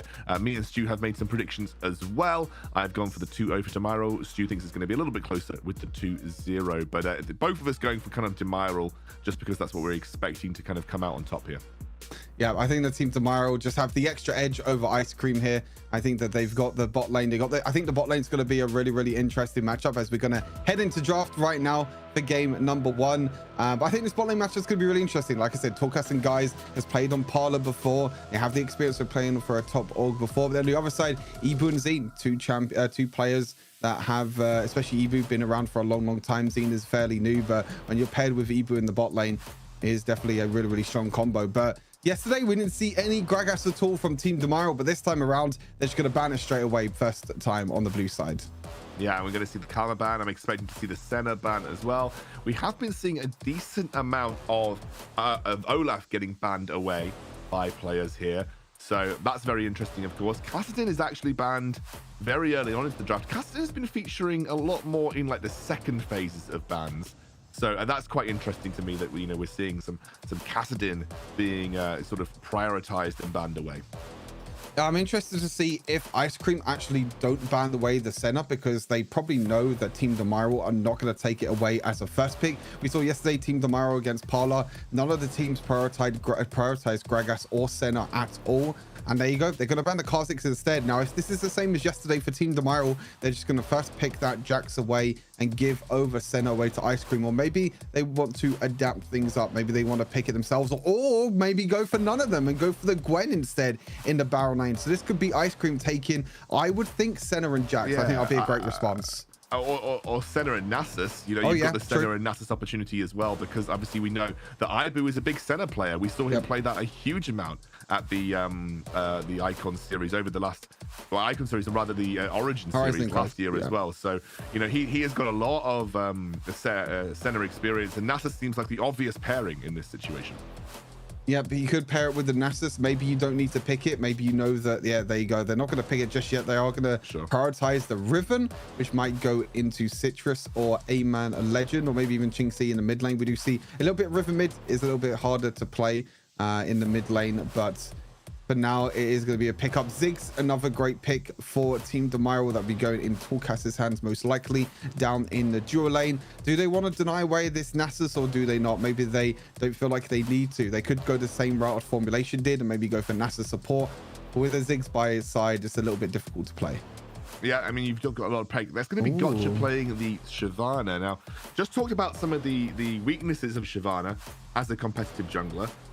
She obviously can be played well. I mean, in the right circumstance, if you give her enough time, you get the good objective team fight setups. You've got a really good scaling team already from Team Demiral. And actually, Diana, we've only seen one Diana this weekend, and I think that was when we saw Formulation playing yesterday. I think that was actually in the hands of Don as a final pick. Either way, it's either the first or the second Diana that we've actually seen all weekend. So it's very interesting to see Diana prioritized early on in this ban here, and so they sort of starting to take away some picks that would otherwise maybe be a problem for the Diana in the mid, maybe even a problem for Riven if she's not in the jungle. Yeah, interesting enough, they don't prioritize getting that Senna pairing in the bot lane. The Nasus is going to be banned, maybe another ban, potentially Galio or Set are two other good pairings with Senna. They decide to prioritize going for the Diana and the Riven instead. So I'm really curious to see how that's going to shape things up for Ice Cream in their draft. Nasus is the first one. I'm expecting maybe Set or Galio as the second ban for Team Demiral. On the other side, like you mentioned, the Jace is going to be the ban, taking that away from Gandalf, and Rakan away as well to make sure they can't get that really, really disgusting Rakan Ziggs combo in the bot lane. Yeah, Set seems the next best choice, because obviously, Senna Galio's fallen out a bit of favor. So Senna Set is something that we see quite frequently. I wouldn't be surprised to see a Nautilus pick up, because Senna Nautilus is still relatively decent, right? However, what I will say is Ibu is one of the few players that I've ever seen actually play carry Senna in competitive. He's one of the few people that have actually played carry Senna, but it is Galio, so I'm assuming that's going to be a Senna Galio bot lane, more of a classic Senna setup. It was very popular last year, hasn't been as popular this year, but it is going to get locked in here for Ice. Yeah, I think the good thing about Galio as well is that you already have two AP damage sources on the side of Team Demiral, the Gwen and the Ziggs. So, the AP shield ultimate that you can get. Braum is an interesting pickup. We haven't seen a lot of Braum for a long, long time. But yeah, go back to Galio. Like I said, the ultimate, the AP shield that you get as well against the Ziggs, against the Gwen as well, could be a really, really big difference. And also it's really good when you're diving on top, of like a Diana or a Riven that wants to jump onto the back line. It's going to be a Garen. So Garen is a nice pick into Diana and Riven. So I think it's going to be Garen mid, probably into the Diana. We'll probably see the Riven Gwen matchup. It's a tougher, I think it's a tougher matchup for Gwen, if I'm honest with you. You can keep pace with the Gwen really easily as the Riven, and so you have to be a little bit more careful about looking for your all-in opportunities when you're playing Gwen. And also, obviously, Riven can stay inside your mist very easily, so you can obviously keep out of the invulnerability range. So it is a tougher matchup for Gwen on that top side of the map. But it'll be the Vi that is the final lock-in, and I assume that's to try and put pressure on the Ziggs in these team fights as well, or even just lock down the first person that you can to kind of chain CC them with the Diana, the Senna, and the Galio. based on these comps, Stu, what are you thinking? Who do you think comes out with an advantage in this first game? I really like Ice Cream's comp. I think they have great lockdown for the Ziggs into the backline. A great way to get on top of Ziggs. You know, you can use the Vi ultimate as a guaranteed engage. Use the Galio ulti on top of that. You have the Senna dealing all the damage in the backline as well. The mobility from the Riven. I overall really like Ice Cream's comp. Again, it's kind of coming back to Team Tomorrow, not focusing on the Senna at all. It's going to be interesting to see if it's going to actually come back to bite them. And if they lose this series, maybe they change things up and maybe they ban away the Senna or pick it for themselves. But to be honest, I really like Ice Cream's comp. Like I said, I like the, you know, ease of access engage with the Vi. You got the follow-up from the Galio as well with the AP shield against the Gwen and the Ziggs. And then you have Senna in the backline dealing a lot of damage. Yeah, absolutely. Well, let's take a look at this first matchup. It is Demiro versus Ice Cream. We've hyped it up enough at this point, Stu. I'm excited to see how this plays out. Ice Cream, obviously a roster that's got a lot of experience on their side. Something that we have kind of mentioned a few times here. They have just got a very, very, very kind of experienced roster with Ivu especially. But Demiro, they had a great performance yesterday. They'll be coming off a high of a matchup that, you know, they maybe were not expecting to do so well in. And we're going to head into game now as our first game of this third series of the night, Stu. Third series of the night. We got our first 2-0 of the weekend. We're not going to be getting 24 games this weekend. We could still get over 20 games in total. Carlos going to be in the hands of Gwen. Again, going for the Ghost Ignite in the Baron lane. Interesting to see how that goes. And to be honest, this bot lane as well, you know, Brom is not a pick that we see quite a lot. I mean, Brom could work well against, you know, pretty much a full melee comp on the side of Ice Cream. Because, you know, you got Riven, Vi, Diana, all the ones who go into melee range. The same with Galio. So Brom is a good counter to that. And also you can put up your shield to block a lot of the projectiles from Senna. Right. Let's see how this plays out. We have a double red side start for our teams. Shyvana going for what you see some more of a classic red into Krugs. Just kind of keep her full clear going. Of course, needs to be as efficient as possible with her clear attempts because she wants to make sure she's getting as many stacks as physically possible. He's seeing that Ivu and Xena already struggling in this matchup. He's getting poked out by the Ziggs for the time being. You can see Iman Legend. He's a good Riven player, by the way, and Carlos is struggling to get up towards this minion wave. It is a tough matchup if you are Carlos in this situation. You can already see that Citrus is maybe making his way over. He wants to put some pressure on this tower, but will not go for the gank. Look at that, level 3 already. You don't really see this for a Vi too much. He just went for a full red side clear into it. And oh, Brom actually got the first kill in the bot lane. Somehow Brom Ziggs actually killed Senna and Galio in the bot lane. Not too sure how that happened. Also, Qingxi also died mid lane as well. So, meanwhile, whilst we were watching Baron lane this entire time, yeah, we missed 2 kills. Yeah, I mean, you don't, especially dying to a Garen this early on in the laning phase is not great. You can see Citrus not even going to try and flash in and stop Gandalf from backing. And you don't really want to be losing. Honestly, you really don't want to be losing at this point. If you're, you know, you don't really want to be losing in the laning phase, at least, if you're Ice Cream. No one really has lost massively in the laning phase in this tournament so far. Mm-hmm. It's always been about, you know, I think we kind of mentioned it already, but it's always around sometimes the first Rift Herald or first Dragon where the momentum really swings, the momentum really gets into a team's favor, or it's even the second objective. I feel like definitely around the second objectives, you can see that teams maybe feel a little bit more confident. First objective, sometimes you see trades. You see like one team taking Dragon, one team taking Herald. The second Rift Herald is normally where one team looks to try, both teams looks to try and contest it, and that's really where the team fight win comes out. And we've only really seen a few comebacks this weekend. We haven't really seen a lot of teams come back from gold deficits in the early game, and I think it's really, really difficult at times. As Team Demiro again looking to go to a boss, really good satchel charge actually, and that stuns up Zine. He's going to get an ult coming in from Gotcha. Doesn't quite manage to get the tower dive as we have a flash coming through. But they are going to try and threaten. Gotcha will just about escape as Zillion now has to be very careful as the flash comes through from Gotcha as well. They're trying to keep themselves on top of the Senna. Ibu already taken very low. It's going to be Guys looking for the second proc. The ultimate comes through with the shielding is there. Guys just needs to land the final hit. Ibu's still going. Oh, it's a massive overextension from the roster of Demiral, and they'll also lose out on the top side of the map too as Kingsley makes his way over to gank Carlos. Still, kind of a small advantage to Demiral, but way overextended here for this roster. Yeah, really, really overextended. They tried to go for the tower dive. I think as soon as you miss the Brum ulti here, you try to look for an engage. Really, really nice route by Ebu. Roots 3 members at the same time. And you miss the ultimate from Guys. Yes, Gotcha gets the kill here. Maybe he could look to back off, but you can see Citrus doing really, really well to protect Ebu the backline. This ultimate clutch here was so insane. Ebu was so low. Like, he was like one auto attack away, but look at the shield. He had more shield than health bar at the end. He does die, but overall, it was a 3-for-2 exchange for the side of Ice Cream, but they did lose a few. They also did lose a member in the top side of the map. Oh, I saw a battery to get out of the ultimate from Ziggs. A nice little move, but you're still dead, unfortunately.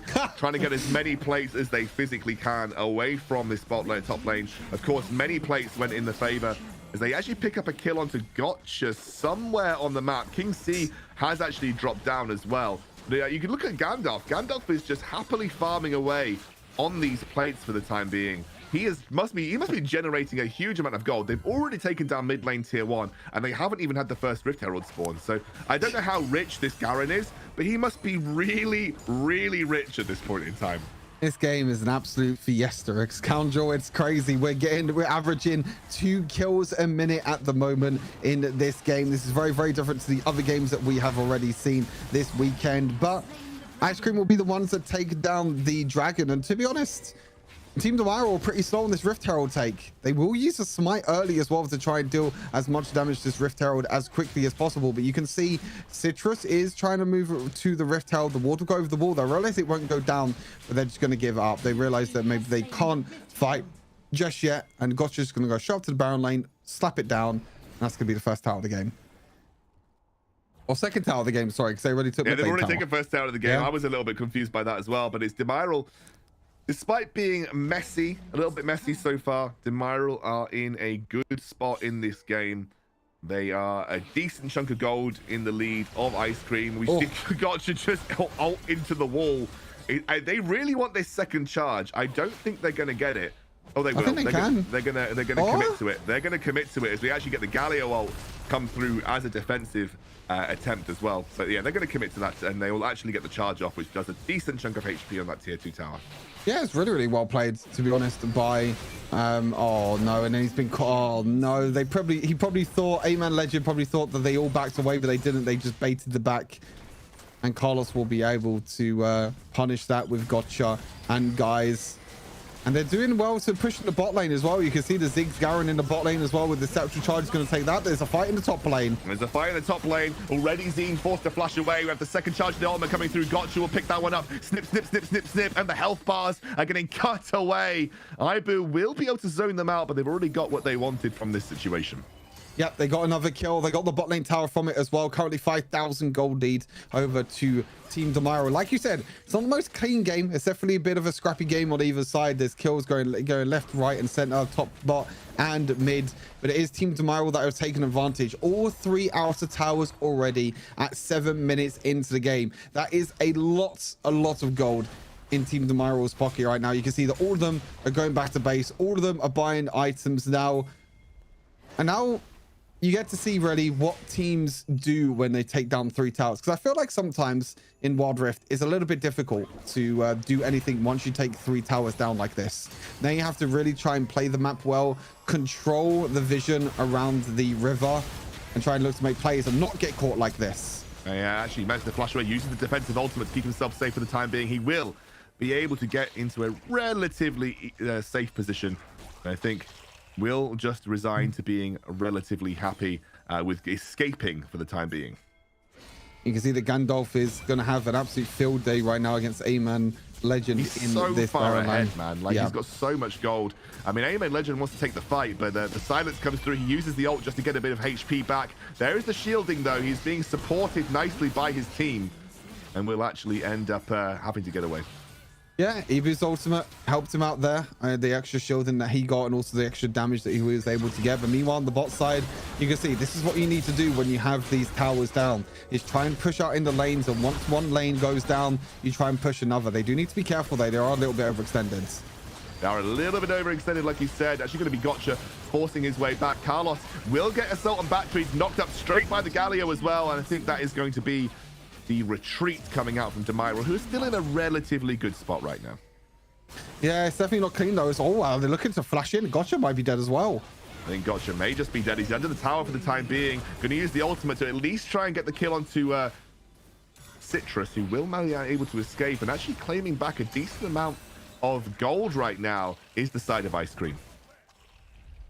And again, a few kills. They're catching out a few of the members of Team Demiral. It's currently 8 kills to 8. But the reason why Team Demiral is so far ahead on the gold is just all the towers that they got in the early game. All the tower players they got in the early game. All the towers. And with the second Rift Herald coming up as well, you can really look to try and crash in that tier 2 tower for Team Demiral. So they will look to go up and towards the Baron side of the map, up towards that Rift Herald, which will be spawning in 3 seconds time. You can see items completed across the board. Toolcast already has Loon's Echo Death Cap completed. Garen has Hull Breaker plus Black Cleaver. So they're in a really, really strong spot. They got a few powerful items under their belt. Got another team fight coming out. It will be Gotcha that's just about escaping, but King C picks up the final kill here. We have the Ziggs ult. Actually, it's a pretty big one, but unfortunately, it is Carlos stuck on the wrong side. He gets a huge amount of HP. How much HP did he get back from that? That is crazy. I don't even know how he got that HP back there. What even was it? It must have been. It was his ult. It was the Omnivamp from his ult. Yeah, Omnivamp, I guess, and then also Conqueror at the same time, which now gives you Omnivamp. That's pretty disgusting. He got so much HP. That was like a good fifth of his HP back right there. Holy moly, that's crazy. Absolutely crazy. So really, really well played by Team Demiral, but they did get, I mean, Ice Cream did get a catch to one to Gotcha. They are going to look towards the second dragon. If they give Ice Cream a second dragon here, it could be very scary. They're going to go for it. They're going to get a big engage. Oh, huge Dino ulti. Huge ultimate. We have the cock up with the Galio as well, but they will actually pick up a kill. And actually, Gandalf stops the knock-up by using his ultimate as well. It's a double kill for King C as well, who's been silently generating a huge lead on the sidelines. And it is actually Ice Cream that come away in a strong spot here. Yeah, they're going to try and take this. I don't think they can take the second dragon, though, because Citrus is dead, but so is Gotcha. They're actually going to start to go towards this dragon. This is really, really risky. Unless Citrus buys teleport or something, they're going to try and take it, but they take this very, very slow. You can see that you got Ziggs coming up soon. This is really tense right now because I feel like Team Demiral can definitely look to try and get it, but no, they're going to take it in time. They'll be completely fine. And that's 2 dragons over to Ice Cream. So even though they were down a good 5,000-6,000 gold in this game, they're finding the right picks. They've catched up Gotcha a few times on this Shyvana pick, and they're finding a few advantages. They're slowly crawling their way back into this game. What's happened here is there's just been some overextensions from Demiral, because I feel like they were in control for a huge amount of time, and then it just feels like they've slowly lost it. Again, I think it's the kind of ease of execution comp from Ice Cream. The Citrus has been able to catch out Gotcha multiple times with his ultimate and then just basically burst down. Chingsi as well landed like a 4-man ultimate, I think, in that dragon fight. And look, there we go again. They're going to try and get another pick onto Gandalf.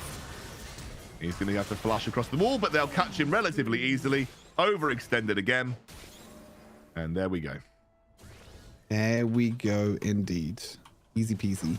Easy as you like for Ice Cream. Gets another kill over to them, and now they're looking at only a 2,000 gold deficit. And to be honest, Ice Cream have a pretty big advantage right now because they have 2 dragons, and Team Demiral have to be careful of that. You can see that they're also trying to get back, trying to get plays in the bot lane. Be completely fine. I mean, they might, Carlos might be in a little bit of trouble, but yeah, they're going on to Carlos. He actually has to use the mist already to try and buy himself a bit of time. But it is actually looking pretty grim for Demiral, for a team that was basically in control. They haven't got any dragons for their Shyvana, which means they're probably going to be a little bit behind in stacks, and they are slowly losing out on the side lanes. They are still ahead in gold, but it doesn't really feel like they're in control of this game right now. I feel like Demiral should have been in control, like in sort of the driving seat, but small mistake after small mistake has allowed the Ice Cream roster to kind of crawl back into the game. And it's kind of been off the back of, again, Assault and Battery just finding picks on Citrus and comboing that in the side lanes. Yeah, I feel like it's definitely catching out members off guard. You can see that Qingxi is, like you said, slowly getting further and further ahead. He was able to get the tier 2 top lane tower as well, so that will go down. And to be honest, even though Ice Cream have a gold disadvantage at the moment, they're getting the bonus stats from the Dragon. I think the bonus stats from the Dragon can maybe account up to maybe not 2,000 gold, maybe 1,000 gold or something, because they do have the Ocean. If they add Infernal plus Mountain, then that would definitely be a lot stronger. But A-Man Legend needs to be in the... He seems to be in a bit of trouble. He's in a little bit of trouble for the time being. You're actually going to see Carlos being forced out of the fight. They still can't manage to collapse, because you can see that Tulkas just isn't anywhere near. He uses the bomb, but it's not actually going to get them much here. They need quite an A-Man. And yeah, he almost caught it with the Braum ultimate. I'm going to say Braum ultimates have not been peak this game. And actually, Qingxi takes out Tulkas again. I mean, they're just completely split. They're making really random decisions on the map. And Qingxi has been an absolute beast this game. Yeah, he's been able to catch out members of Team Demiral throughout this entire game. He's going to look to try and go in again. He does need to be careful, though. This needs to be just a little bit careful, but he actually gets the kill. He's unstoppable. He's going to jump back in. He's going straight onto the back line to guys who just about escapes, but they don't have the damage to contest. And suddenly, Team Demiral are absolutely out of the driving seat, and it is Ice Cream that are in the lead.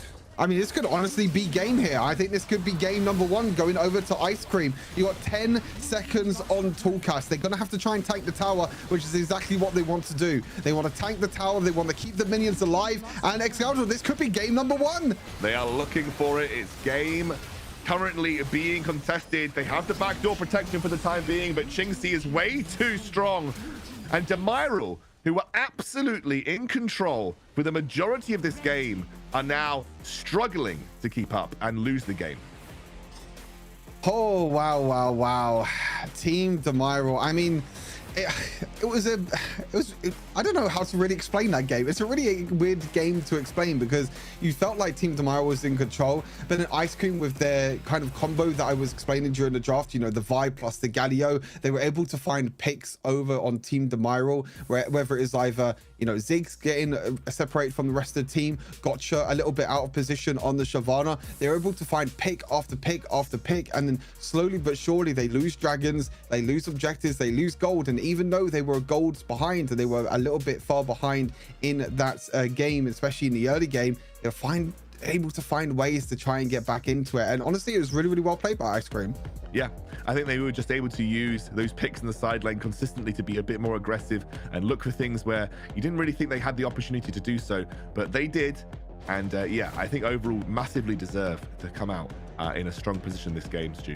Yeah, you can even see, like, at this point of the game as well, in the replays that we're seeing at the moment, you know, 5,000, 6,000 goal leads at the moment for Team Demiral. They were really, really far ahead this game, but they just weren't able to really capitalize on taking they took every single outer tower at 7 minutes in this game. But look, it was picks like this that Qingxi were able to get throughout the entire game, as these little picks and these little plays where they catch Team Demiral off guard. And to be honest, Tulkas as well, you were mentioning it a little bit during the game, but it just felt like he was never in the fights. He was just always trying to clear out mid lane and just prioritizing trying to protect the mid lane tower, but they're just never in the fights. And this is another replay as well. You can see that Qingxi on the back line, and look, it's 3 members on the side of Team Demiral, and they just can't do anything against this Diana, who was so fed this game. I wouldn't be surprised if he is MVP.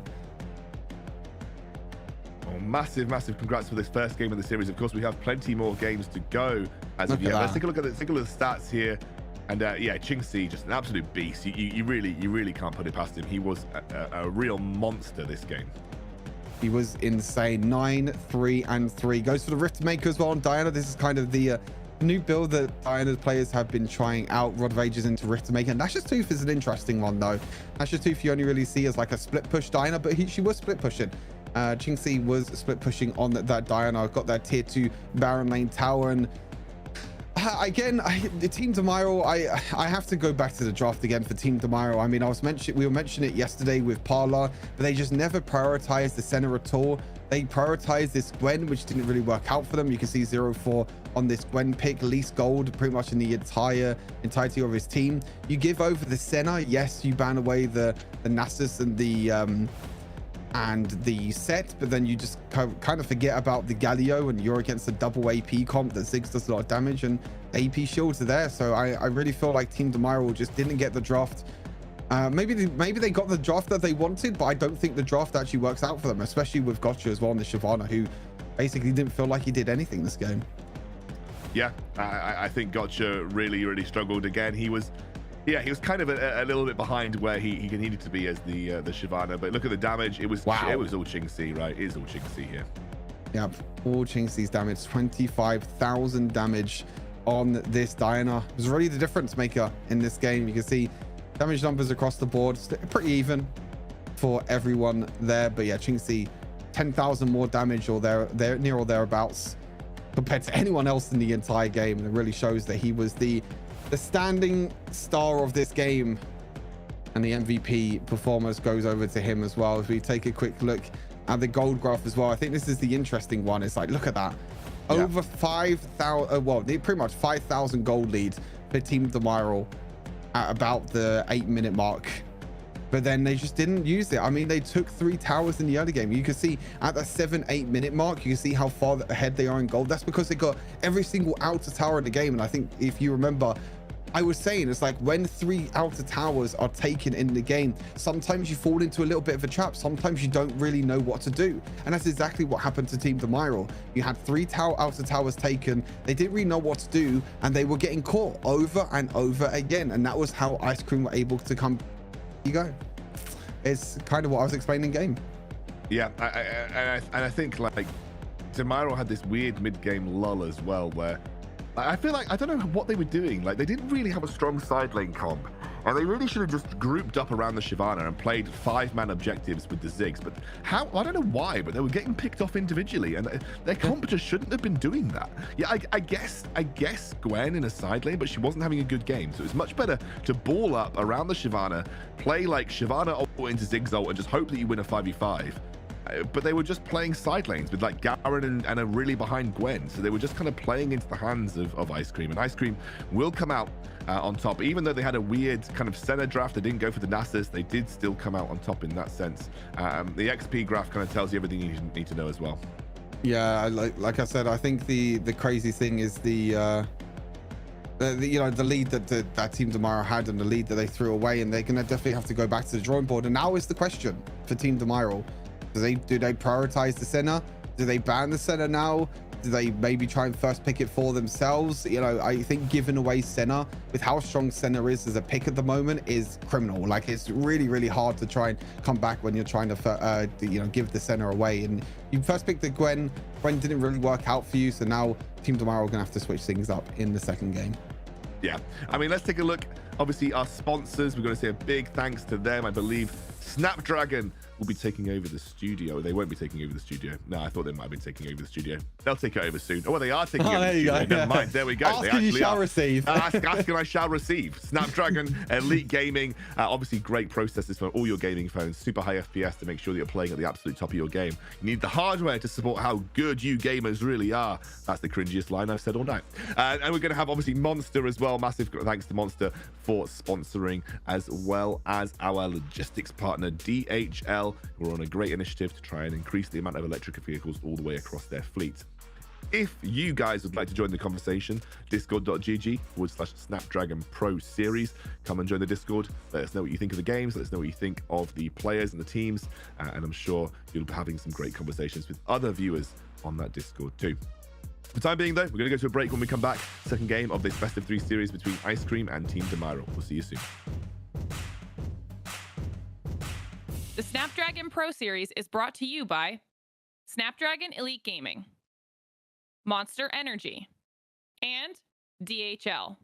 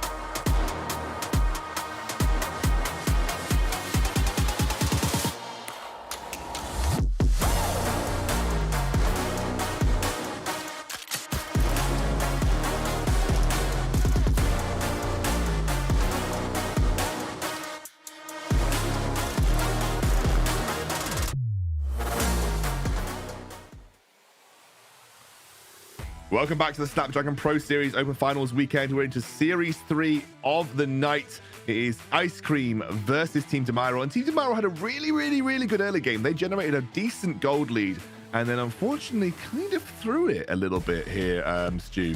And I think, Ice Cream did a really good job of finding picks and doing that consistently, doing it to the point where they were generating enough gold to then be competitive in the team fights, and they just played team fights better. They engaged immediately. They stopped 5v5 groupings. They put Demiro on the back foot in every single engage, and then therefore Demiro couldn't be proactive. They couldn't find the combos they were looking for. They couldn't even find the team fight setups they were looking for, and they just unfortunately were unable to get a foothold in the game.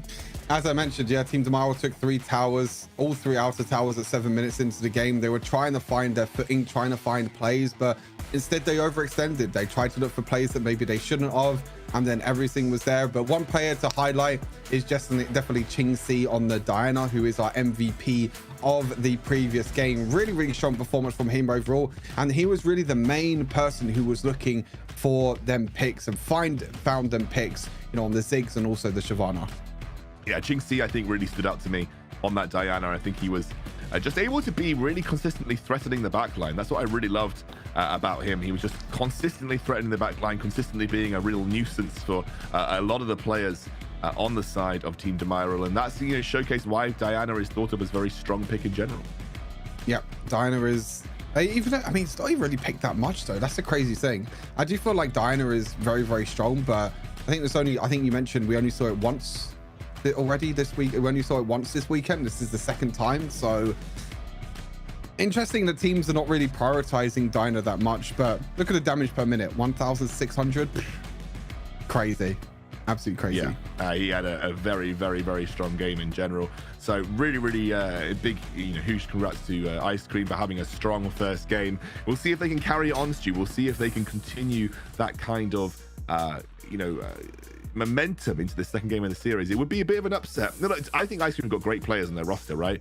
I think they've got the likes of Ibu. Ching Si has been around the competitive scene for a little bit, and he is obviously quite active in the EMEA scene. I see him in the Buddies Discord a lot as well, so he's obviously someone that knows a lot of the pro players, plays a lot of the pro players regularly, and I think had a massive carry performance there. So if they continue this kind of momentum, then we could be looking at these guys making it through 2-0. But of course, they did have a really weak early game. That's where they maybe have to look at fixing this next game. They can't get that far behind versus better teams because they will close it out. Demiro just unfortunately fumbled their mid game quite heavily. Yeah, the mid game was definitely not up to par, and I'm interested to see how this draft works out now. Team Demiro decided to stay on the blue side, and I think the one pick that we have to talk about is definitely the Senna. The Senna wasn't first picked from Team Demiro, it was instead put in Ibu's hands. But for now, Team Demiro are going to stick to the same bans as what they did in game number 1. Will Ice Cream just leave open the Senna again? If they are not comfortable with playing Senna bot lane, just leave open and take it away again. I think Ice Cream will be completely fine with that. Tolkas and guys maybe could take the center this time around. They're going to ban the Castin. I really feel this might be more of a target ban towards mid laners, just because I don't feel like Castin is strong enough for you to be super worried about in competitive. But nonetheless, it is a pretty standard set of bans compared to our last series, last game in the series. This is basically identical to what we saw previously. Gragas banned, Karma banned, obviously Senna, that big power pick that's still left available. We'll see the Diana ban this time round for Ching Si. So Diana will get banned this time round. Do we see Ice Cream leave Senna open again? We do as well, but it will be an immediate lock-in for Carlos's Jax, something that he's obviously very good at. Yeah, this is exactly what Team Demiro did yesterday. The exact same thing. They put Jax on Carlos. Now they're going to be able to pick up the Fiora because Team Demiro does not ban that away. And to be honest, just pick the Senna again. You might as well just pick it up. Really just good. You get Senna, you get Fiora as well. Yeah, and I honestly feel like Ice Cream are just winning the draft again. Jax, yes, he's a very strong pick at the moment, but we've seen that if you can shut down the Jax in the early game, like they, Mondi did against Game Lords, then Jax is going to find it really difficult, especially if this is Fiora Baron lane. The Fiora is definitely going to have a lot easier time in the early game. You already have the Senna locked in. Now they're going to be denying away the Galio, but then you could just pick Nasus here if you're Ice Cream. I think you probably do just pick Nasus personally. It's not a great draft, I think, still ready here from Team Demiro. pretty impressive stuff from Ice Cream though to get such a solid draft at this stage of the game. And yeah, I think overall you probably say that Demiral are kind of Ice Cream are coming out on top here. They're kind of winning this one. I don't know. Team Demiral seems like they're just fumbling in draft. They just don't really know what to do in draft. So they even open Senna. They decide to ban the Diana instead of the Fiora, and then they don't even first pick the Fiora. Instead, they first pick the Jax. They give over Fiora and Senna. They deny away the Galio, but you're not really denying away anything because you still have Nasa Senna, which is a lot stronger than Senna Galio. And you now lost your big team fight impact in the Ziggs and the Lux. So you no longer can play like a really, really dependable AP bot laner that you were used to seeing in general. So yeah, very interesting draft. And I think actually I think if you look at it already, Ice Cream definitely coming out on top here because they've also picked up the Lee Sin for Citrus as well. It's a very, very interesting draft.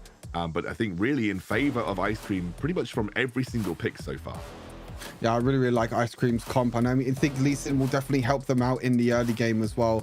Maybe that was where they were struggling. Ice Cream was that early game, the early game skirmishes that they got the 5,000 gold deficit. They lost all 3 outer towers. But maybe with the Lee Sin pick this time around and also for the Fiora, they might have a little bit easier time. Looks like it's going to be Varus in the bot lane with the Galio. It's going to be Ahri mid lane for Gandalf. Now, Qingxi has the counter pick option against the Ahri here. What do you pick here against the Ahri? That's the question. It's going to be Jace in the mid lane for Qingxi. I mean, it's a really, really strong top side from Ice Cream. You know, Jace mid lane, Fiora top, Lee Sin jungle. Then you have the Senna Nasa scaling in the bot lane. We're looking at a very, very strong comp here from Ice Cream. Yeah, I think Ice Cream look incredibly good. They have not as much front line as we saw with the Garen Nasus, but they still have a very solid front line in general here from Ice Cream, because they have the Lee Sin, who's kind of a pseudo frontline in that sense. But yeah, very interesting draft. But I think, yeah, definitely Ice Cream coming on top. But the pick potential is very high from Demiral. And I think, you know, they've got a very strong scaling side lane too. So yeah, I think overall, there are some things that Demiral can work towards, but it is Ice Cream that are ultimately in the driving seat here.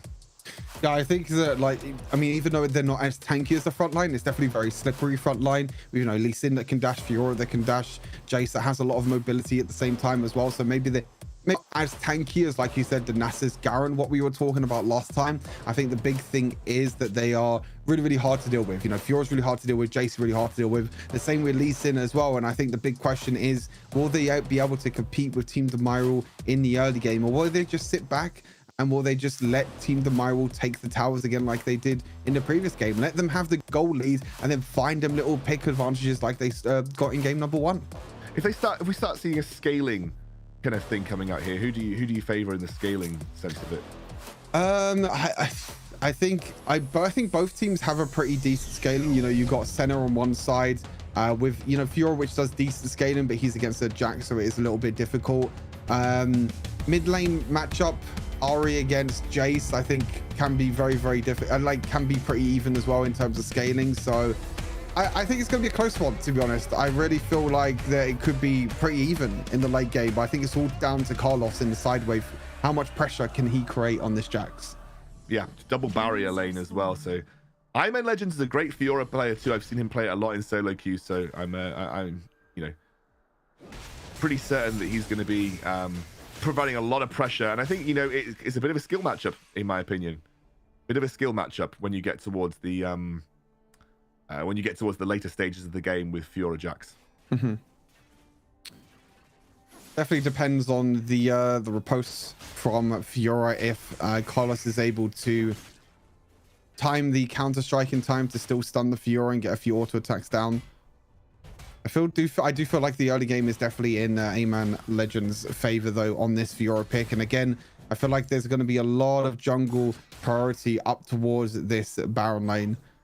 You already see that Citrus has decided to go for a full red side clear. Maybe he can look at top at level 2.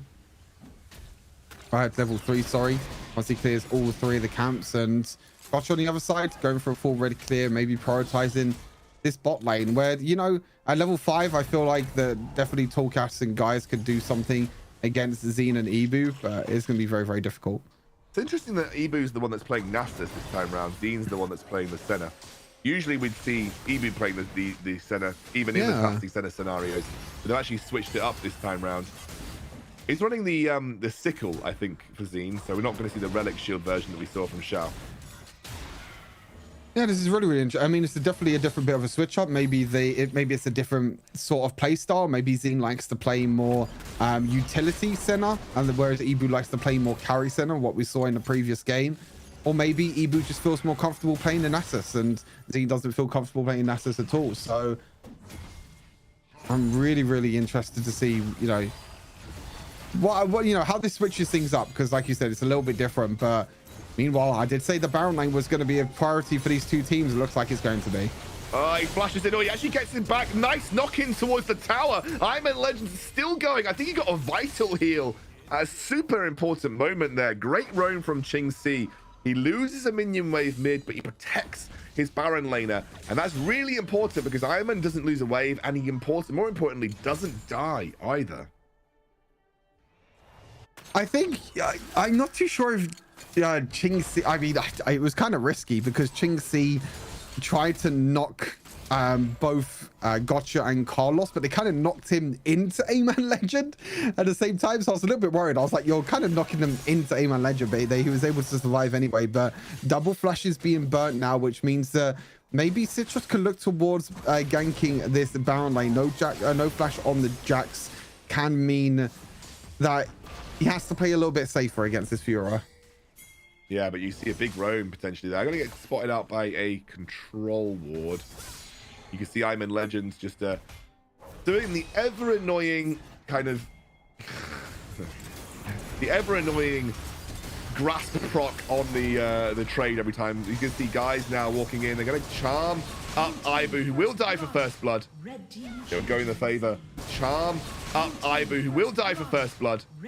They'll go in the favor of Gandalf, but they'll trade for another kill on the top side of the map here, and actually going to try and take some plates for the time being too. Yep. As I mentioned, I think they're definitely going to prioritize trying to shut down Carlos in this Baron lane, because no flash means that it's really, really difficult for Jax to do anything. And honestly, this could just be first tower of the game, actually. Towards, they are pushing down. They have got a siege minion to work with. And you have the decent amount. They're actually going to move away Jace to reduce the resistances, and it'll be first turret of the game. It does look like they actually pick up Zine as well. Looked like Gotcha went for a tower dive there. They might be able to respond with the bot lane tier 1. Nope, they're actually so far away from taking that. They're actually not going to be able to do that.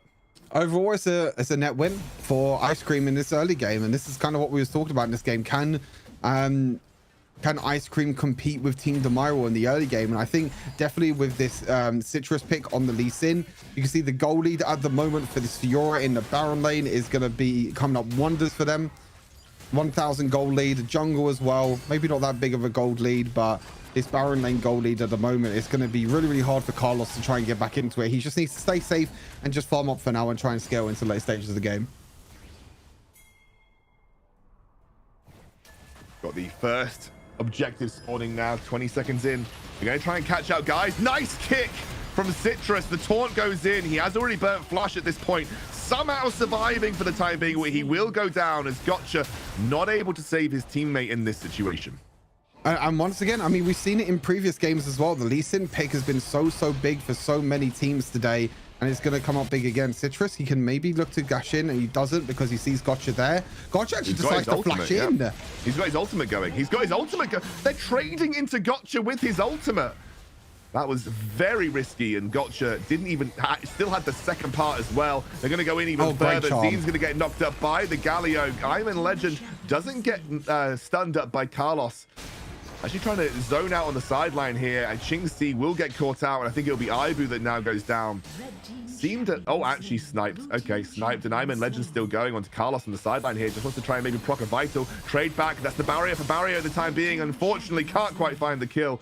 And you can see that Ching Si is going to be a nuisance on the side lane where he can. I don't think they're going to be able to get the objective at this stage because the rest of the people have respawned. Try and go into Gandalf. Dodge out for the charm. Gotcha's still going. Ching Si's trying his best, but he will eventually die to the Riven here. He is actually getting a decent amount done. If that's a kick, tries to take out Gotcha, but he gets charmed in the meantime. Flashes in, but he will get punished. Snipe! Oh my god, I thought the Varus snipe was there, but they could maybe take the Rift Tower from this.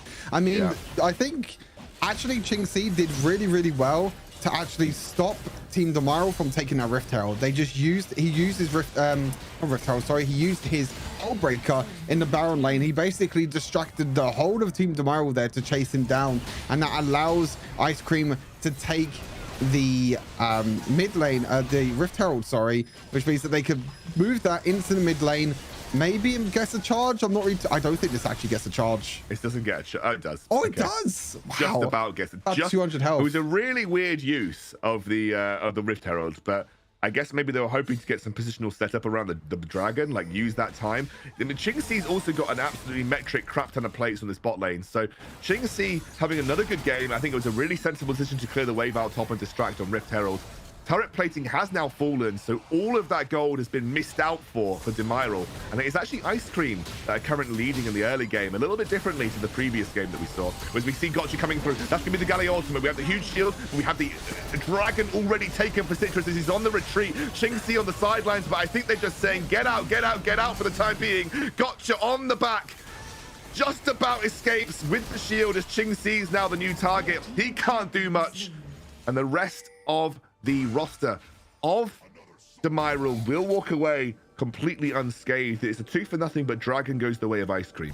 Yeah, if they do take both objectives, they are going to lose the mid lane tower for it. Though, as we take a look back at the replay, really good ulti by Zine to kind of counter the engage from Galio, but you can see they're just always on the back foot. Qingxi was just on the back end this entire time, and you can see that they just cut out their Ice Cream. And Qingxi does step a little bit too far forward, and they're able to get the mid lane tower from it as well. 2 objectives went over to Ice Cream. They were able to take the first tower of the game. They do take the dragon, so even though they're behind in gold, again, this is a very even game. I feel like definitely they can come out on top, as they actually denied their dash away as well from Guys, but the counter engage is really good from Varus. The counter engage is really good, but unfortunately, Guys, a little bit too tanky to take down quickly. And he will actually be able to escape with relative ease. Has he got the stone plate in chat already? It feels like he's just basically escaping. Every time he's isolated, he's just somehow able to keep himself going in these situations. Very close game, like you mentioned, though. It's a slight gold lead for Demiral, which I think they brought back after that dragon fight. But ultimately, it's a close game between these two teams. Ice Cream obviously vying for a top 8 spot here. That would get them through to the challenge season, taking place throughout the course of October. And that'll be joining the likes of Rix, joining the likes of Queso as well. Ibu's old team, by the way. And he would be able to get his chance to get a bit of revenge there if he wanted to. Yeah, for sure. I think it's really interesting to see how this game kind of pans out and finishes off. As Gotcha gets caught again. Gotcha gets caught again. He's in the dragon pit, but he just is too damn tanky. He has that ultimate up as well, so he's able to just consistently fight very effectively versus that front line. Lee Sin just not doing enough, as Ibu by himself getting taken down by Carlos. They just can't find a pick right now. Every time they try and pick someone, they're just not able to take them down quickly enough, and Qingxi can't even take out Tulkas as he gets charmed up by Gandalf. Gandalf doesn't have that ultimate available, so Qingxi should be able to escape here. In the meantime, though, second tier tower on the bot lane going down, as Ivan Legend trying to trade back, gets healed up a little bit by Zine on the backside, as Gotcha does eventually go down. That'll be a little shutdown going the way of Citrus. But it is Demiral fighting back very effectively here. These picks that you're trying to see come through, there isn't enough damage. You're relying on Lee Sin alone right now to do the damage when you're making these picks, and people like Riven, she's like very faux tanky with her shield. She's so hard to take out, especially when her ultimate's up and her shield's even bigger. Yeah, it's very scrappy. I mean, Gotcha somehow survived in the dragon pit the entire time, but I think we just missed it. Hopefully we can get a replay of it. We just missed it, but I think Zine actually got isolated by himself as well. So even though he got really good ultimate, he was completely isolated by himself on the sideline, so he actually got taken down. So, Zine went down, Gotcha was able to survive. And Team Demiral this time around looks like they're starting to get a little bit of control in this game, as Qingxi might be in a bit of trouble. But yeah, and Qingxi has definitely not performed up to his standards compared to last game. I think he's been a little bit caught out by himself at times, a little bit away from the team, with the team and getting picks from himself. But this time around, it's him the one that's trying to push in the sideways way, try and create pressure across the map, and it's his team that gets caught out. Gotcha's got the ultimate. He's going to try and flash in here. Doesn't quite find the opportunity to do so. Good kick. Oh, Great the kick, kick. actually. Huge kick from the Lee Sin. But that might be an even bigger Galio ultimate. They do actually steal the Rift Tail. The Comet comes down as well. But they're still going. Look, HP must support. The sustain is there. Ice Cream turning around at the objective. That is exactly what they were looking for. And Citrus, after having a rough game, gets a kick of a god and puts Ice Cream right in the driving seat. I didn't. This could be. I don't think this is game. No, it Actually, can't be it. It can't be it. it. Surely? No, this might be. It's definitely Inhibitor, though. Definitely Inhibitor.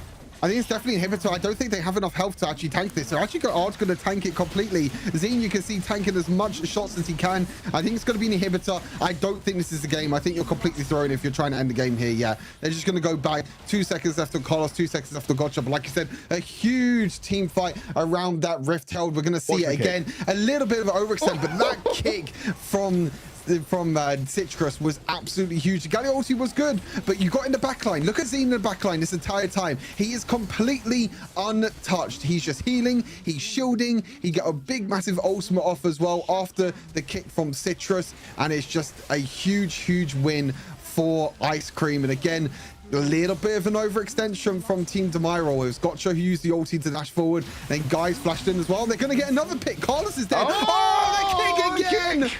He's making it work. Finally, Citrus comes alive, and suddenly Ice Cream are activated.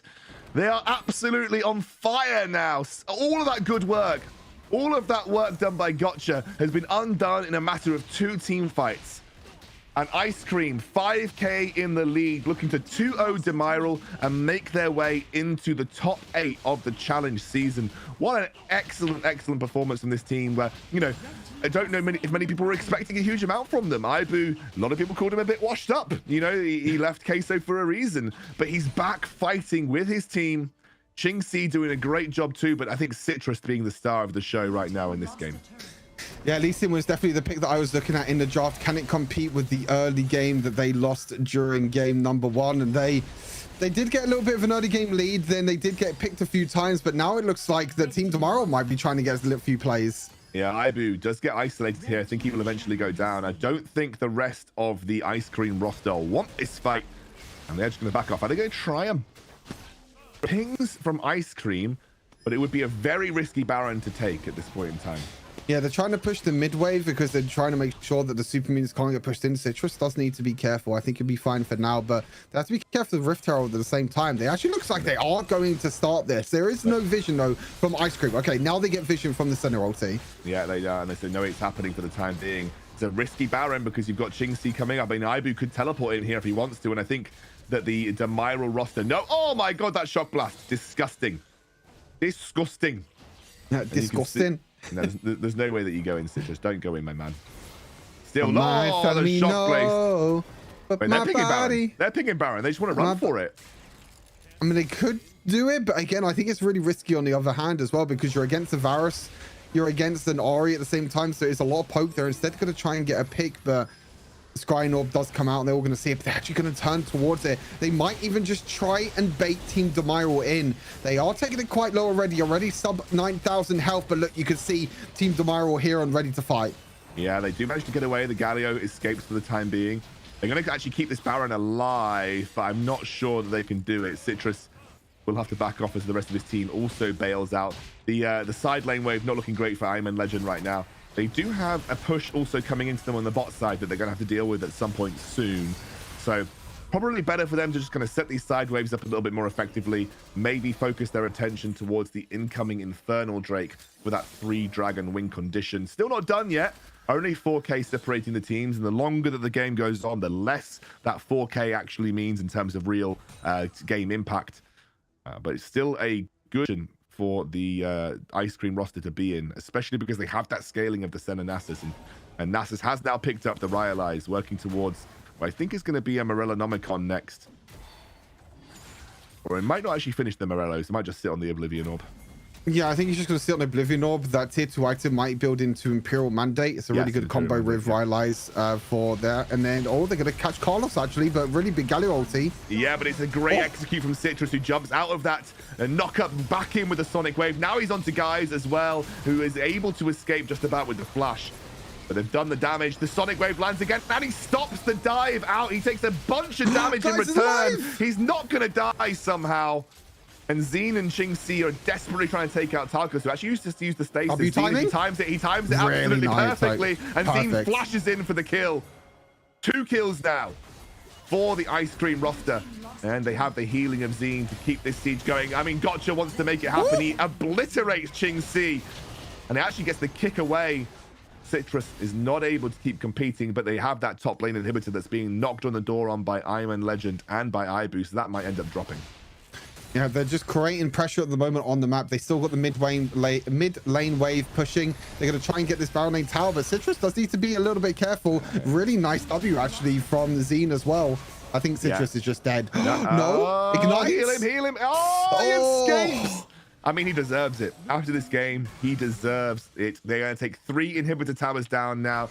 And Jax is never going to get an opportunity to be a strong side lane threat at this point, as they say that. Ebu attack the tower. Attack the tower. It goes down. Right, so I mean, your Jax split push win condition is basically in the dirt now. Yeah. The response you've got, the best response that you've got here is pings to Baron, which is the right call.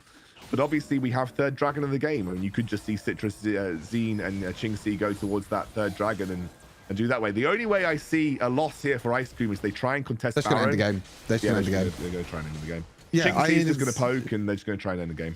Yep, I mean, they're just going to push down the mid wave. They got triple super minions now coming out of the base, triple inhibitors down for Ice Cream, and this is really where they're going to take their advantage. You very, very rarely in Wild Rift see a team come back when triple inhibitors are down. There's just so much pressure from these super minions. You're always going to have consistent waves pushing over and over again, and you're going to see this. They have to basically stay in base and defend their nexus. They can't move out of their base, because if they do, then there's just going to be super minions piling in. As you can see, they're nowhere near the dragon. It's going to be third dragon over to Ice Cream, and I think this could be the nail of the coffin for Team Demyro and Ice Cream making it into the challenger season. Yeah, 3 dragons, 3 inhibitors, basically every single thing that you'd want to secure a victory in a game. Very few circumstances, like you said, you see a team come back from a permanent 3 inhibitor loss, and especially when you don't have a hyper scaling carry to work with either. Don't know if there is going to be an opportunity right now for the side of Demyro to get back in this game. Ice Cream are looking like they are knocking on the Nexus at this point. They don't have a Baron. The Baron would make this significantly easier. And you can see that Demyro are desperately holding on right now. Very difficult to do so. Difficult to push through the wave clear of the Varus and the Ahri. So I feel like you have to basically set up a Baron at this point. There's going to be a last-ditch engage. He's going for it. The kick out. They managed to dodge out from the Galio ultimate for the time being. It's one head that falls to the floor, and that's from Team Demyro. They've got the second one now with Carlos, who drops that counter-strike, doing his best to keep himself alive, but he won't last long either. The Stone Plate enchant will only buy you time as the rest of Ice Cream charge down. Gotcha doing his best to defend that Nexus, but he will only survive for a small amount of time, as it's a godlike performance from Citrus, and that will be a huge win for Ice Cream. 2-0 over Demyro, and they will find themselves in the top 8 heading over to the challenge season. Beautiful, beautiful series overall from Ice Cream. They did drop down in the lower bracket, but they make their way through Clash Spain and around the 16 off stream. Now they make their way through Team Demyro as well in this game, in this series, and they will make it into the top 8 in Europe for the ESL Challenge League. That's a big, big win. And again, another really free agent team that is going to make it through into the top 8. I think this just shows how competitive the Europe scene is at the moment. We're not seeing these organizations making it through into the top 8. We're seeing these free agent players come through, and these free agent players showing that, hey, pick us up instead. You know, we're good players at the same time, and we already have 2 free agent teams coming in and making it into the top 8 in Europe. There's another messy early game though for Team Ice Cream, but it was this moment. This was the turning point. Yeah. This was the kind of the one fight that they were able to come back and come out on top. That kick from Citrus set this game up, completely turned things on its head. They got Gotcha's shut down, which was such a huge deal as well, and that allowed them to then go and get an inhibitor off this play, that inhibitor then set up the rest of the game. It was so easy with permanent mid lane priority to just get complete objective control. And yeah, I think from this point onwards, it was in complete control for Team Ice Cream. Demiral just unable to get back into things. And again, it's around that second Rift Herald again, around that 10, 11 minute mark where, teams really make or break the game. And it's really, really well played from Ice Cream, which in the first game, they didn't have the most clean early game. They were 5,000 gold behind, but fair play to them in the first game. They were able to come back and win that. And in this game as well, you can see Citrus does pick up the MVP of that one. Really, really strong performance from him overall. And again, for Team Demiral, I mean, the only thing I have to really mention to them is about the drafts. I really feel like their drafts are really not up to standards. You're giving away Senanasis. You're trying to deny away the Galio, but then you still don't have the, you still don't realize that, you still have Senanasis, which is still a strong thing. You give over Fiora to A-Man Legend. Yes, you first pick the Jax. Yes, you first pick the Gwen, but 2 games in a row, Carlos was not able to carry on the first pick priorities that they got on blue side. And instead, Ice Cream got the picks that they wanted, just play standard Wild Rift. Yes, they got behind in the early game, but they were able to scale and able to win out the series.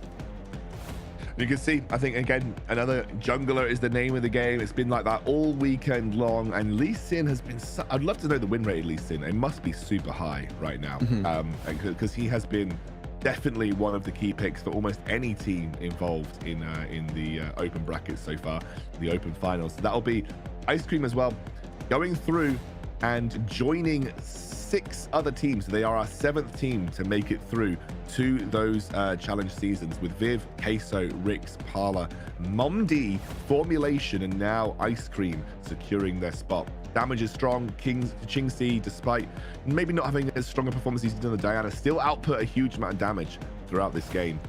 So yeah, big props to Qingxi, who had, I think, generally a pretty good series overall. Yeah, definitely. I think Qingxi maybe wasn't in the right place at the right time in this series.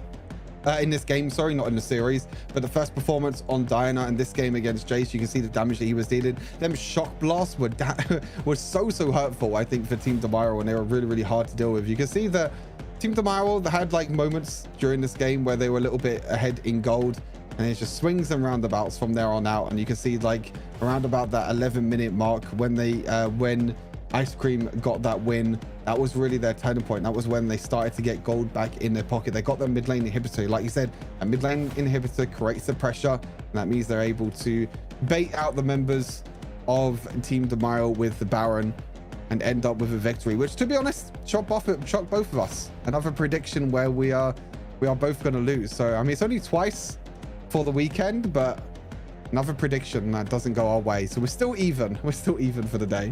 Yeah, I know, but I think just given past results, we expected Demiral to do better here, but they didn't perform on the day, and they unfortunately will not make it through to our top 8. Commiserations to them.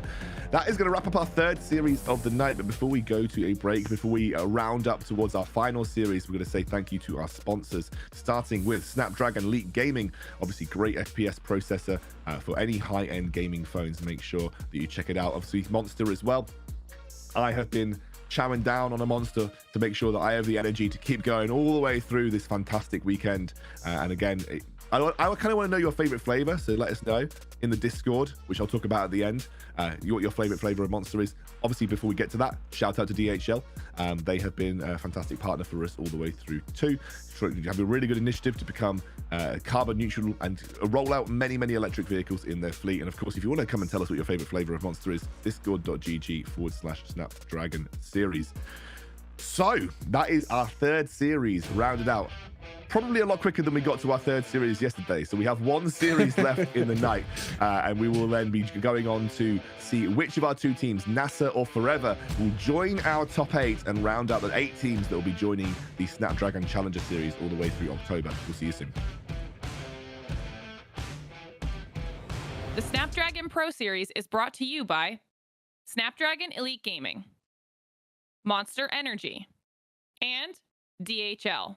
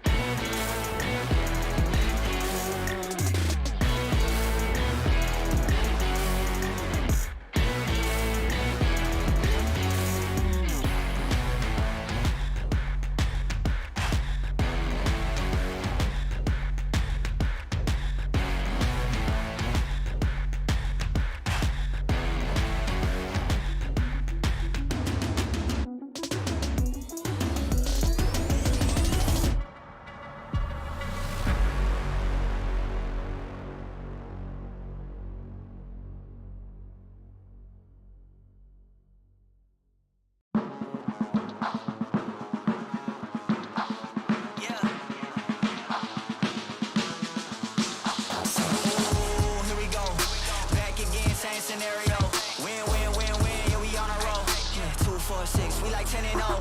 I should probably tell them something that they didn't know. Back then we was down with nowhere to go. Might have been down, but we didn't fold. Now we running it like some intervals. Ooh, what now? Tell me who you see when you look straight up. Like, wait, who? Us now. What you gon' do when we pull up on you? Like, ooh, touchdown. You already know what it is when I come through you. Ooh, shut down. Say, ooh, shut down. Say, ooh, what now? Tell me who you see when you look straight up. Like, wait, who? Us now. What you gon' do when we pull up on you? Like, ooh, touchdown. You already know what it is when we come through you. Ooh, shut down. Say, ooh, shut down. Say, ooh, give me that crown. I need that now, right now. Ooh, don't make a sound. This is my time. You hear the crowd. Hey, we need that rain. Me and my team. Deja vu.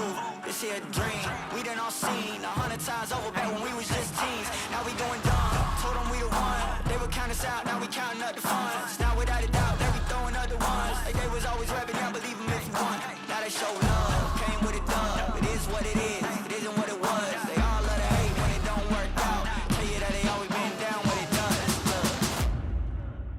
Say, ooh, what now? Tell me who you see when you look straight up. Like, wait, who? Us now.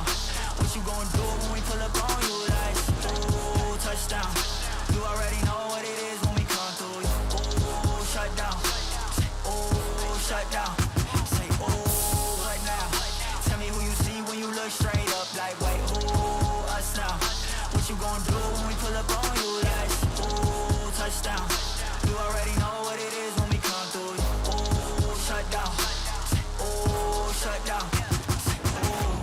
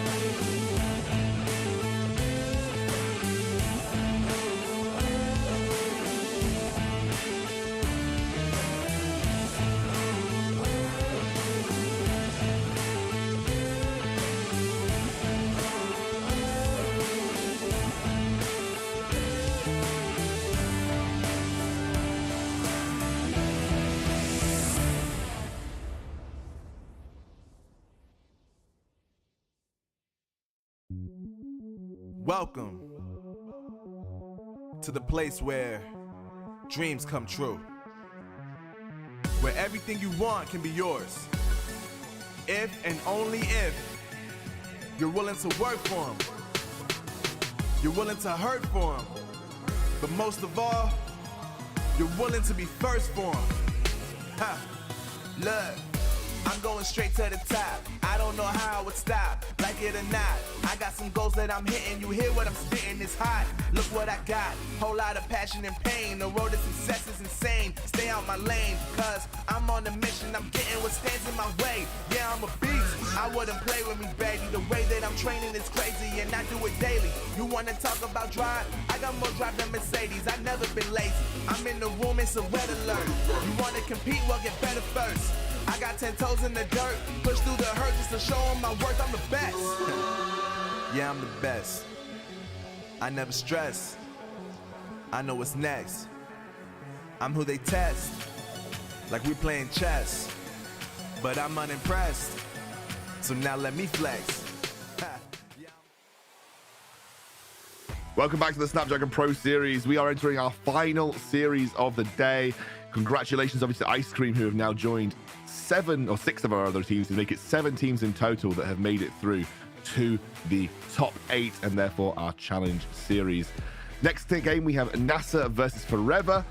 Bit of an unknown with Forever. They are a relatively new team, but NASA have shown their stuff. They did a pretty good job in the series yesterday, going all the way to 2-1, and are a team that definitely should be kind of respected. Let's take a look at their roster here, Stu. Yeah, we're going to take a look at NASA roster. Obviously, they had a bit of a tough time yesterday against, I believe it was Ricks they were against yesterday, so a very, very tough task, but they did take them to all 3 games. Katana in the top lane. We're going to be talking about Swest and Rekna a lot, the mid-jungle duo for NASA, who is like the core of the team. And they got Core FX and Babane in the support role. Yeah, and I think Swest Rekna is, like you said, kind of the duo that we're looking at, the duo that performed the best throughout, I would say, the series that we had yesterday as well. Cool FX had a pretty good series on the Lux when we saw him play it. Babane played a lot of that Galio as well, but it's Swest Rekna is kind of the talking point of this team. Of course, though, they are going up against Forever, you know, a roster that we don't know a massive amount about, a roster that has obviously done well enough to make it to this point. Yeah, definitely. I mean, they got knocked into the lower bracket. I believe it was by Game Lord, so they lost the Game Lord, but then they beat .tv earlier on today, who is a French organization. They beat them 2-0, so they do have a chance to get into it, but I do feel like they are the underdogs coming into this series against NASA. But we're going to take a look at the Forever Esports roster. But like you said, Alexandro, a lot of names that I'm not really too sure about myself. I mean, that's kind of surprising, really, because I feel like I watch Wild Rift Esports every single day, so I feel like I should know every single player. But Forever Esports are a very, very new team. I did watch some of their games during the Open Cup, and obviously they did qualify as a top 16 as well. They did make it through through the second split of the Open Cups in the ESL. But yeah, a lot of names that I'm not really too sure about, so I'm not really too sure what to expect from this roster. But again, like you said, they've made it this far, and this is their last chance to get through to the Challenger season. Yeah, of course, you know, we're kind of looking at this too on paper, and just we know the NASA roster, we've seen them perform, so you know, from our perspective, it feels like they would be the favorites coming into this. But of course, Forever, we have had a lot of unknown quantities in this tournament over the weekend. And I think Forever, another one of those unknown quantities where we do have to respect them. We do have to, you know, accept that they could be a relatively good challenge for NASA and maybe even able to take that series away. Now, if you guys want to get involved in the predictions, you can do so in Twitch chat. Make sure you do throw your predictions in where you can, because that means that you will be able to be essentially having bragging rights over me and Stu. If anyone's been keeping tabs, you may have been, been able to come out on top if you've made correct predictions all the way through this weekend. But for our predictions, me and Stu have gone for NASA. Stu is continuously trying to curse the stream with a 2-1 predictions. So I've again gone for the massive copium 2-0. But, you know, I believe on paper NASA should be better. I've said that so many times this weekend and I've been proven wrong. But this time, for sure. And I think NASA obviously coming into this after a very strong performance yesterday, where I think they put Ricks under a bit of pressure. You know, Ricks were not expecting to have to kind of fight that hard versus NASA. Losing that game definitely gave them a bit of a kick up the bum. So, you know, taking a game off Rix is no mean feat, and it means you must have that competency somewhere deep down in order to sort of duke it out with the best in the EMEA region. And they got a huge, massive comeback as well. They were about 10,000 goal behind yesterday, for those who don't remember. So they're able to come back 10,000 goal behind against one of the best teams in the EMEA region, and they were able to come back. And even though they lost that series, I still think they'll take a lot of momentum from that series and a lot of pride from that series, going into this eighth lost series of the weekend, and we're gonna be seeing who's gonna be our 8th team to join everyone else to the Challenger season. But as I said, there's a lot of interesting teams that have already been qualified, and this might be another one as well where Forever Esports could have a chance in this series, because like I said, we don't really know too much about these players, so we don't know what their strengths can be, what champions they could play, and things like that as well. So maybe they could put out a few surprises here. Well, I think NASA drafted relatively well. They're going to ban the Kassadin.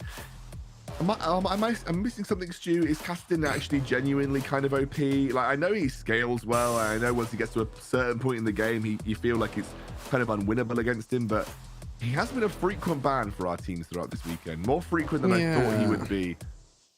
I think that Kassadin's an interesting one, because Kassadin, most of the time, he's very, very weak during the laning phase, but he's actually not that weak at all as... Oh, wait, I think I remember. Oh, no. It's Scoundrel. I think I remember Forever Esports because I watched them in the open split. I'm going to tell you about one pick that might come out. It's a Mumu jungle.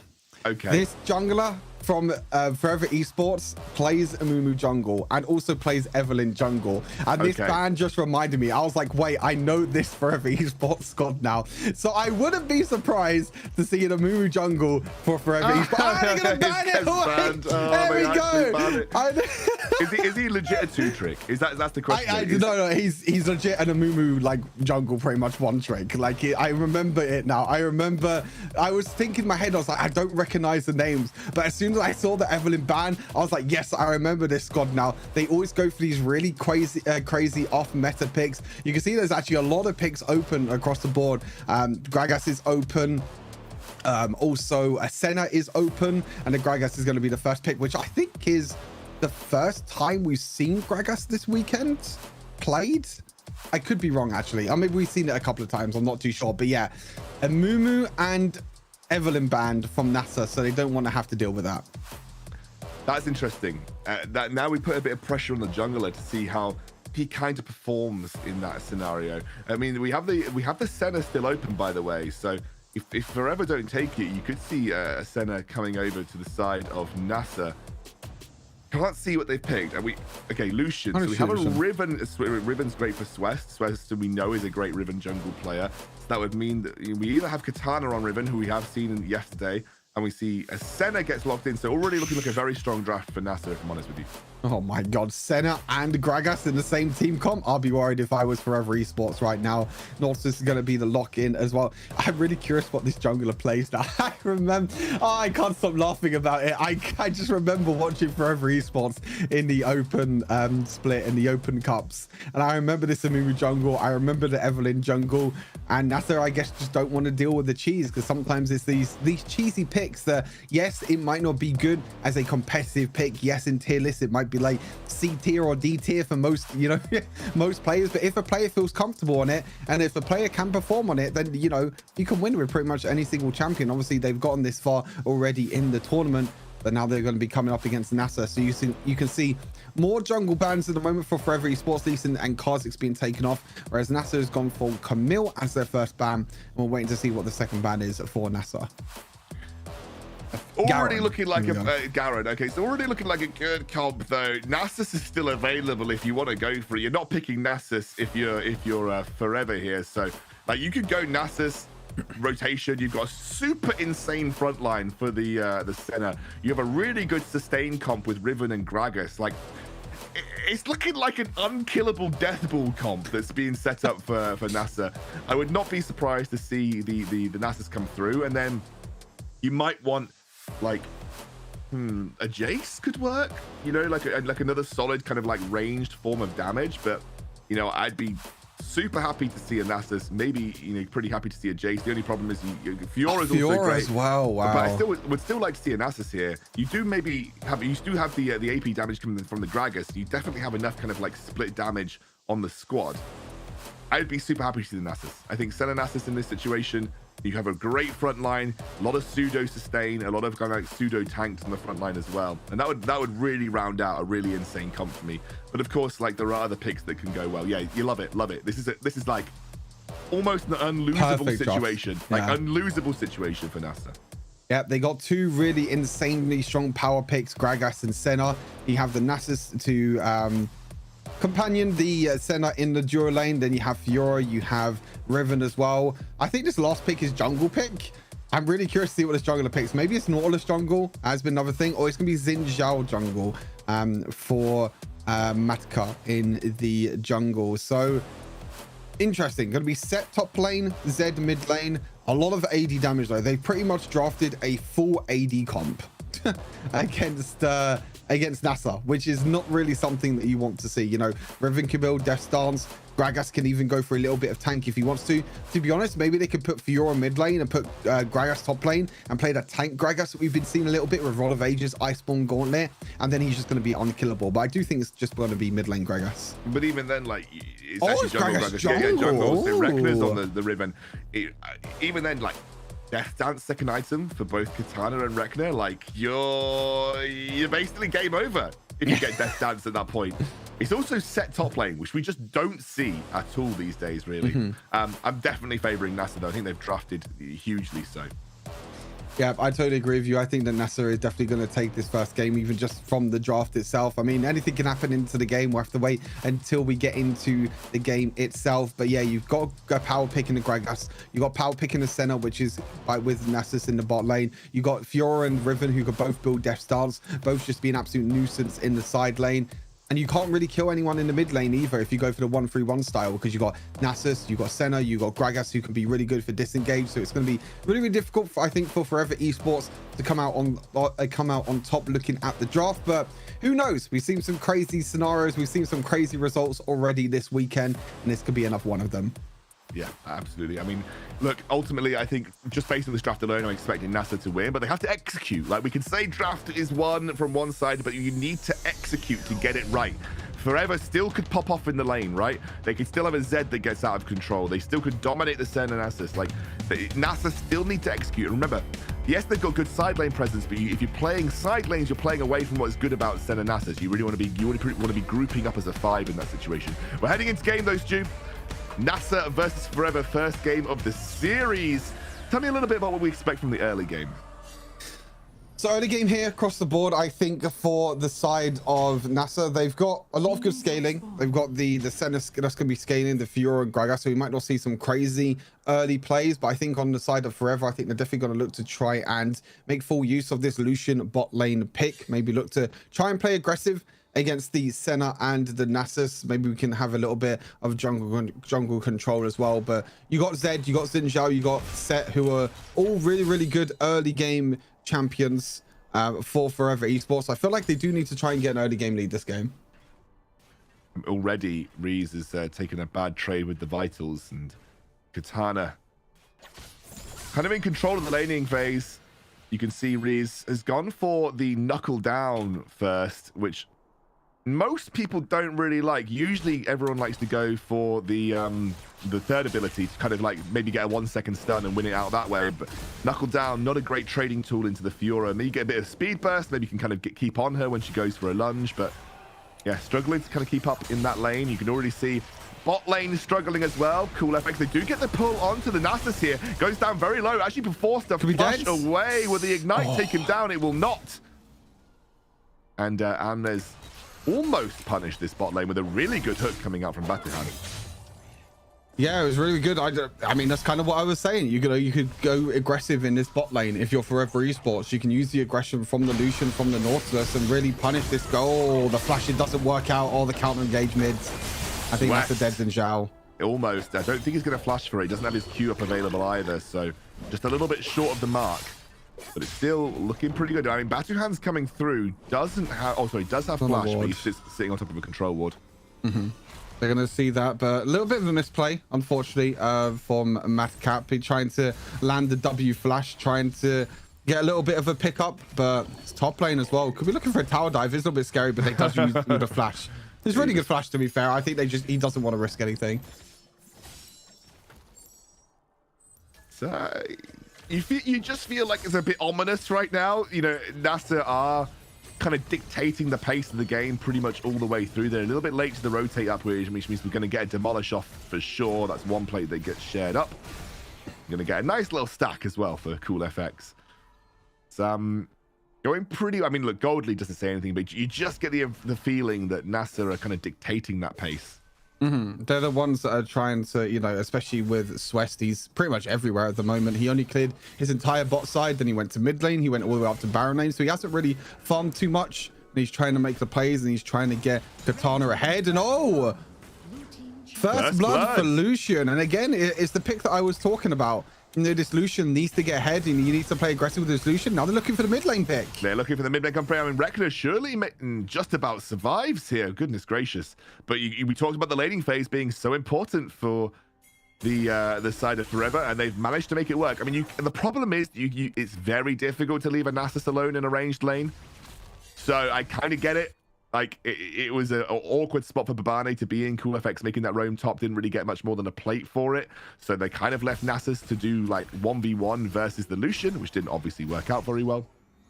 And actually, it is right now Forever that are in the stronger spot. Yeah, Forever actually doing pretty well in this early game. 1,000 goal lead. The Lucian is going to be ahead. All eyes are going to be on the Lucian this game to see how he can do it. He's going for the Storm Razor build, which is a little bit of a, I would say, old build. The new build for Lucian now has been like Infinity Edge plus Navori Quick Blades. Is use that Scoundrel, your strongest item, your most OP item at the moment in the current meta. Works really well with Lucian and his kit. But this one might be like the old Storm Razor plus Infinity Edge combo, which is still a pretty good combo. Storm Razor is just a really solid first item that just gives you so many great stats. Now we're going to get the rotate to mid lane. So we should have Cool FX and Babane just kind of sitting here now for a significant portion of the game. The 1-3-1 is super strong from NASA. Obviously kind of plays away from the Senna Nasus, but it also then allows time for Nasus to scale up nicely, as does the Senna. And of course, I think the scaling is well in favor of NASA this game, both in the side lane and also in terms of the team comp, in terms of team fighting it. And they're also getting a nice number of plates to work with too. Yeah, Serpent Fang already completed for the Z. So it's going to reduce the shielding. As you can see, the shielding from Riven is not there. That knock up. Oh no, he flashed into it. Oh yeah, I mean, they're going to go in onto Rekner as well. He gets taken down by Ixie. Lovely 4-man roam. Forever putting on the power in this early game, and they're going to be able to secure themselves a very quick, easy Infernal Drake. The question is, will NASA be able to take out the Rift Herald before they take this Drake down and make the rotate up? I think they will be able to take it down completely fine. It's just going to be a trade in objectives for Forever and NASA, but we were saying that NASA were kind of dictating the pace, but it's actually Forever the ones making the roams into the side lanes and getting the big advantages over towards this Lucian. More kills and more assists over to Lucian. I also feel like Ixie is having a great game so far on the Z. You see the Rift Herald is going to be dropped into the top lane.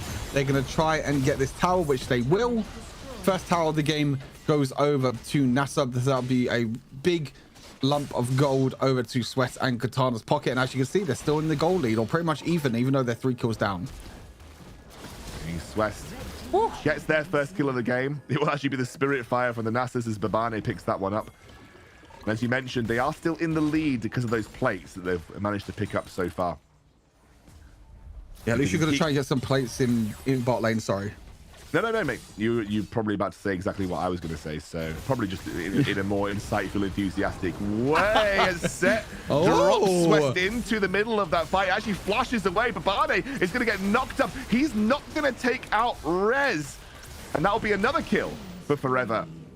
But in the meantime, it is bot lane that is being targeted. Plates going the way of Katana and Rekner. So every time that Forever groups up and goes for a kill, they're losing pretty significant amount of plates on the other side of the map, and turret plating is about to fall. This might actually be mid lane tower that's getting threatened, because as soon as plates fall, it's going to be an easy tower to take out. Yeah, so it looks like NASA are prioritizing going for the side towers. They're actually not going to get the mid tower at all. Maybe Sweat can use ulti. He doesn't even have ulti. He's just dead. Overextend. But they do get first tower. So defend the mid lane tier 1. Hopefully have the wave clear to work with now. And they have first tower. So might be able to stay worth. As they get a super nice ultimate that Anmez just has to be careful about. Unfortunately, Senna not doing a massive amount of damage right now. Nope, they will be complete fine. I mean, definitely not as not as what I expected this game to go. That's for sure. I definitely felt that maybe NASA would have been a little bit control, as the replay just shows the beautiful use of Nasus and the third ability of Nasus. Great replay.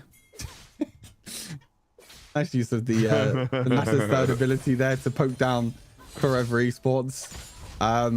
Yeah, I mean, they do have the top lane tower. They do have the bot lane tower. At the moment, Forever do not have any towers in their name, but that mid lane tower is basically a few auto attacks away. And you can see that that's just trying to play the map better. They, you know, Forever winning team fights, but they are losing the map control at the moment. As you can see, the Lucian is going to go towards the Infinity Edge and also Stormrazor, but he has been caught out though. Oh, he has to be very careful here. Nice knock up onto Babune. Will force him back out of the fight. You can still see the NASA are still staying competitive for the time being, even though it does feel like the majority of the fights have obviously been going the way of the Forever Esports roster. Rez is actually a whole level ahead of Katana right now, despite that lane being really bad for Rez to begin with. Yeah, it did start off very, very badly, especially because he had to burn his flash early on as well from that tower dive. And he got Ixie's almost dead, but Rekna not able to get the job done. The ult comes out from the Senna, and they actually pick off Rez in the top lane as well. It'll be Rekna that's being focused down. Babune doesn't quite land it, but he is going to jump in with his jungler. They'll be able to take him down relatively easily. Cool Effects manages to miss the root, but it's still not like they're getting a huge amount out of this. You know, it's not like we're getting massive wins for Forever off the back of these engages. Yeah, that's the thing, is like they get Sweat. That's Gragas for you. That was really beautiful. We're going to flash forward and pick up the kill. Still in control for NASA, despite a very, very resounding and solid early game from this Forever Esports lineup.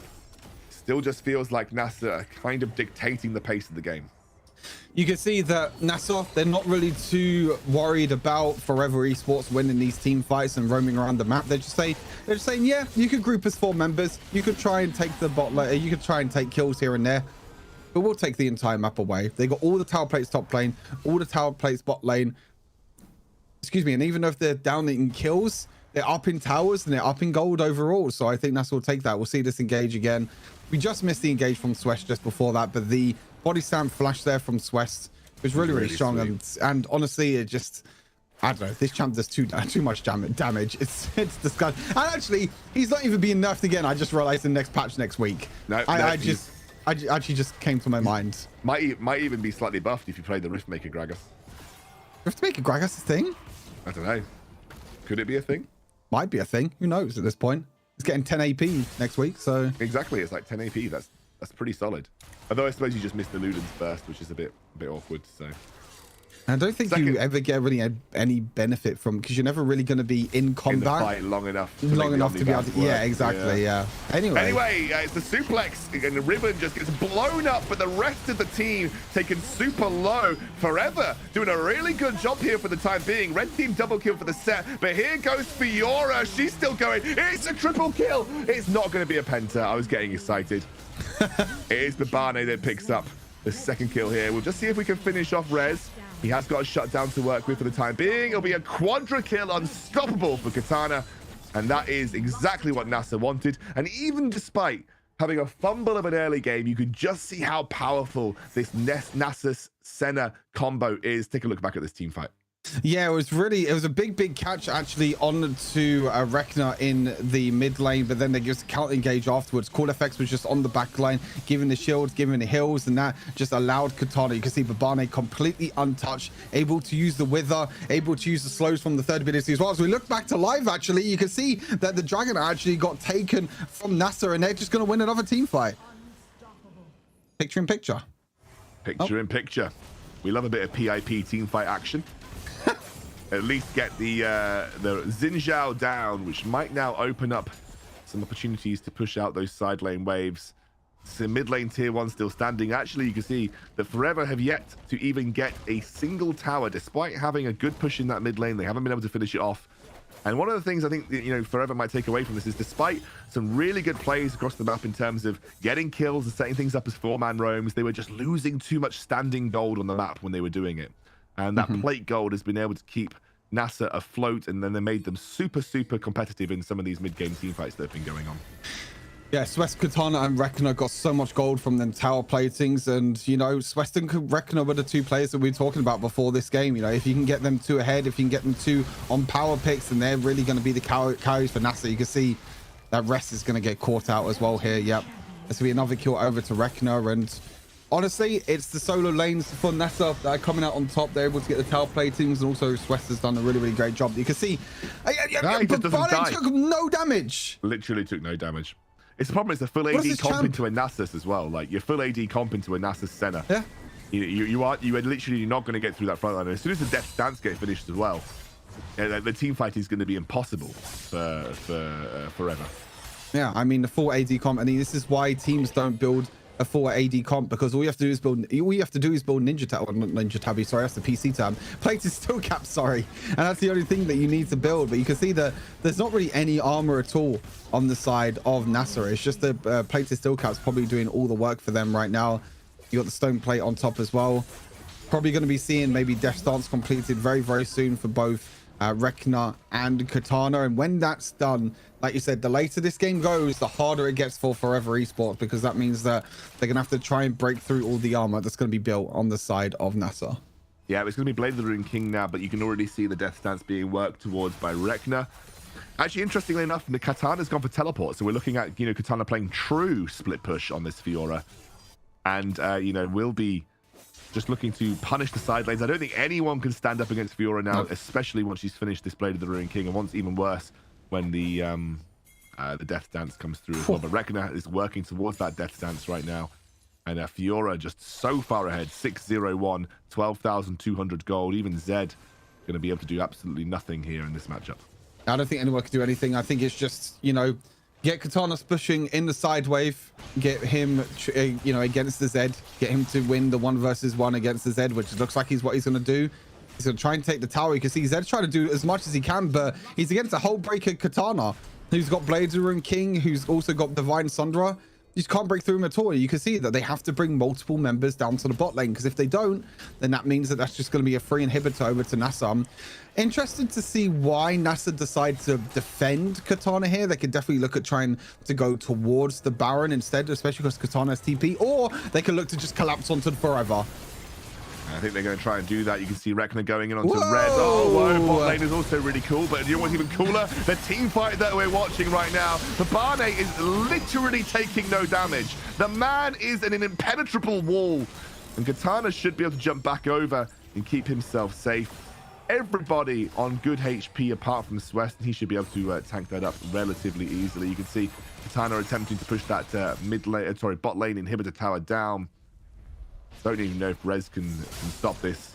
Takes a huge amount of damage from every vital that's getting propped in. Oh my god, where has his HP gone? Care at all. Katana just feels confident. He feels like he's so far ahead that he doesn't even need to do anything at all. He's going to go back to base. He's probably going to build the Death Stance very soon. There you go. Reckoner has already completed Death Stance. Probably going to be a Death Stance. There you go. Death Stance is nearly completed for Katana. He has the components already. And this is where it just becomes, I think, game over for Forever Esports, because, you know, you need to get some armor penetration. But the problem is that it's really kind of only Zed that builds armor penetration. There's no armor pen being built at all for this Lucian, which is probably the biggest mistake, I think, of the entire game. Like, you're going for this full crit build, but you're going to be against, you know, a Death Stance Reckoner, a Death Stance Katana eventually, maybe even some armor on Swest or even Babane eventually as well. Like, you're against a 5 plated steel caps. You know, you can't break through this armor of NASA if you're going to go full crit. You need to build that Serratus Grudge or even Mortal Reminder to even stand a chance to do damage to these bruisers. You try and go for the engage here. They're going to land onto Rekna. Rekna does have that what death stats explosive available for the cast. time being, but he's taking absolutely 0 damage for the time. And Rex is now the explosive cast, like you said. Look at that, though. Babane just sat in the middle of the team. Fiora is ending the game. This is a 4 versus 5, by the way. And they absolutely cleaned house. 0 people dead. And it is just Katana ending the game by himself on the Fiora. And it is an easy pickup for NASA in this series. Yeah, really, really well played from NASA. And again, we have to kind of go back to where, back to the draft again. You're giving away Gragas. You're giving away Senna. You're drafting a full AD comp against these bruisers. You can't do that in Wild Rift. It's so hard to play a full AD comp, even when you're not against bruisers, because all they're going to do, they'll build plated steel caps, build death stance, and then after that they're just going to be unkillable. It's going to be really, really hard for Forever Esports to come back into the game. But yeah, Katana in the side lane, he got that early game lead, he got the pressure from Swest, and he was able to come out on top and finish the game for NASA. It was kind of a bit of a Giga draft diff as well, though, right? We kind of talked about it from the draft to begin with. Kind of a massive Giga draft diff. Yeah, I think we even both said it at the start. We said that, we think this game's going to be one off draft, and we think that NASA are going to take this game just by the draft alone. And I think that definitely showed. But to be fair credit to Forever Esports. They definitely took it to NASA in the early game. As you can see on the replays, there were 7 kills to 2, and they did have a little bit of a gold lead in the early game. But meanwhile, this whole time that Forever were trying to take these team fights, NASA were able to take tower plating. They took all the tower plates, 5 tower plates in top lane, 5 tower plates in bot lane. They got their solo lanes ahead, which is what they need to do. As long as Rekna and Katana got ahead, as long as they're able to build a few items, Katana was able to split push in the later stage, and this is where he got an unofficial quadra kill on Forever Esports. And I think from that point, it was just really, really difficult for Forever to deal with this. I was going to say Katarina. That's not Katarina, that's Fiora. We can take a look at the stats from this game. Honestly, I'm not going to call him MVP. Obviously, Babane was insane, but I think it's comp MVP. It's just draft MVP. I think Pick and Bans was the MVP for this game here, Stu. It's the first time that I think the game has ever given support the MVP. I don't think I've seen that a lot. Yeah, I don't think we've seen too many crazy. support MVPs, but Babane was literally sat on the front line, absorbing about 50,000 tons of damage. Doesn't even have a huge amount of armor built, but just absorbing tons of damage, taking nothing, getting healed up by Cool FX. It was just Giga draft diff. It was just Giga draft diff. Let's take a look at the damage. I think given how much time Nasus was sat there in his ultimate, I did think he was going to be up there in terms of damage output, but pretty split across the board. Everybody contributing this time round.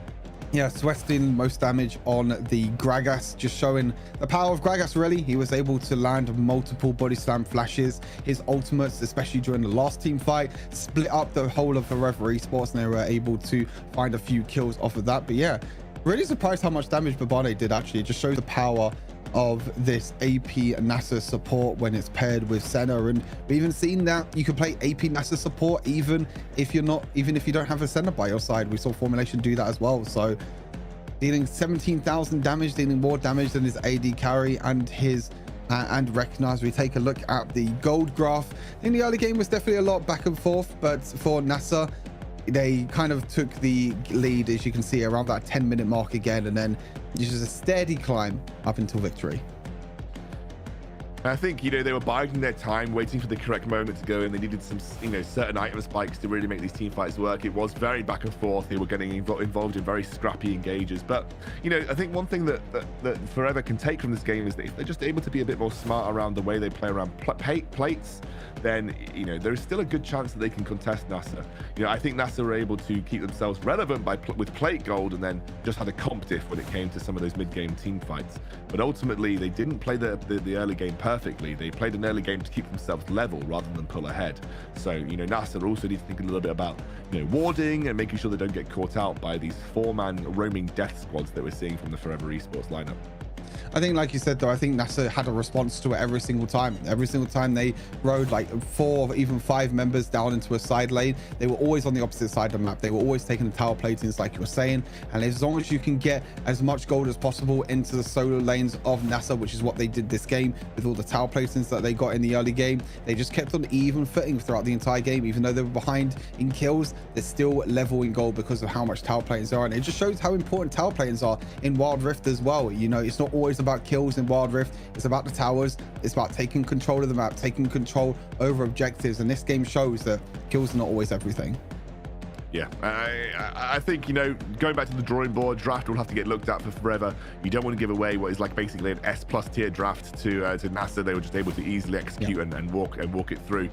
Now we're going to say a big thank you to our sponsors before we head to a quick break in this series. Let's say thank you to Snapdragon Elite Gaming. When winning matters. I've got to say one tagline for everyone at least at some point throughout this weekend. Of course, as well, Monster Gaming 2. Massive props to them. My energy levels are much higher than they were yesterday because I did go out and grab myself a super awesome Monarch flavored monster, and it is a DHL takeover. Stu, can I get a DHL from my boy Stu? Ooh, DHL. That's right. Let's go. So yes, another fun fact for you from DHL. By 2025, the commercial e-fleet is set to grow further, comprising of 38,000 total electric vehicles, and the range of that vehicle fleet is also being expanded to cover additional areas of application, all on the quest for carbon neutrality and a completely electric fleet from DHL. So massive props to them. If you want to join the conversation, by the way, come over to discord.gg/Snapdragon Pro Series, and you can talk about all of the things that you've been seeing today. And of course, as we progress through those challenge series later in October, you want to keep up with all the action too there. So you'll have all the news and bits you need to keep up to date with the ongoing teams, the 8 teams that we're going to have qualify for that event over the course of October. All right, guys, thank you very much. We'll see you very shortly for the second game of our final series of the weekend. The Snapdragon Pro Series is brought to you by Snapdragon Elite Gaming, Monster Energy, and DHL.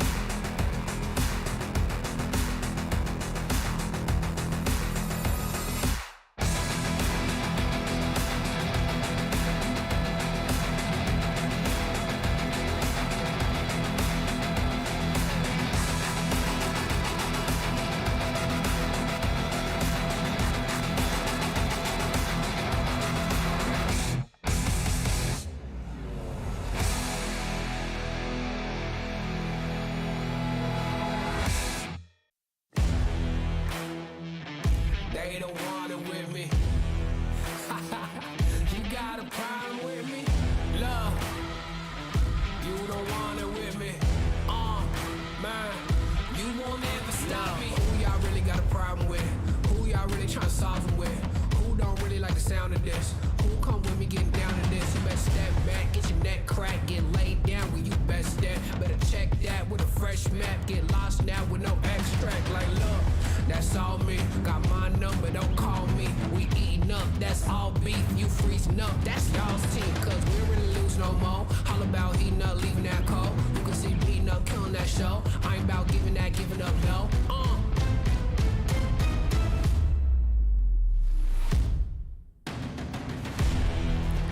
Nah, cause they don't want it with me.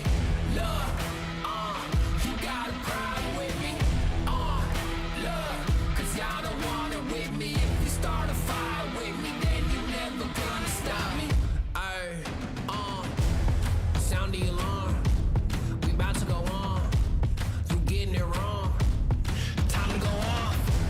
Can't hold us back. Truth hurts, you owe us that. My truth lurks, say y'all collapse. Now scoop first where your homies at. Come my team with me right now. My team's so mean right now. But what you mean y'all out? It's time to weed y'all out. Okay, we coming back with a vengeance.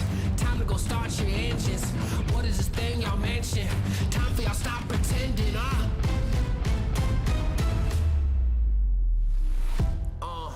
Nah, y'all can't do that. Where your crew at?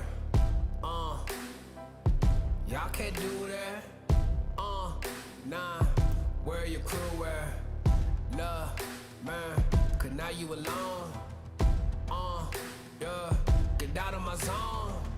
Man, cause now you alone.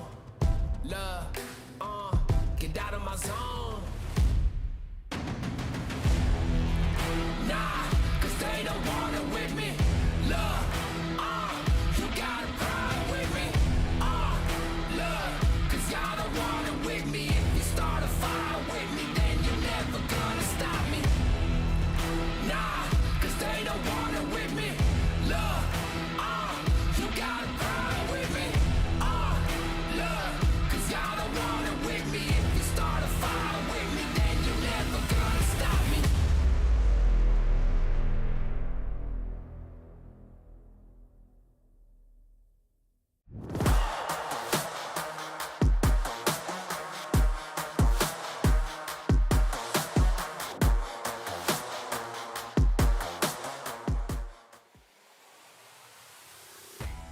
Welcome back to the Snapdragon Pro Series. We're in our final series of the night. 1-0 up for NASA, who looked pretty dominant just from draft all the way to the end of the game. Of course, Forever had a few signs of life in the early game. They were definitely taking kills. They just weren't quite playing the map as efficiently as NASA, and that's kind of what held them back, I think, Stu. A few things they might want to think of changing. Definitely the draft is where they're going to have to start. They can't let that kind of draft go through for NASA. Yeah, you have to start right from the beginning, and right at the beginning is where the draft comes in for Forever Esports. You have to make sure that you deny away the center, you deny away the Gragas. You can't give over these S+++ tier picks, you know, over to NASA Esports. You know, these champions are so strong in the current meta. If you give them over to NASA for completely free, yes, you trade it for a Zed and a Lucian, who are strong picks, but Senna and Gragas are just by far the most competitive picks. That's why throughout the entire weekend, we've seen them picked and banned pretty much in every single series. So yeah, for me, Forever Esports just have to go back to the drawing board and have to start from somewhere, and it starts all the way from the draft. We have obviously our MVP from the previous series. We talked a little bit about it, but Bavana on the Nasus. He was the chap that soaked the damage, dealt the damage, did all the things. A 1000 DPM as tank AP Gragas is pretty crazy, by the way. Just able to, I think, get a huge uptime on his ultimates in teamfights too. Even damage taken per minute as well. 1100 damage taken per minute. That's crazy. Nutty. Yeah, it's crazy. I mean, a lot of gold, a lot of damage per minute as well, probably from all the slows, and like you said, the ultimate as well. And just shows the power of Nasus, shows the power of Senna Nasus. We've already seen today, you know, Formulation and show that they can play Nasus support without the Senna, but this just shows the power of Senna Nasus. Senna is just on the back line, healing and shielding the Nasus. Nasus just sit on the front line, withering targets, using the third ability to slow. And that shows the power. So well-deserved MVP for Babane. And for once, it's not a jungler scoundrel, which is nice to see. Yeah, exactly. For once, it's not a jungler, which is definitely very nice to see. But you can see how Nasus Senna thrived in this particular comp. And I think overall, just kind of set the tone. You know, I think they obviously saw the Amumu Evelyn ban targeted towards the Forever Esports jungler. I expect to see the same thing even on red side for NASA. But of course, you know, if Forever do choose blue side, you know, if those target bans have to come through on red side, then they may get their chance to get, you know, more power picks in the back pocket, things like Karma or Gragas for their own picks, which may be what they're looking for.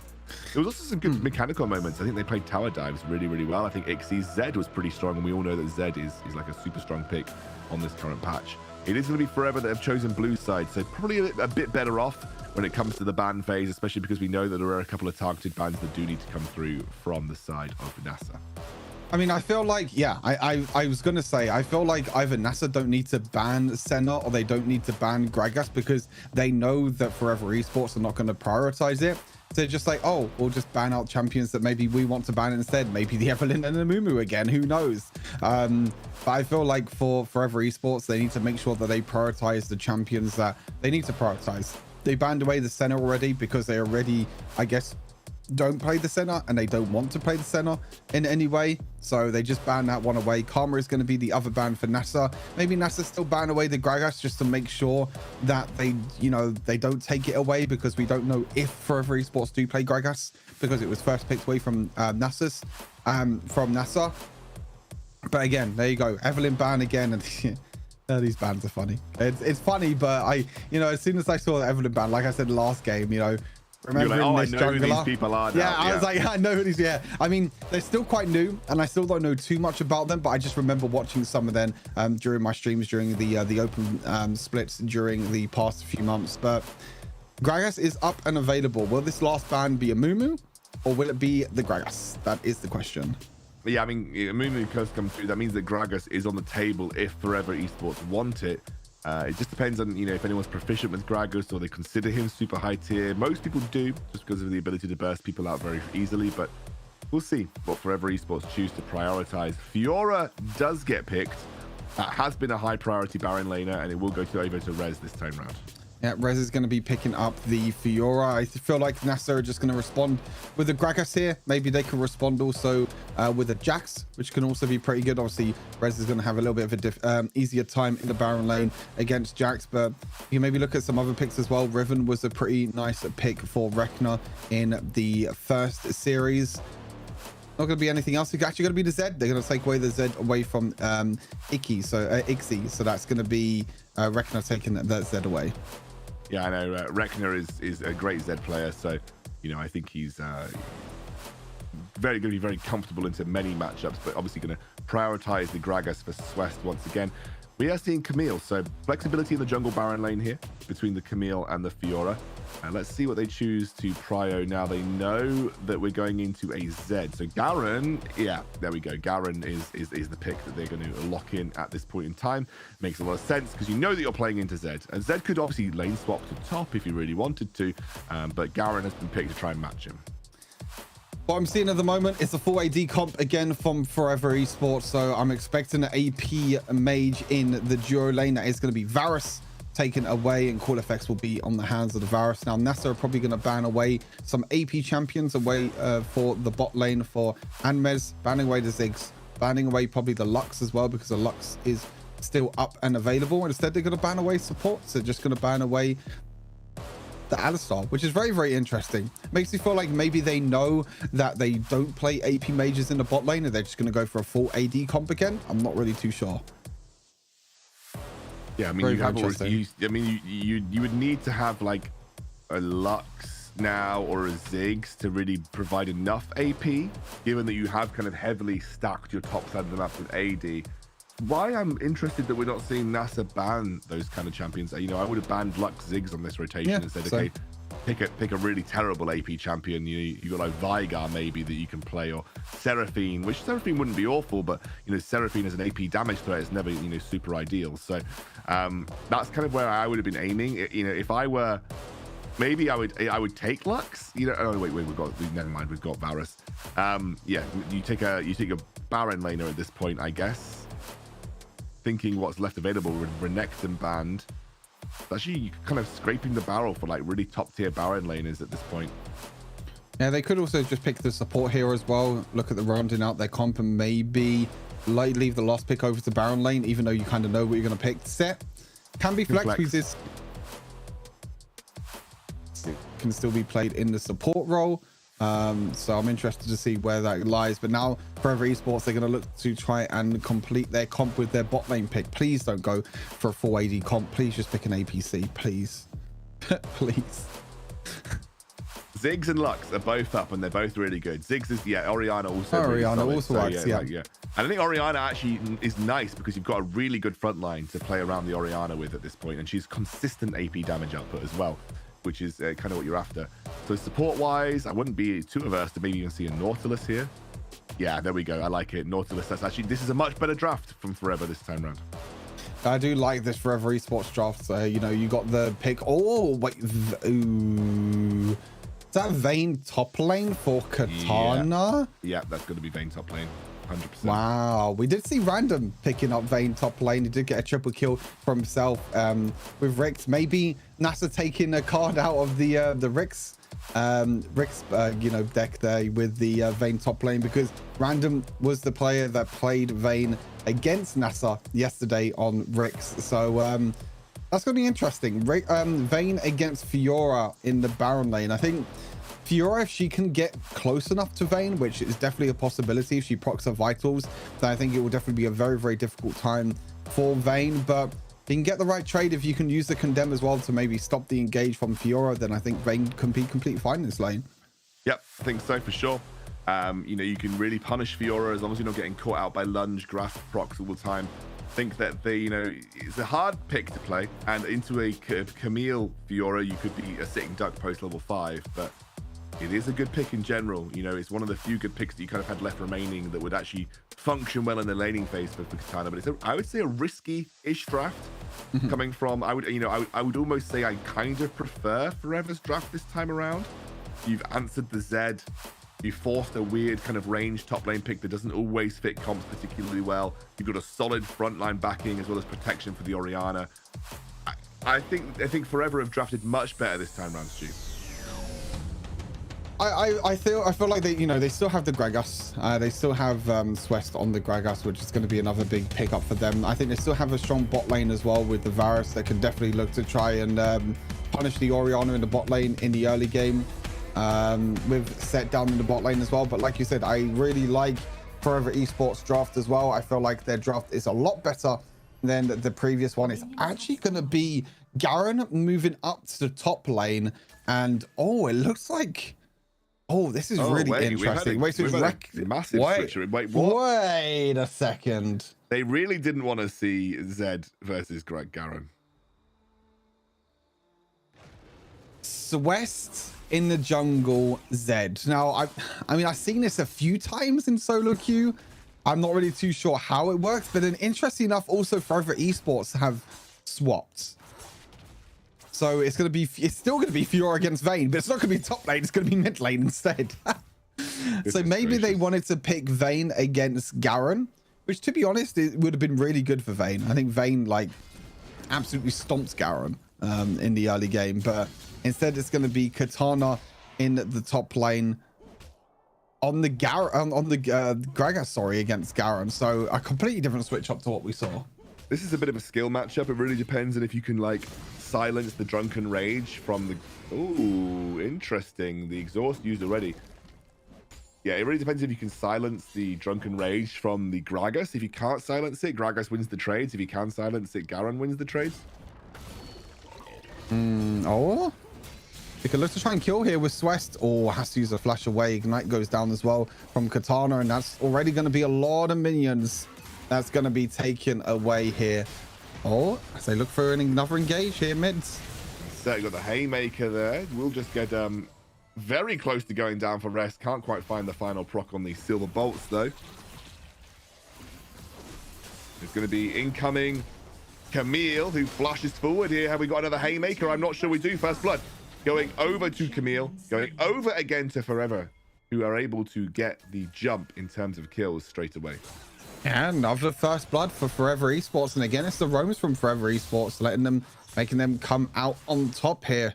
Gonna push in that mid wave, deny Vayne a little bit of CS, and another win for Forever Esports in the early game. They do lose that top lane trades. It looks like Swest is focusing on the top lane again. It looks like it might be a dead Ixie this time around. Well, maybe not. Garen. He's going to get to his tower. He is a tanky Garen. Swest didn't have ulti either. And that's another time that Swest has looked for a top lane gank, and it's not come out on top for now. Oh, well, I think, again, if they can just play this early game a bit more sensibly around the plates, Forever are, you know, potentially going to set themselves up into a solid position. They are, again, a little bit behind in gold, I think, because they are roaming so much, committing so many people to these particular engages, but just play a bit more sensibly around plates, and you are in a much stronger position than you were in the last game.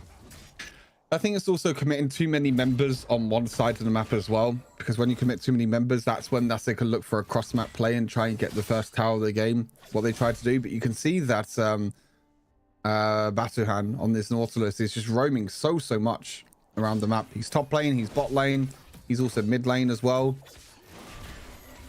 And I think it's really difficult at times for NASA to actually compete with this roams. We need like a flash ulti. Oh, the ulti is onto the Orianna in the bot side of the map. Swest has gone in. Will they get the kill? I'm not sure they will. I think heal and flash has come out to save Amnes in that situation. Swest didn't have his own flash available, but no other summoners burn other than the barrier for cool effects and the ulti too. So some good summoners taken away from the Orianna in trade of very little. As we see a big roam coming down. As the Nautilus is there, Swest is going to get focused down, and he's just dead. Forever Esports doing it again. And they're doing it again. They're roaming around. 3 members in the bot lane this time around. Cool effects is too low to even look for a counter gank as well. Nothing else happening for... Oh, Reckon actually could look a pig. He's going to smite. Oh, that's a really, really good smite as well. And he's going to get himself over the wall. You can see Reckoner just can't quite find the final hit. Brilliant smite in a clutch situation from Markup. And they're actually going to try and flash in. And again, they're doing it. That's going to be an ulti coming through. He will find the snipe 1-for-1 at the end of the day. And actually, we're going to get another Chains of Corruption onto a key target where they're not quite going to be able to get the kills. They try and take down Rez. But in the meantime, it will actually be a kill for Katana, who I think also went down at the same time here. I'm not too sure what Katana... They're fighting even more bot lane. Look how many fights are happening in this game. It's crazy. It's just back and forth at the moment. He's so close to sniping out Amnes there. It's a bit of a messy game, my man. Final game potentially of the day, and it is just a total fiesta. I love it. That's why I love Wild Rift. Just fight after fight after fight. This is what I love about this game. You can just see that both teams are going at it, toe to toe, fist for fist, dagger for dagger, crossbow for crossbow. Looks like the fat man's also trying to escape away from the sword of Fiora. He's gonna be able to escape, but it's gonna be the first Rift Herald over to Forever Esports. So this time around, they're ahead in kills again. They are behind in gold still, though. Interested to see how that is. Maybe it's just the lane state itself of why they're so far behind, but looks like a Katana could get caught in this barrel lane. I think that's a dead Gragas. That is a dead Gragas. Nothing he can do about it. Not even going to bother using the ultimate, and they should, with this Herald, get the first tower of the game. So much more sensible player on the map here for Forever. And I think just draft-wise, they're also in a commanding spot.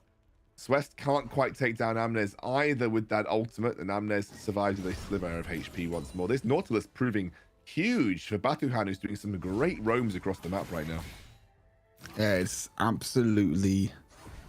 Yeah, it's crazy. It's crazy how much, one game can make a difference sometimes, and Forever Esports has improved a lot. Their draft improved a lot. Their in-game has also improved a lot as well. They're going to be roaming again down to the bot lane with Camille's ultimate as well. It actually isn't up and available, but the exhaust comes down. They're going to try and get the pick here. They are. But here comes the set, who will be able to use the suplex. And it's a nice suplex. Goes over to the Vayne. This could actually turn well in favor of Nasser, but it's a great bit of zoning away by the Garen, who has got his ultimate available. No mana for Vayne. Yeah, no mana for Vayne, so she can't tumble forward here. Cool effects is there, though, and he should be able to get a snipe with this arrow. It's a double whammy, baby. Varus picks up a double, and suddenly Nasser, they kind of beat Forever at their own game. Two for one slide. Buy one, get one free for Cool FX. He'll take that. NASA will take that as well. That's going to be a tower for them down the bot lane. They did lose the first tower of the game, but this time around, instead of going for the cross map play, they're just beating forever, like you said, at their own game. They're roaming around the map better. They're making plays for Esports, maybe overstepping a little bit too far here. But see, I'm not too sure what you're doing walking into this bush. I mean, you have vision as well at the same time. There was a ward there, and you knew that Varus was on his way, but for some reason he just walked straight into death.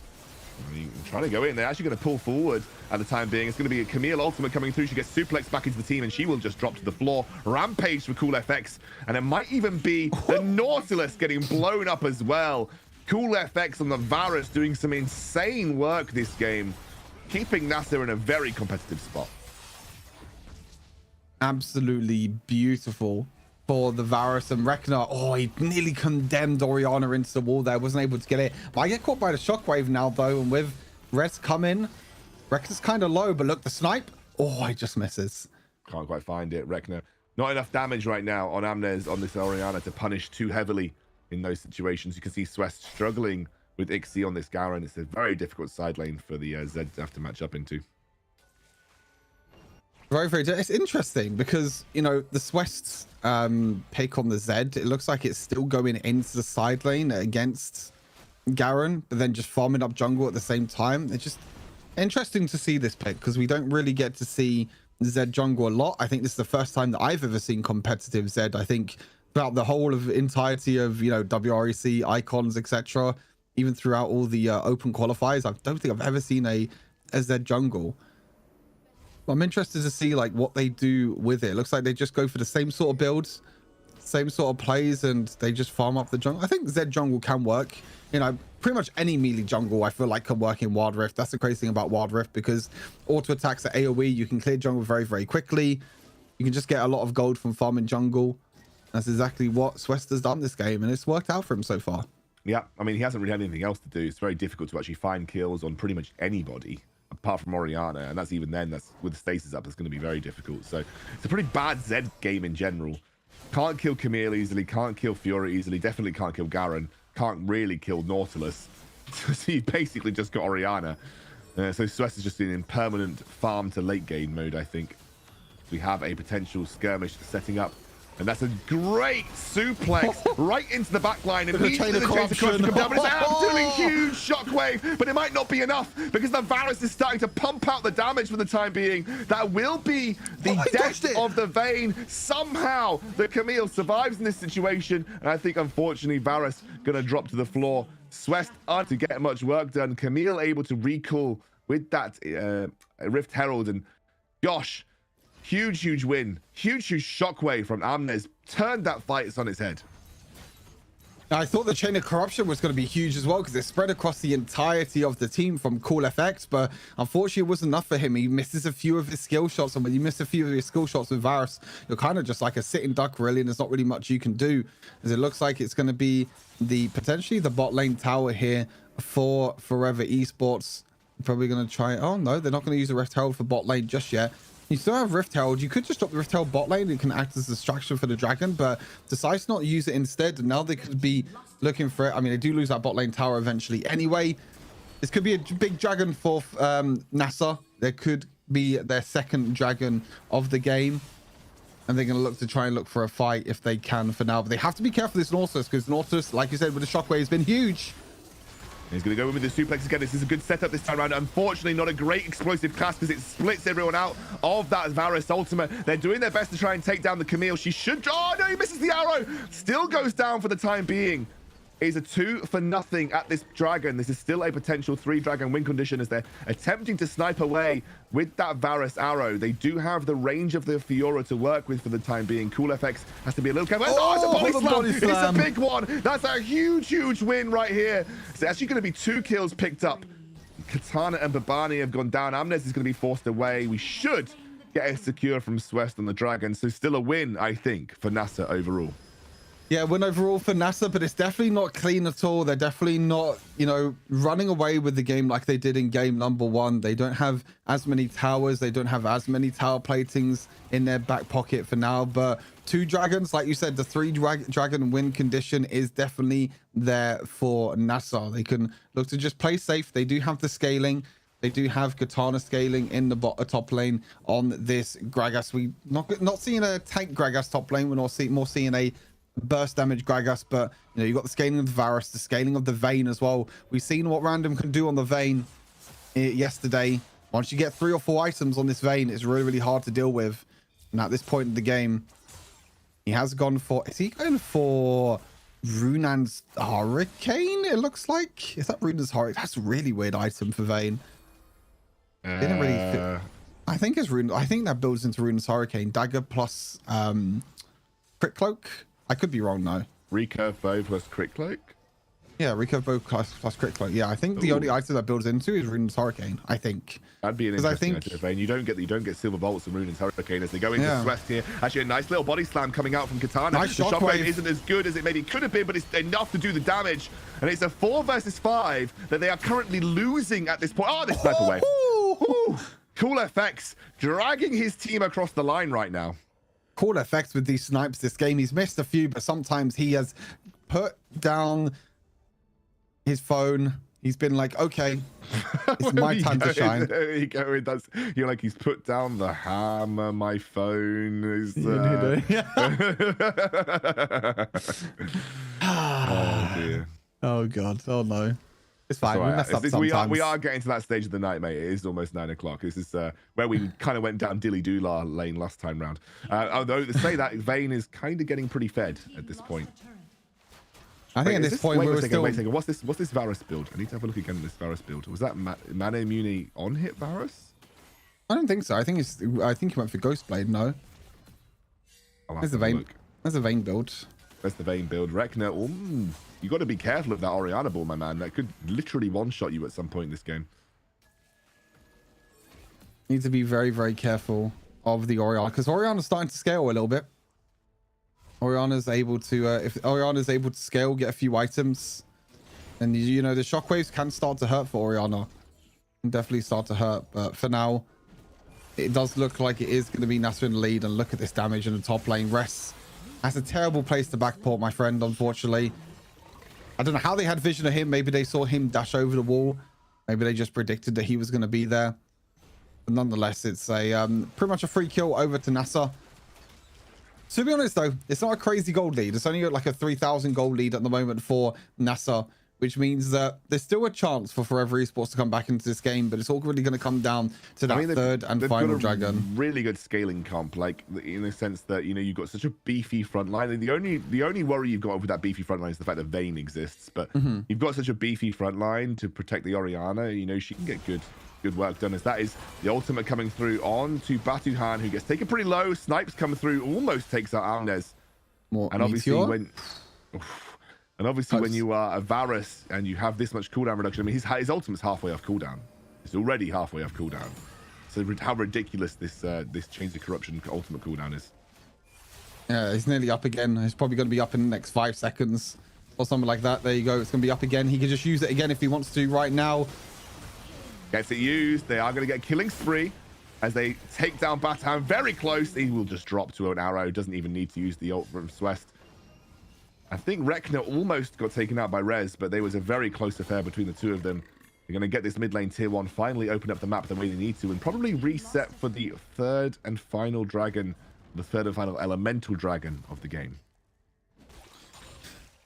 Yep, they're going to set that one up. It's up in about 35 seconds time, so you can see the resets coming in, the items being built. I don't know if we can have a quick check of the items before we get into it. Oh, perfect timing. Thank you very much.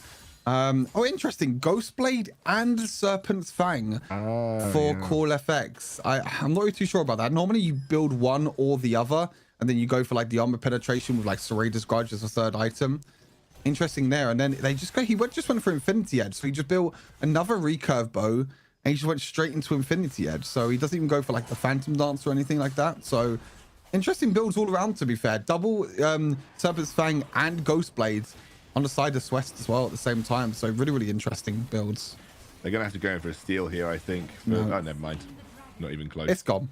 It's 3 dragons. 3 dragons over to NASA with the Vayne now, who's starting to ramp up in terms of damage. Rekna's just going for it. That's a little bit too far forward. The shockwave comes through. That's when we there's the Garen ultimate too. Way too far forward for this Vayne. They have to be a little careful as the snipes are there.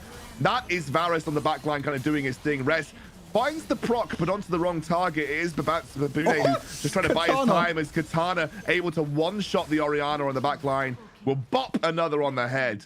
And that is the power of the Gragas, ladies and gentlemen. And the Varus too, doing insane work throughout this weekend. Varus has been such a popular pick and has been used to great effect. And NASA now knocking on the doors of the Forever Esports base. They might look to try and end. No, they're not going to try and end. I think the backdoor bonus is going to be too much. But yeah, like you said, the power of Gragas, baby. It doesn't matter. You can play him mid.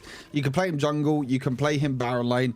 Doesn't matter where you pick this champion. If you're building full AP, you can always look for that one-shot potential with the body slam and the combo with the other abilities. So really, really well played there. And Rekna maybe getting a little bit too over cocky here. You just went a little bit too far forward, and Garen just does Garen things. Really good chain of corruption though, and snipe afterwards. But you can see, watch Katana here on this Gragas. Watch the Orianna health. He just barrels him, looks for the E flash. Doesn't even need to bop him. Doesn't even need to bop him. Literally just like the body E damage slams is enough. and he's dead. Yeah, the E damage is enough for him there. The AP ratios that got increased a couple of patches go by Gragas. Yep, we love a good Gragas buff. We love a good Gragas buff. Varus also another one that I felt like has been strong for a very, very long time, but also got buffed fairly recently. So a lot. He's been buffed like 3 patches in a row. Yeah, it's pretty disgusting to be fair. So yeah. Problem is in solo queue, it's hard to make Varus work properly. Yeah, I agree. Yeah, you kind of need that like slow, tempered pace. That's going to be the ultimate coming through. Rekna can't get back. Sorry, Swiss can't get back. So a little bit risky to go onto the Camille. It's a really good shockwave now. You can see Rekna on the back line trying to take out the Orianna. Flashes over the wall for it. The stasis comes through. Will he buy enough time? He's invisible for the time being. He won't actually take him out. Chains of corruption misses. Cool effects is also going to drop. They might actually just straight up lose the game here as the Orianna gets taken down super low. Why? Still going. What? They've just left him. They've just left him. The Fiora's going in the side lane. They just let the Varus do his own thing. He's got his ultimate back up. Just use it. Use the ultimate. You can use the ultimate, my man. You've got it back up. Wait, it's already gone. Never mind. Oh! Wait, they still might lose the game though.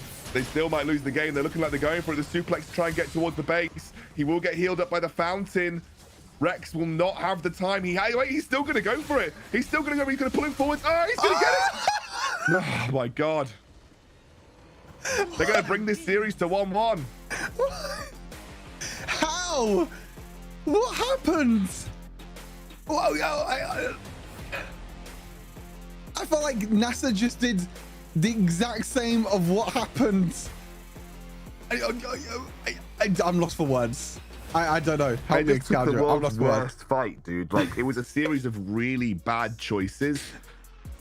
Zed ults a Camille. Worst decision that you can ever do, because you're just going to get locked into her X-Tech ultimatum and you can't jump back to your original shadow. So, like, giga terrible idea from Suez to start things off. You then flash into the team fight as the Vayne, and you then don't kill the Orianna. Then you flash into the tier 2 tower range, and then also then just get collapsed on. And then Varus does the same thing. Flashes into tier 2 tower. Yeah. I don't really know what to say. It was a free game. It was a free game for NASA if they just didn't troll. So Ricks were the one that threw away the game, or threw away game number 2 against NASA. And now NASA have done the complete opposite. Now NASA are the ones that have completely threw the game. I mean, the game was pretty much won. They just got way too over cocky, especially Rekna as well in the mid lane. It was one of the players that we said was going to be the highlights for NASA. And to be honest, he did perform very well in the first game, and he did do pretty well this game. Until the point where he's decided to flash in and try to 1 versus 4 against the Garen that can just one-shot you in the space of 0.1 seconds. I mean, this game was like actually won. Yeah, it's like Rick's all over again. You just needed to bait Baron or do something sensible. Or maybe just group as 5 and just, I don't know, just don't flash in and just... But there's the problem. They all just like took the series of like the worst possible decisions in that team fight. If you could like make the worst decisions possible in that team fight, NASA did it. So we'll have a look at the post-game stats here, but I don't know if I want to look at the post-game stats because I'm now really sad. But Amnes deserves the MVP. Honestly, it was a good draft. It was actually a good draft from Forever. Like, it made sense. It was a very dependable team fight draft. I even love the Frozen Heart pickup by the Garen. I usually hate Frozen Heart, but I think it actually worked pretty well here. You know, it was a very, very solid draft. They were going to lose until Nasa threw it in the bin, but it was still a good draft. Still lost for words. I still don't know what to say. I mean, Call Effects, look at that, 10, I 2, kind of hope and 6. NASA lose now, I'm not going to lie. I'm being honest. 10, 2, and 6 on the Varus. I mean, we're going to see the damage numbers here as well. And yeah, look at that.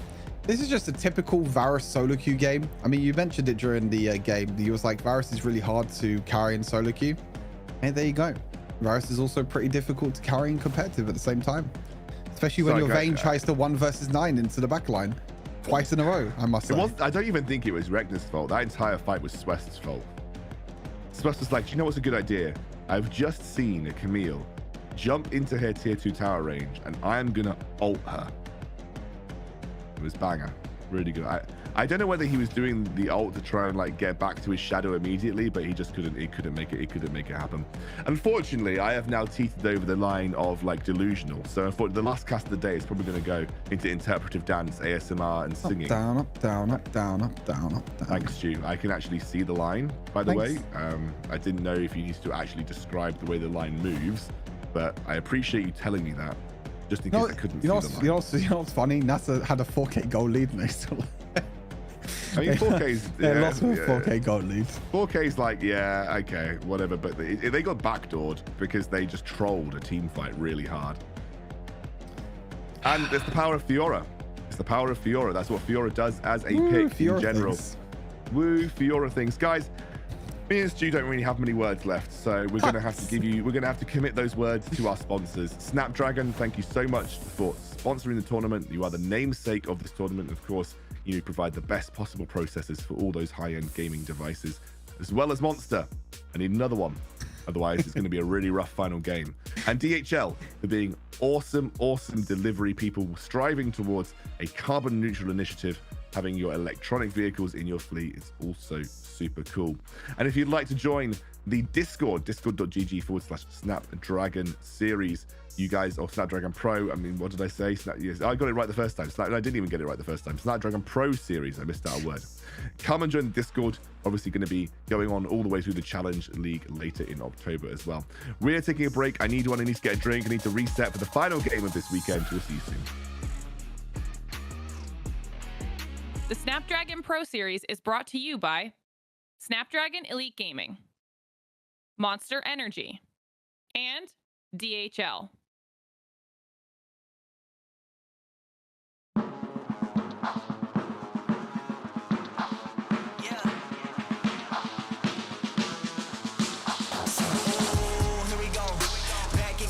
Scenario. Win, win, win, win. Yeah, we on a roll. Yeah, 2, 4, 6. We like 10 and 0. I should probably tell them something that they didn't know. Back then we was down with nowhere to go. Might have been down, but we didn't fall. Now we running it like some intervals. Ooh, what now? Tell me who you see when you look straight up. Like, wait, who? Us now. What you gonna do when we pull up on you? Like, ooh, touchdown. You already know what it is when I come through you. Ooh, shut down. Shut down. Say, oh, what now? Tell me who you see when you look straight up. Like, wait, who? Us now. What you gonna do when we pull up on you? Like, ooh, touchdown. You already know what it is when we come through you. Ooh, shut down. Ooh, shut down. Ooh, give me that crown. I need that now, right now. Ooh, don't make a sound. It's my time. You hear the crowd. Yeah, we need that rain. Me and my team. Deja vu, this here a dream. We done all seen 100 times over back when we was just teens. Now we going dumb, told them we the one.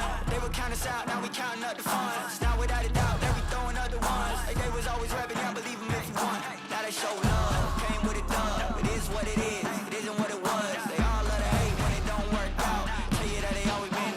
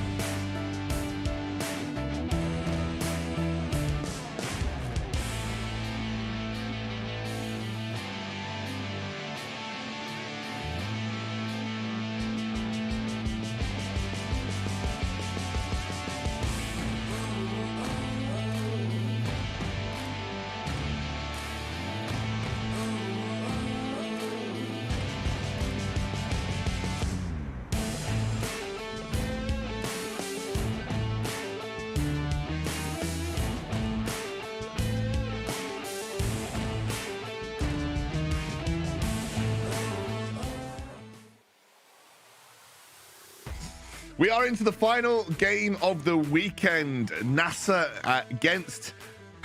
Where's my brain gone? Forever Esports. Thank you. Sorry. Look, guys, if you ever have to talk for like 7 hours in a row, sometimes your brain is just going to shut down and just you forget things. And then because I'm already a boomer, I'm already losing my memory. Yeah, that's where I'm at. We have got one game left of this series. NASA somehow threw an unlosable game and lost. So we're adding into the final draft. Remember, this is a really important game. Like the final chance for these two teams to make it into our top 8 for the Snapdragon Challenger season coming to your screens in October. So you need to win here.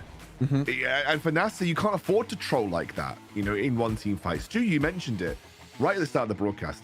One mistake can cost you the game in Wild Rift. That's why we're seeing some of these upsets that we're seeing, that it could be such a knife edge. You can be ahead in gold and you can make one single mistake and you end up losing. That's exactly what happened in that game for NASA. Let's take a look at the MVP for that game. It was indeed our man in the bot lane on the Orianna, and a really solid game. 1,400 damage per minute as well. So pumping out the DPS all the way through the game. Yeah, and Mez had a really strong performance on Orianna. The shockwaves were the difference maker, I think, in the end in this series. You know, even in the team fights that were lost, and Mez still putting out shockwave after shockwave, dealing a bunch of damage. And honestly, fair play. You know, we were talking about how they needed to pick a bot lane carry that had AP damage. We were thinking, you know, maybe Lux, maybe Ziggs. But he brought out the Orianna, and it shows. You know, he was comfortable on the Orianna in the end. The shockwaves were really good. Like you said, you know, the draft was definitely a lot better from Forever Esports in the end. You know, they, you know, NASA maybe tried out things that maybe they shouldn't have. You know, they tried some cocky picks. You know, Vayne mid lane, which Reckoner, you know, overextended a few times. Zed jungle, which we don't really see too much. So maybe NASA will be like, okay, maybe we shouldn't do this. You know, they got one more game now. If they make them the same mistakes again, and if they lose this game, they are out. They're going to be knocked out of ESL completely for Europe, and they're not even going to make it into the Challenger season, which for another organization, for NASA, that made it all the way to Barcelona and the WRC season 1, again, it's going to be a big blow to them if they miss out. Yeah, absolutely. I think also worth mentioning that I believe NASA will very likely take blue side this time round. Yeah. So maybe be a little bit more, sort of able to take a draft that works for them. They had a very odd red side draft in general, if I'm honest with you. But, you know, nonetheless, it was a good performance from Forever. Let's head into the final draft that we're going to see first of this series. First. No, I hope not. I really hope not. The final draft of this series that we're going to see. Yeah, final draft of the series, final draft of the day, and final draft of the weekend. So we're going to be seeing what both these teams are going to bring out for this final game. Now, Casting is going to be the first ban away from Ixie. We're going to see if this draft phase is the same. I think Forever Esports are going to ban away probably the Senna and probably the Karma this time around, not giving away that Senna because they gave away the Senna last time, plus the Gragas. It didn't really work out for them. Also, I don't really know why they put Katana on Gragas in the Baron lane either. You know, you picked up Gragas, just put it in Swest again. Swest had such a good performance in game number 1. If they get the Gragas again, they didn't even go for tank Gragas in the Baron lane, which I think is better than AP Gragas, in my opinion. And it just didn't really work out for them. I don't know why we didn't just I don't know why they didn't just try and I guess kind of just risk it with the Zed in the lane. Like, it's not that bad. It could have been significantly worse if you wanted to play the Zed in the lane. So I don't know why they didn't just, you know, try and play Zed in the lane in that scenario. It's very, very interesting. We'll have to see what the other bans are going to be. Evelyn, a Mumu ban. There we go. Same bans again towards Forever. And is this third ban going to be a Gragas or a Senna, or are they both going to be left open again? We'll have to see. I think if Gragas is left open, that is probably going to be the first pick. Is going to be the Senna bang, which means that we're probably going to be seeing the first pick Gragas here. I mean, even though it didn't really work in game number 2, I think NASA are just going to go back to where it worked in game number 1. Pick up the Gragas, put Swest on Gragas, and just get a good start to this draft. Yeah, I think that was that will definitely be the angle I'm looking for. I wait the Fiora early. So the thing is, like, Gragas has been open for Forever and they haven't taken it. So maybe they just thought, well, Gragas is still open. We've seen Forever like ignore the Gragas before. So let's just see if they take it this time around on this rotation. Interesting. So you decide to prioritize the Fiora instead, and Fiora's been a champion that has, again, a lot of popularity this weekend on bans and on picks. They're going to pick the Garen instead, which might go in the hands of Res against Fiora, but to be honest, if this Garen goes in the hands of Res, it's pretty much counted himself. I think Fiora is a good matchup into Garen in our top lane. Yeah, I think Fiora is a very solid matchup to Garen. Yeah, they're not in going that to pick situation. It'll be the Camille that comes through this time round. What do you make of the Camille? Is that Camille jungle again here? That worked pretty well for Matka, I think, right? Yeah, I think it worked pretty well. I think it has been nerfed quite a few times, Camille jungle, but you know, you still have so much mobility. You still have the lockdown as well with the Hextech ultimatum. There's the Gragas as well. I'm expecting it to go into Sweat's hands with Katana, pick a Fiora in the barrel lane. And to be honest, you can just go Riven here for Rek'Na if you want to. Just go back to the exact same draft as what you had in game number 1. It worked. Or even put Cool FX on the Varus again. That can also be a good pick. You have the AP damage source now. Or you're going to pick the Zed. Now this... I don't want to say it. I was going to say the Zed is going to go into Rek'Na's hands, but who knows at this point? It could be Sweat in on Zed jungle again, and then Gragas mid lane, or it could be Gragas top lane again and Fiora mid lane. We don't know at the moment with Nassar. We don't know. I'm not entirely certain. I love the Zed, but you know, it is what it is. It's going to come down. He will have a better matchup into the Jace maybe, but it just depends if you can kind of predict that lane swap. I mean, the problem is, you know, there's a Garen. So if you guess wrong and get the lanes wrong, like you just have a bad laning phase as Zed. And you don't even know if you're going into a comp where Zed's even going to be that relevant. So, you know, I think it's an interesting pickup because, you know, it's also awful against Camille. So you know exactly what you're playing into here. You know that you've got bad matchups in Camille and Garen. It just feels like a weird pick to prioritize early. But I think it's better on Rek'Na than it is on Swest. So at least we have that going for us this draft round, you know? If that's what they do.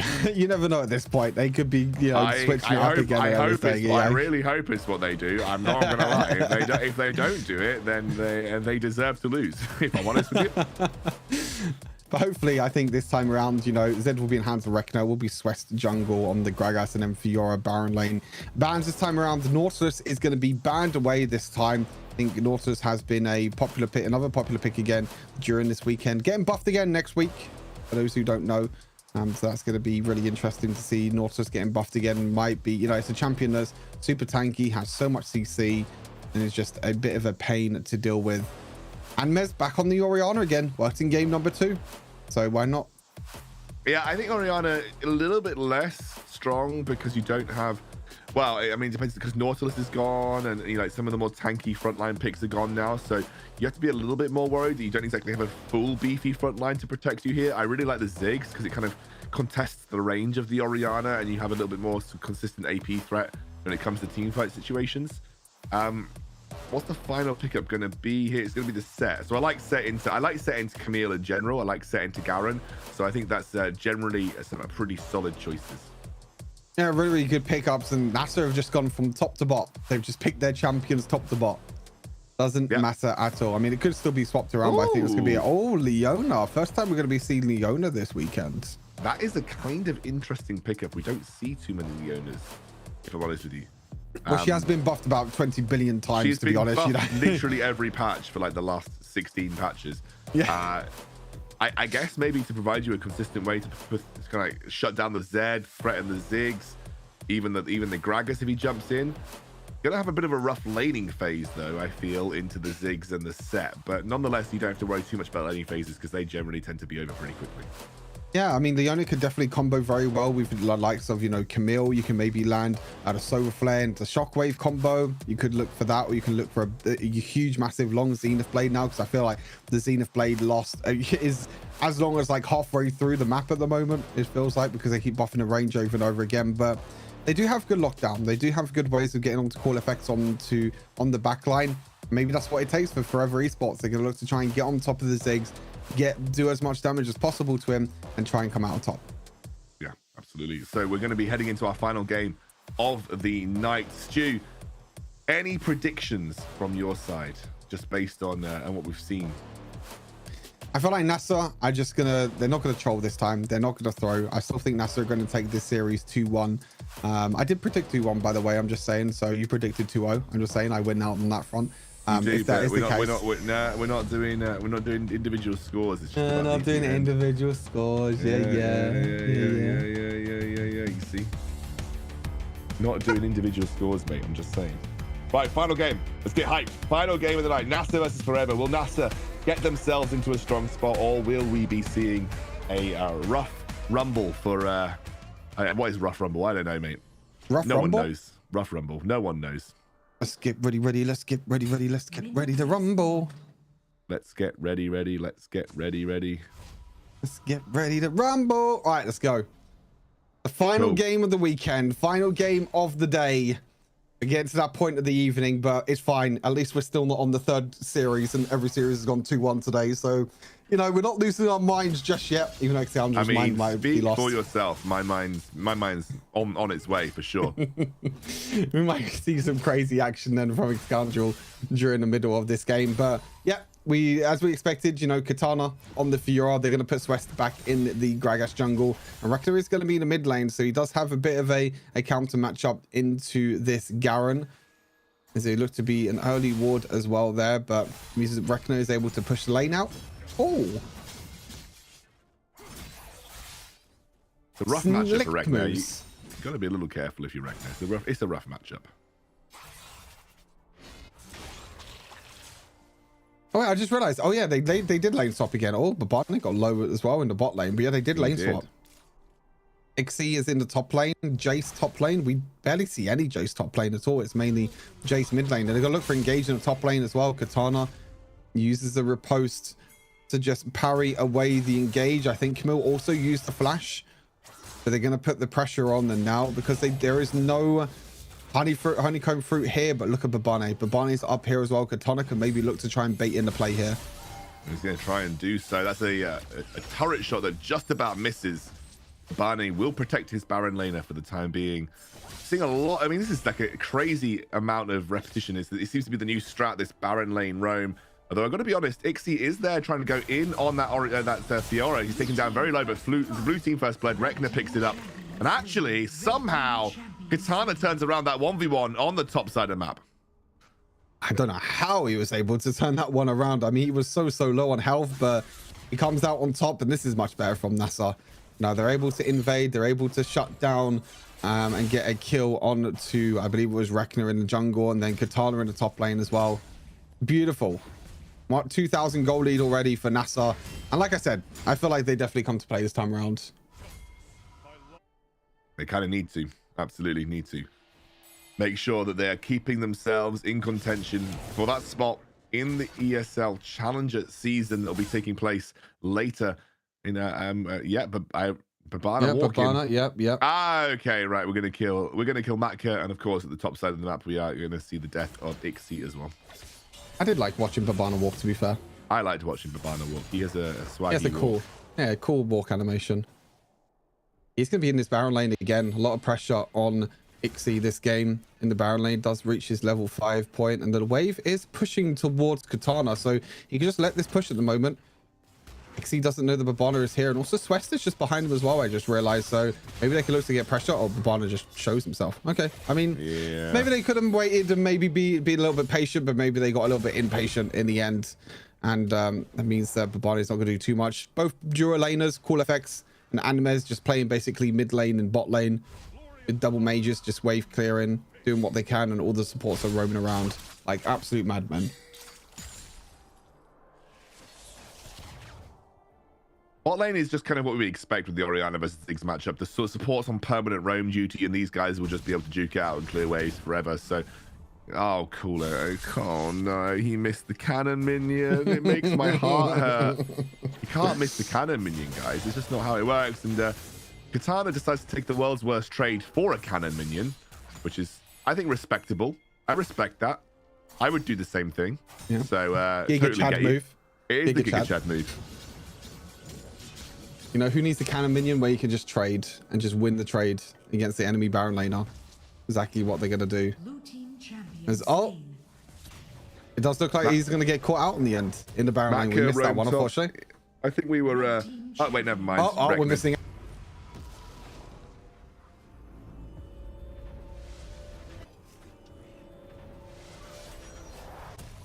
Zed Jungle, which is really garbage, by the way. If anyone's watching at home and you think Zed Jungle is good, it's really not. I think last game showed it as well. We missed a few kills here, though.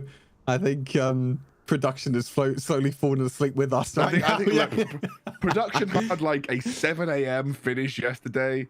I know how they feel. That, you know, I am there with them in spirit, in mind, and body.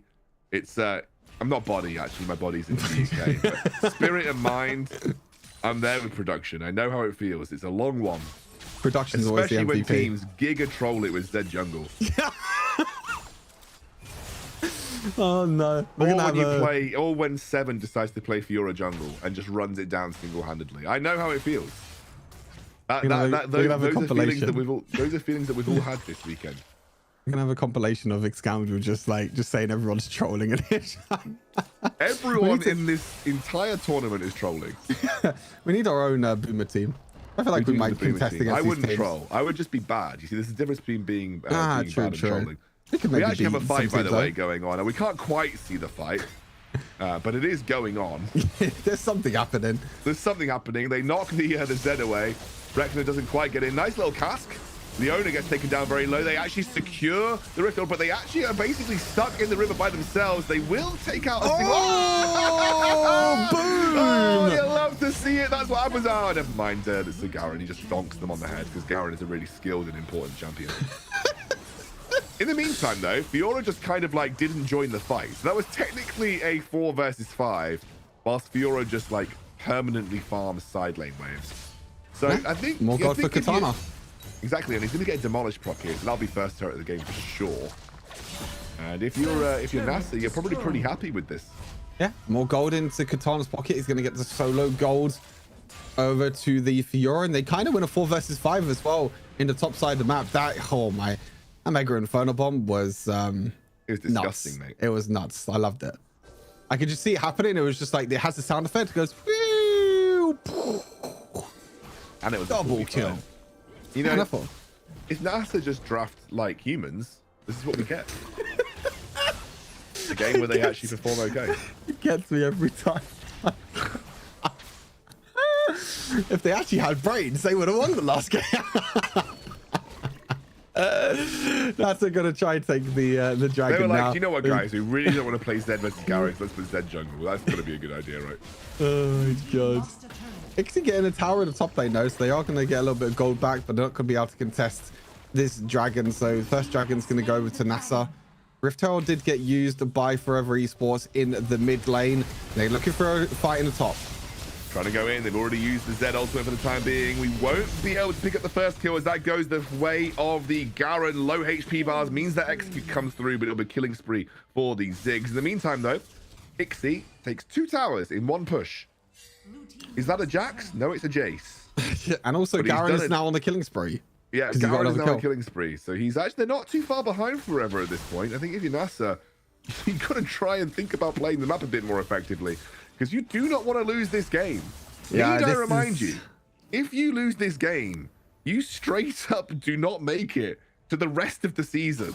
So you need to win this game, especially if you're a team of NASA's caliber. Yep, you'll be knocked out of the entire ESL. That's it. No more ESL action for you. No more season 2 for you either. No more season 2 Electric Boogaloo. Electric what? Oh, you lost me there, mate. You completely lost me there. I'm sorry, have you never heard of Electric Boogaloo? No. Oh my god. See you production. Google it. I'm not that. That can't be a boomer thing. That can't be a boomer thing. I'm googling it right now as we speak. Electric. I don't know how to spell it. Boogaloo. B-U-O.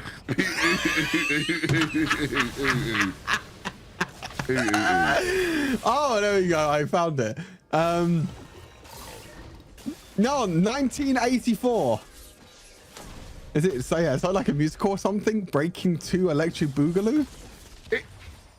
A, it's a song, but B, everyone always says it when you've got like a second coming of something. You go, Electric Boot. It doesn't matter. Honestly, it just doesn't matter. Honestly, I can't be bothered. It's not worth it. Oh, apparently it's a meme as well. There you go. Apparently the it's more you what, know sorry? every day. Knowyourmeme.com. Electric Boogaloo. There you go. It's not worth it, Stu, you know? Worth it. Can't be bothered. I think it's a boomer thing. I mean, chat can maybe agree. Chat, let me know. Is that a Right. boomer thing? Does anyone know in chat? Chat, let me know. I'm going to look at Twitch chat. Do you know what Electric Boogaloo is? Yes or no? I'm sorry for all the Twitch moderators at the moment in the Not a ESL boomer chat, but thing. Not a boomer I just want thing. to know how many people know what it is, because I don't know. We're gonna... It's not a boomer thing, guys. Everyone uses that phrase. Anyway, we have a game going on, a really important game. As Leona looks for the... Okay, guys, come on, guys. Stop it. Stop it, guys. I'm only 31, okay? Quite literally only 31. We have an engage there's a coming fight. through. Suplex into the middle of the fight. That's going to be a decent haymaker. In the backside, it'll be Rez that's able to escape. Still not going well for NASA in these team fights. They haven't even taken out a single member of the team. And low HP bars across the board. It's still cool FX that are going, though. So they're okay for the time being. I might even try and take the Rift Herald, though. Swest is very low on HP. He is going to try and contest this, though. There's a lot of poke, though, from the Oriana, and he is going to be able to get the shields, but you can see the Ziggs damage at the same time. There seems to be a fight on the bot side, but we're too busy watching Matcap take the Rift Herald. And that'll be taken down. No more team fights just yet. I mean, they can use it for the mid lane if they want to and just guarantee that mid lane tower, or they can just save it for now. I think if I was Forever Esports right now, I would just use it mid lane. I feel like that opens up the map so much for you, and it's already hard to try and push down a Ziggs already with how much wave clear that he has. So yeah, I would use it mid lane, but Ames almost drops to the floor there. Close, but no Team cigar. fights going really well for Forever, though. You know, they're actually competing quite nicely. They have to be a little careful about this next dragon. That's a big chunk of damage that goes on this tower. But is the Infernal Dragon spawning in 45 seconds?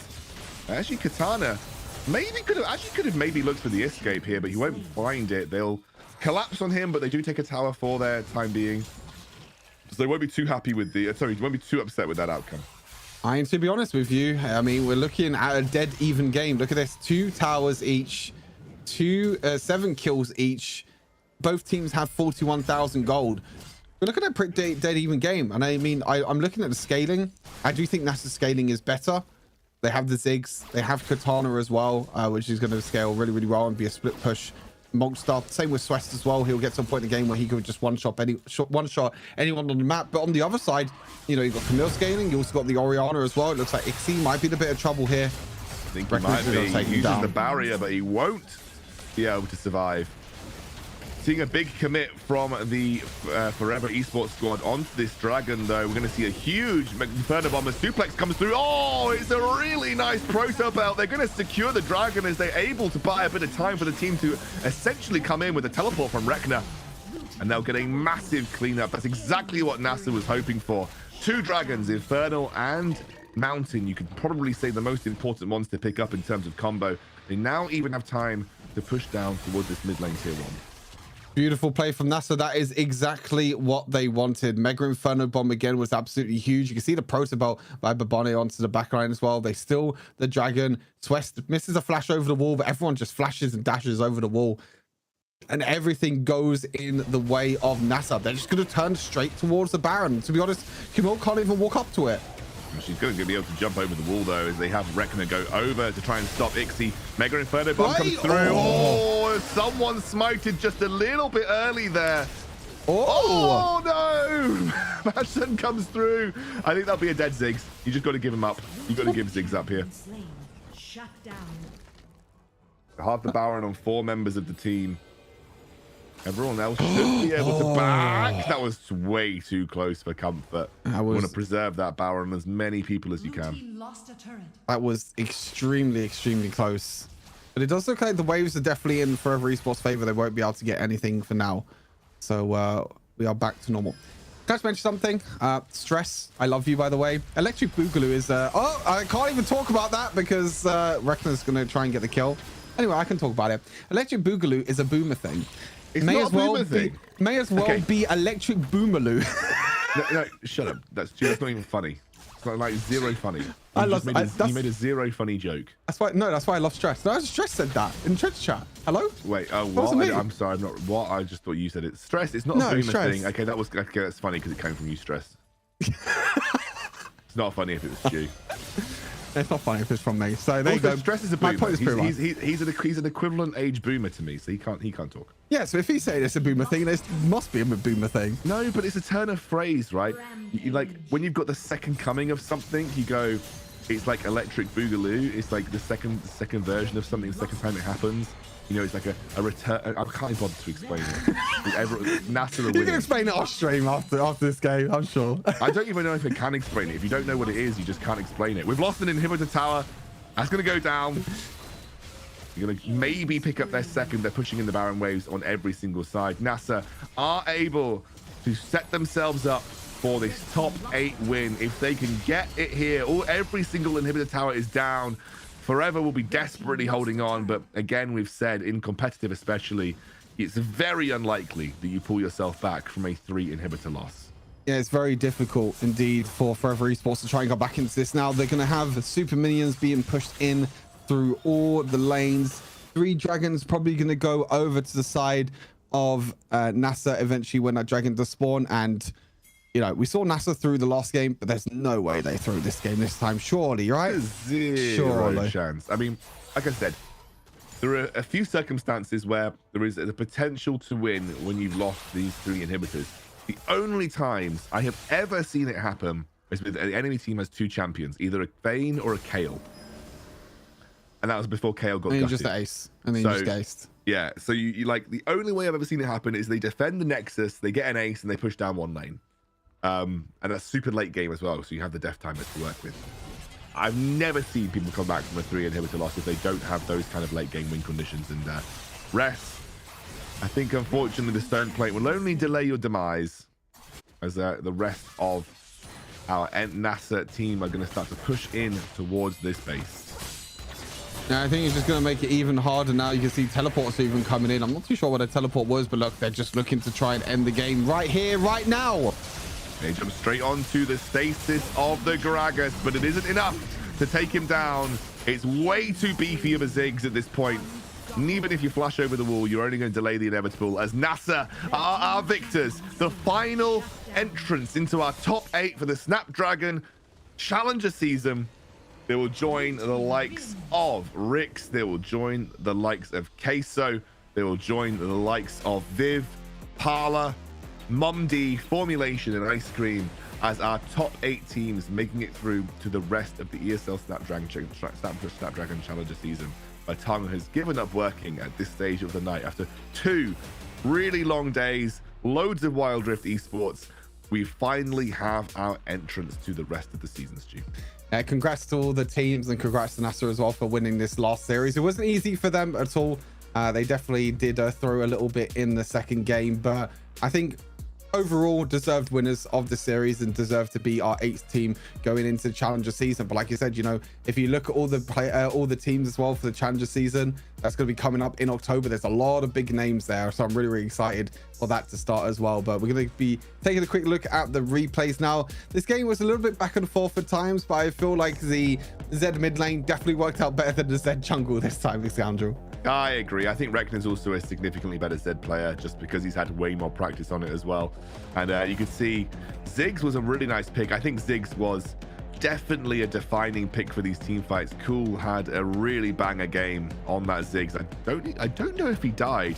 Must have output a ridiculous amount of damage as well. He just had, you know, hit after hit after hit after hit. So fantastically well played from NASA, specifically a great game for Cool FX as well. Good time for him to potentially get his carry pants on. Rekner as well had a fantastic game too. So NASA able to, when the chips were down, pull out a convincing win and secure their place in that top 8 of our challenge season teams. There are, again, as you mentioned, loads of great teams there. So if you're not going to be, if you're not watching those streams when they come over the weekends of October, you're going to be missing out on some of the best EMEA action for Wild Rift Esports.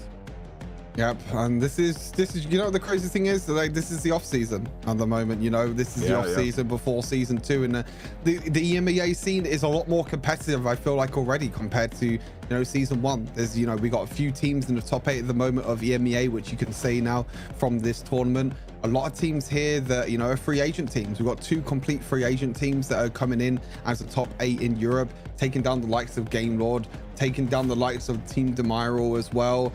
And, you know, you still got the big names in there, though. You still got Rex, you still got Viv and Queso, Parla, Formulation. So a lot of big teams. But as you can see, Ziggs only died once this game. Rekna getting the MVP in the end, 7-1 and 6, just showing that Zed mid lane is definitely a lot better than Zed jungle. Yeah, and you know, even if you're in the Garen matchup, you can still transition into side lanes, you can still roam for those kills, and that's exactly what Rekna was able to do on this pick. We can take a look at the rest of these API slides, because we know that they won really hard.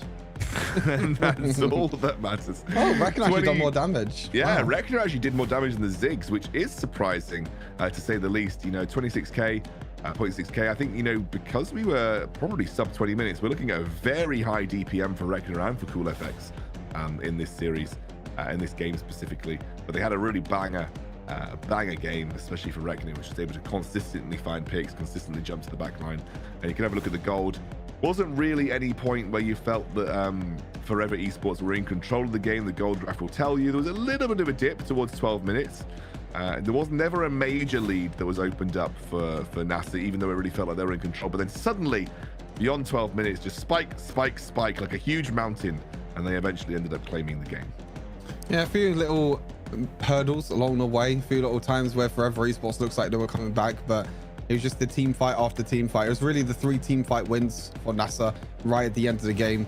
They're able to come out on top, and that is everything. That's the gold and everything. And there we go. The weekend is over. The day is over. But 8 teams are now confirmed for the challenge season happening next month. And to be honest with you, I'm very curious to see how it goes, because we've seen already the, you know, the likes of Rix and Formulation, you know, Formulation going down to lose the bracket, Rix losing games to NASA. I feel like it's going to be a very, very competitive season. Yeah, really competitive season. But of course, this weekend would not be possible without our amazing sponsors. Let's have a big final thank you to Snapdragon, who are the namesake of our entire tournament. Of course, to Monster, who personally kept me going through today, all of the games that we've had, as well as yesterday. And of course, DHL for being super awesome delivery people and doing a great that's what I'm gonna say. I'm gonna die on that hill.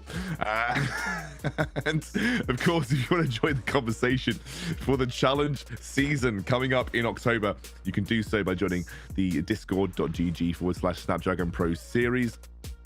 And make sure you join, because we've got plenty of awesome games in October coming your way when the challenge season gets underway with our top 8 teams. And speaking of our top 8 teams, let's take a moment to take a look at that bracket, and we can see exactly who has qualified and by which path they came through. Viv beat out Formulation in a pretty wild first series and kind of upset Formulation to take that first spot of the weekend. Queso then beat out Game Lord in another thriller of a series. Rix giga trolled, but they didn't troll hard enough to lose and did come out against NASA here. And IF Parla beat Team Demiral in a very close series, 2-1. But of course, there are more teams on the lower side of the bracket. We can take a look at those teams too.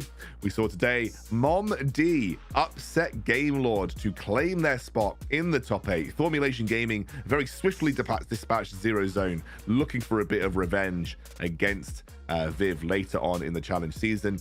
Ice Cream beat Demiral in a swift 2-0, and NASA also almost trolled their way to a loss, but they did win by beating out Forever in the end pretty convincingly. And that is your top 8 for the Snapdragon challenge season starting in October. Looking forward to it. I think it's going to be absolutely amazing. I'm looking forward to some of the best teams in the EMEA region duking it out over the course of a month to decide who will be those off-season champions. We've got plenty of tournaments for our teams to play in. It's great to see them exercising and flexing their muscles in the off-season so heavily as we head towards the next year of Wild Rift Esports. But that, Stu, about wraps up our weekend. Any thoughts? I'm not going to say too much because I know you're going to tell me to shut up again. Stu. See you later, everyone. It's been a fantastic weekend. We'll see you soon.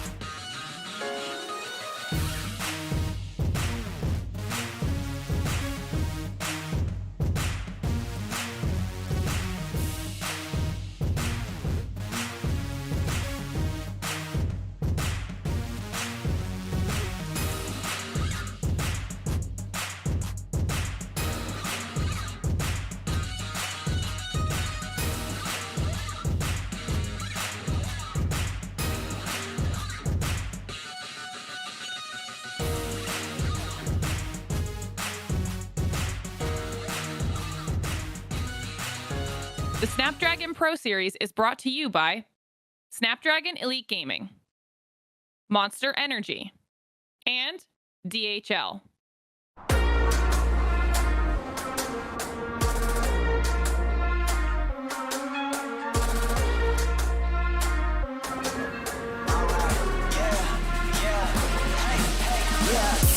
Won't stop going till a player on top know it. Rooftop, penthouse, suite. If you really want it, gotta own it. Fly through it, we was at the lowest. Blood, sweat, tears, the components. Riding all year, now's the moment. We are not friends, we are opponents. Yeah, I'm coming for mine. Yeah, I'm making a play, the game on the line. Yeah, I've been on the grind. Yeah, I jump in the spot, I made it my time. Yeah, look in the sky. Yeah, the stars align, no shade to shine. Can't stop it already. Emotional work and devotion, we put in this time. Look,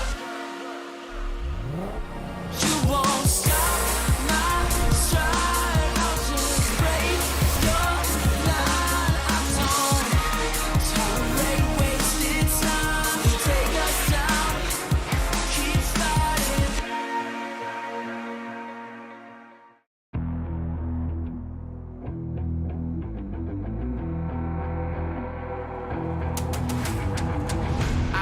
Get it, I'm on the mission, snap any minute, casually winning. Stop tripping on me, stop dissing on me. Yeah, I got a dream, can't take it from me. My fire's burning, I'm always learning. Tell me where to go, man, I'm on a journey. Yeah, I can't explain it, I get excited. Keep it 300, King Leonidas. Strap in, cause it's gonna be a long ride. Working on me every single day and night. There comes a time when your worlds will collide. If it's holding you back, push it right to the side. Ain't got no time for no fear. I work too hard to get here. Ain't got no time for no fear. I work too hard to get here. I don't got the time, put me in, coach. I've been going hard, time to let it show. Everything raw, give it to me now. Let me have the spot, man, it's going down. Gotta get it here, I don't wanna wait. Take what I want, then I go train. Gotta get a win, I won't lose the game. This is my year, I ain't gonna break. Strap in, cause it's gonna be a long ride. Working on me every single day and night. There comes a time when your worlds will collide. If it's holding you back, push it right to the side. On another level, I will never settle. Mind over matter, get the gold medal. On another level, I will never settle. Mind over matter, get the gold medal. Ain't got no time for no fear. I work too hard to get here. Ain't got no time for no fear. I work too hard to get here. On another level, I will never settle. Mind over matter, get the gold medal. On another level, I will never settle. Mind over matter, get the gold medal. On another level, I will never settle. Mind over matter, get the gold medal. On another level, I will never settle. Mind over matter, get the gold medal.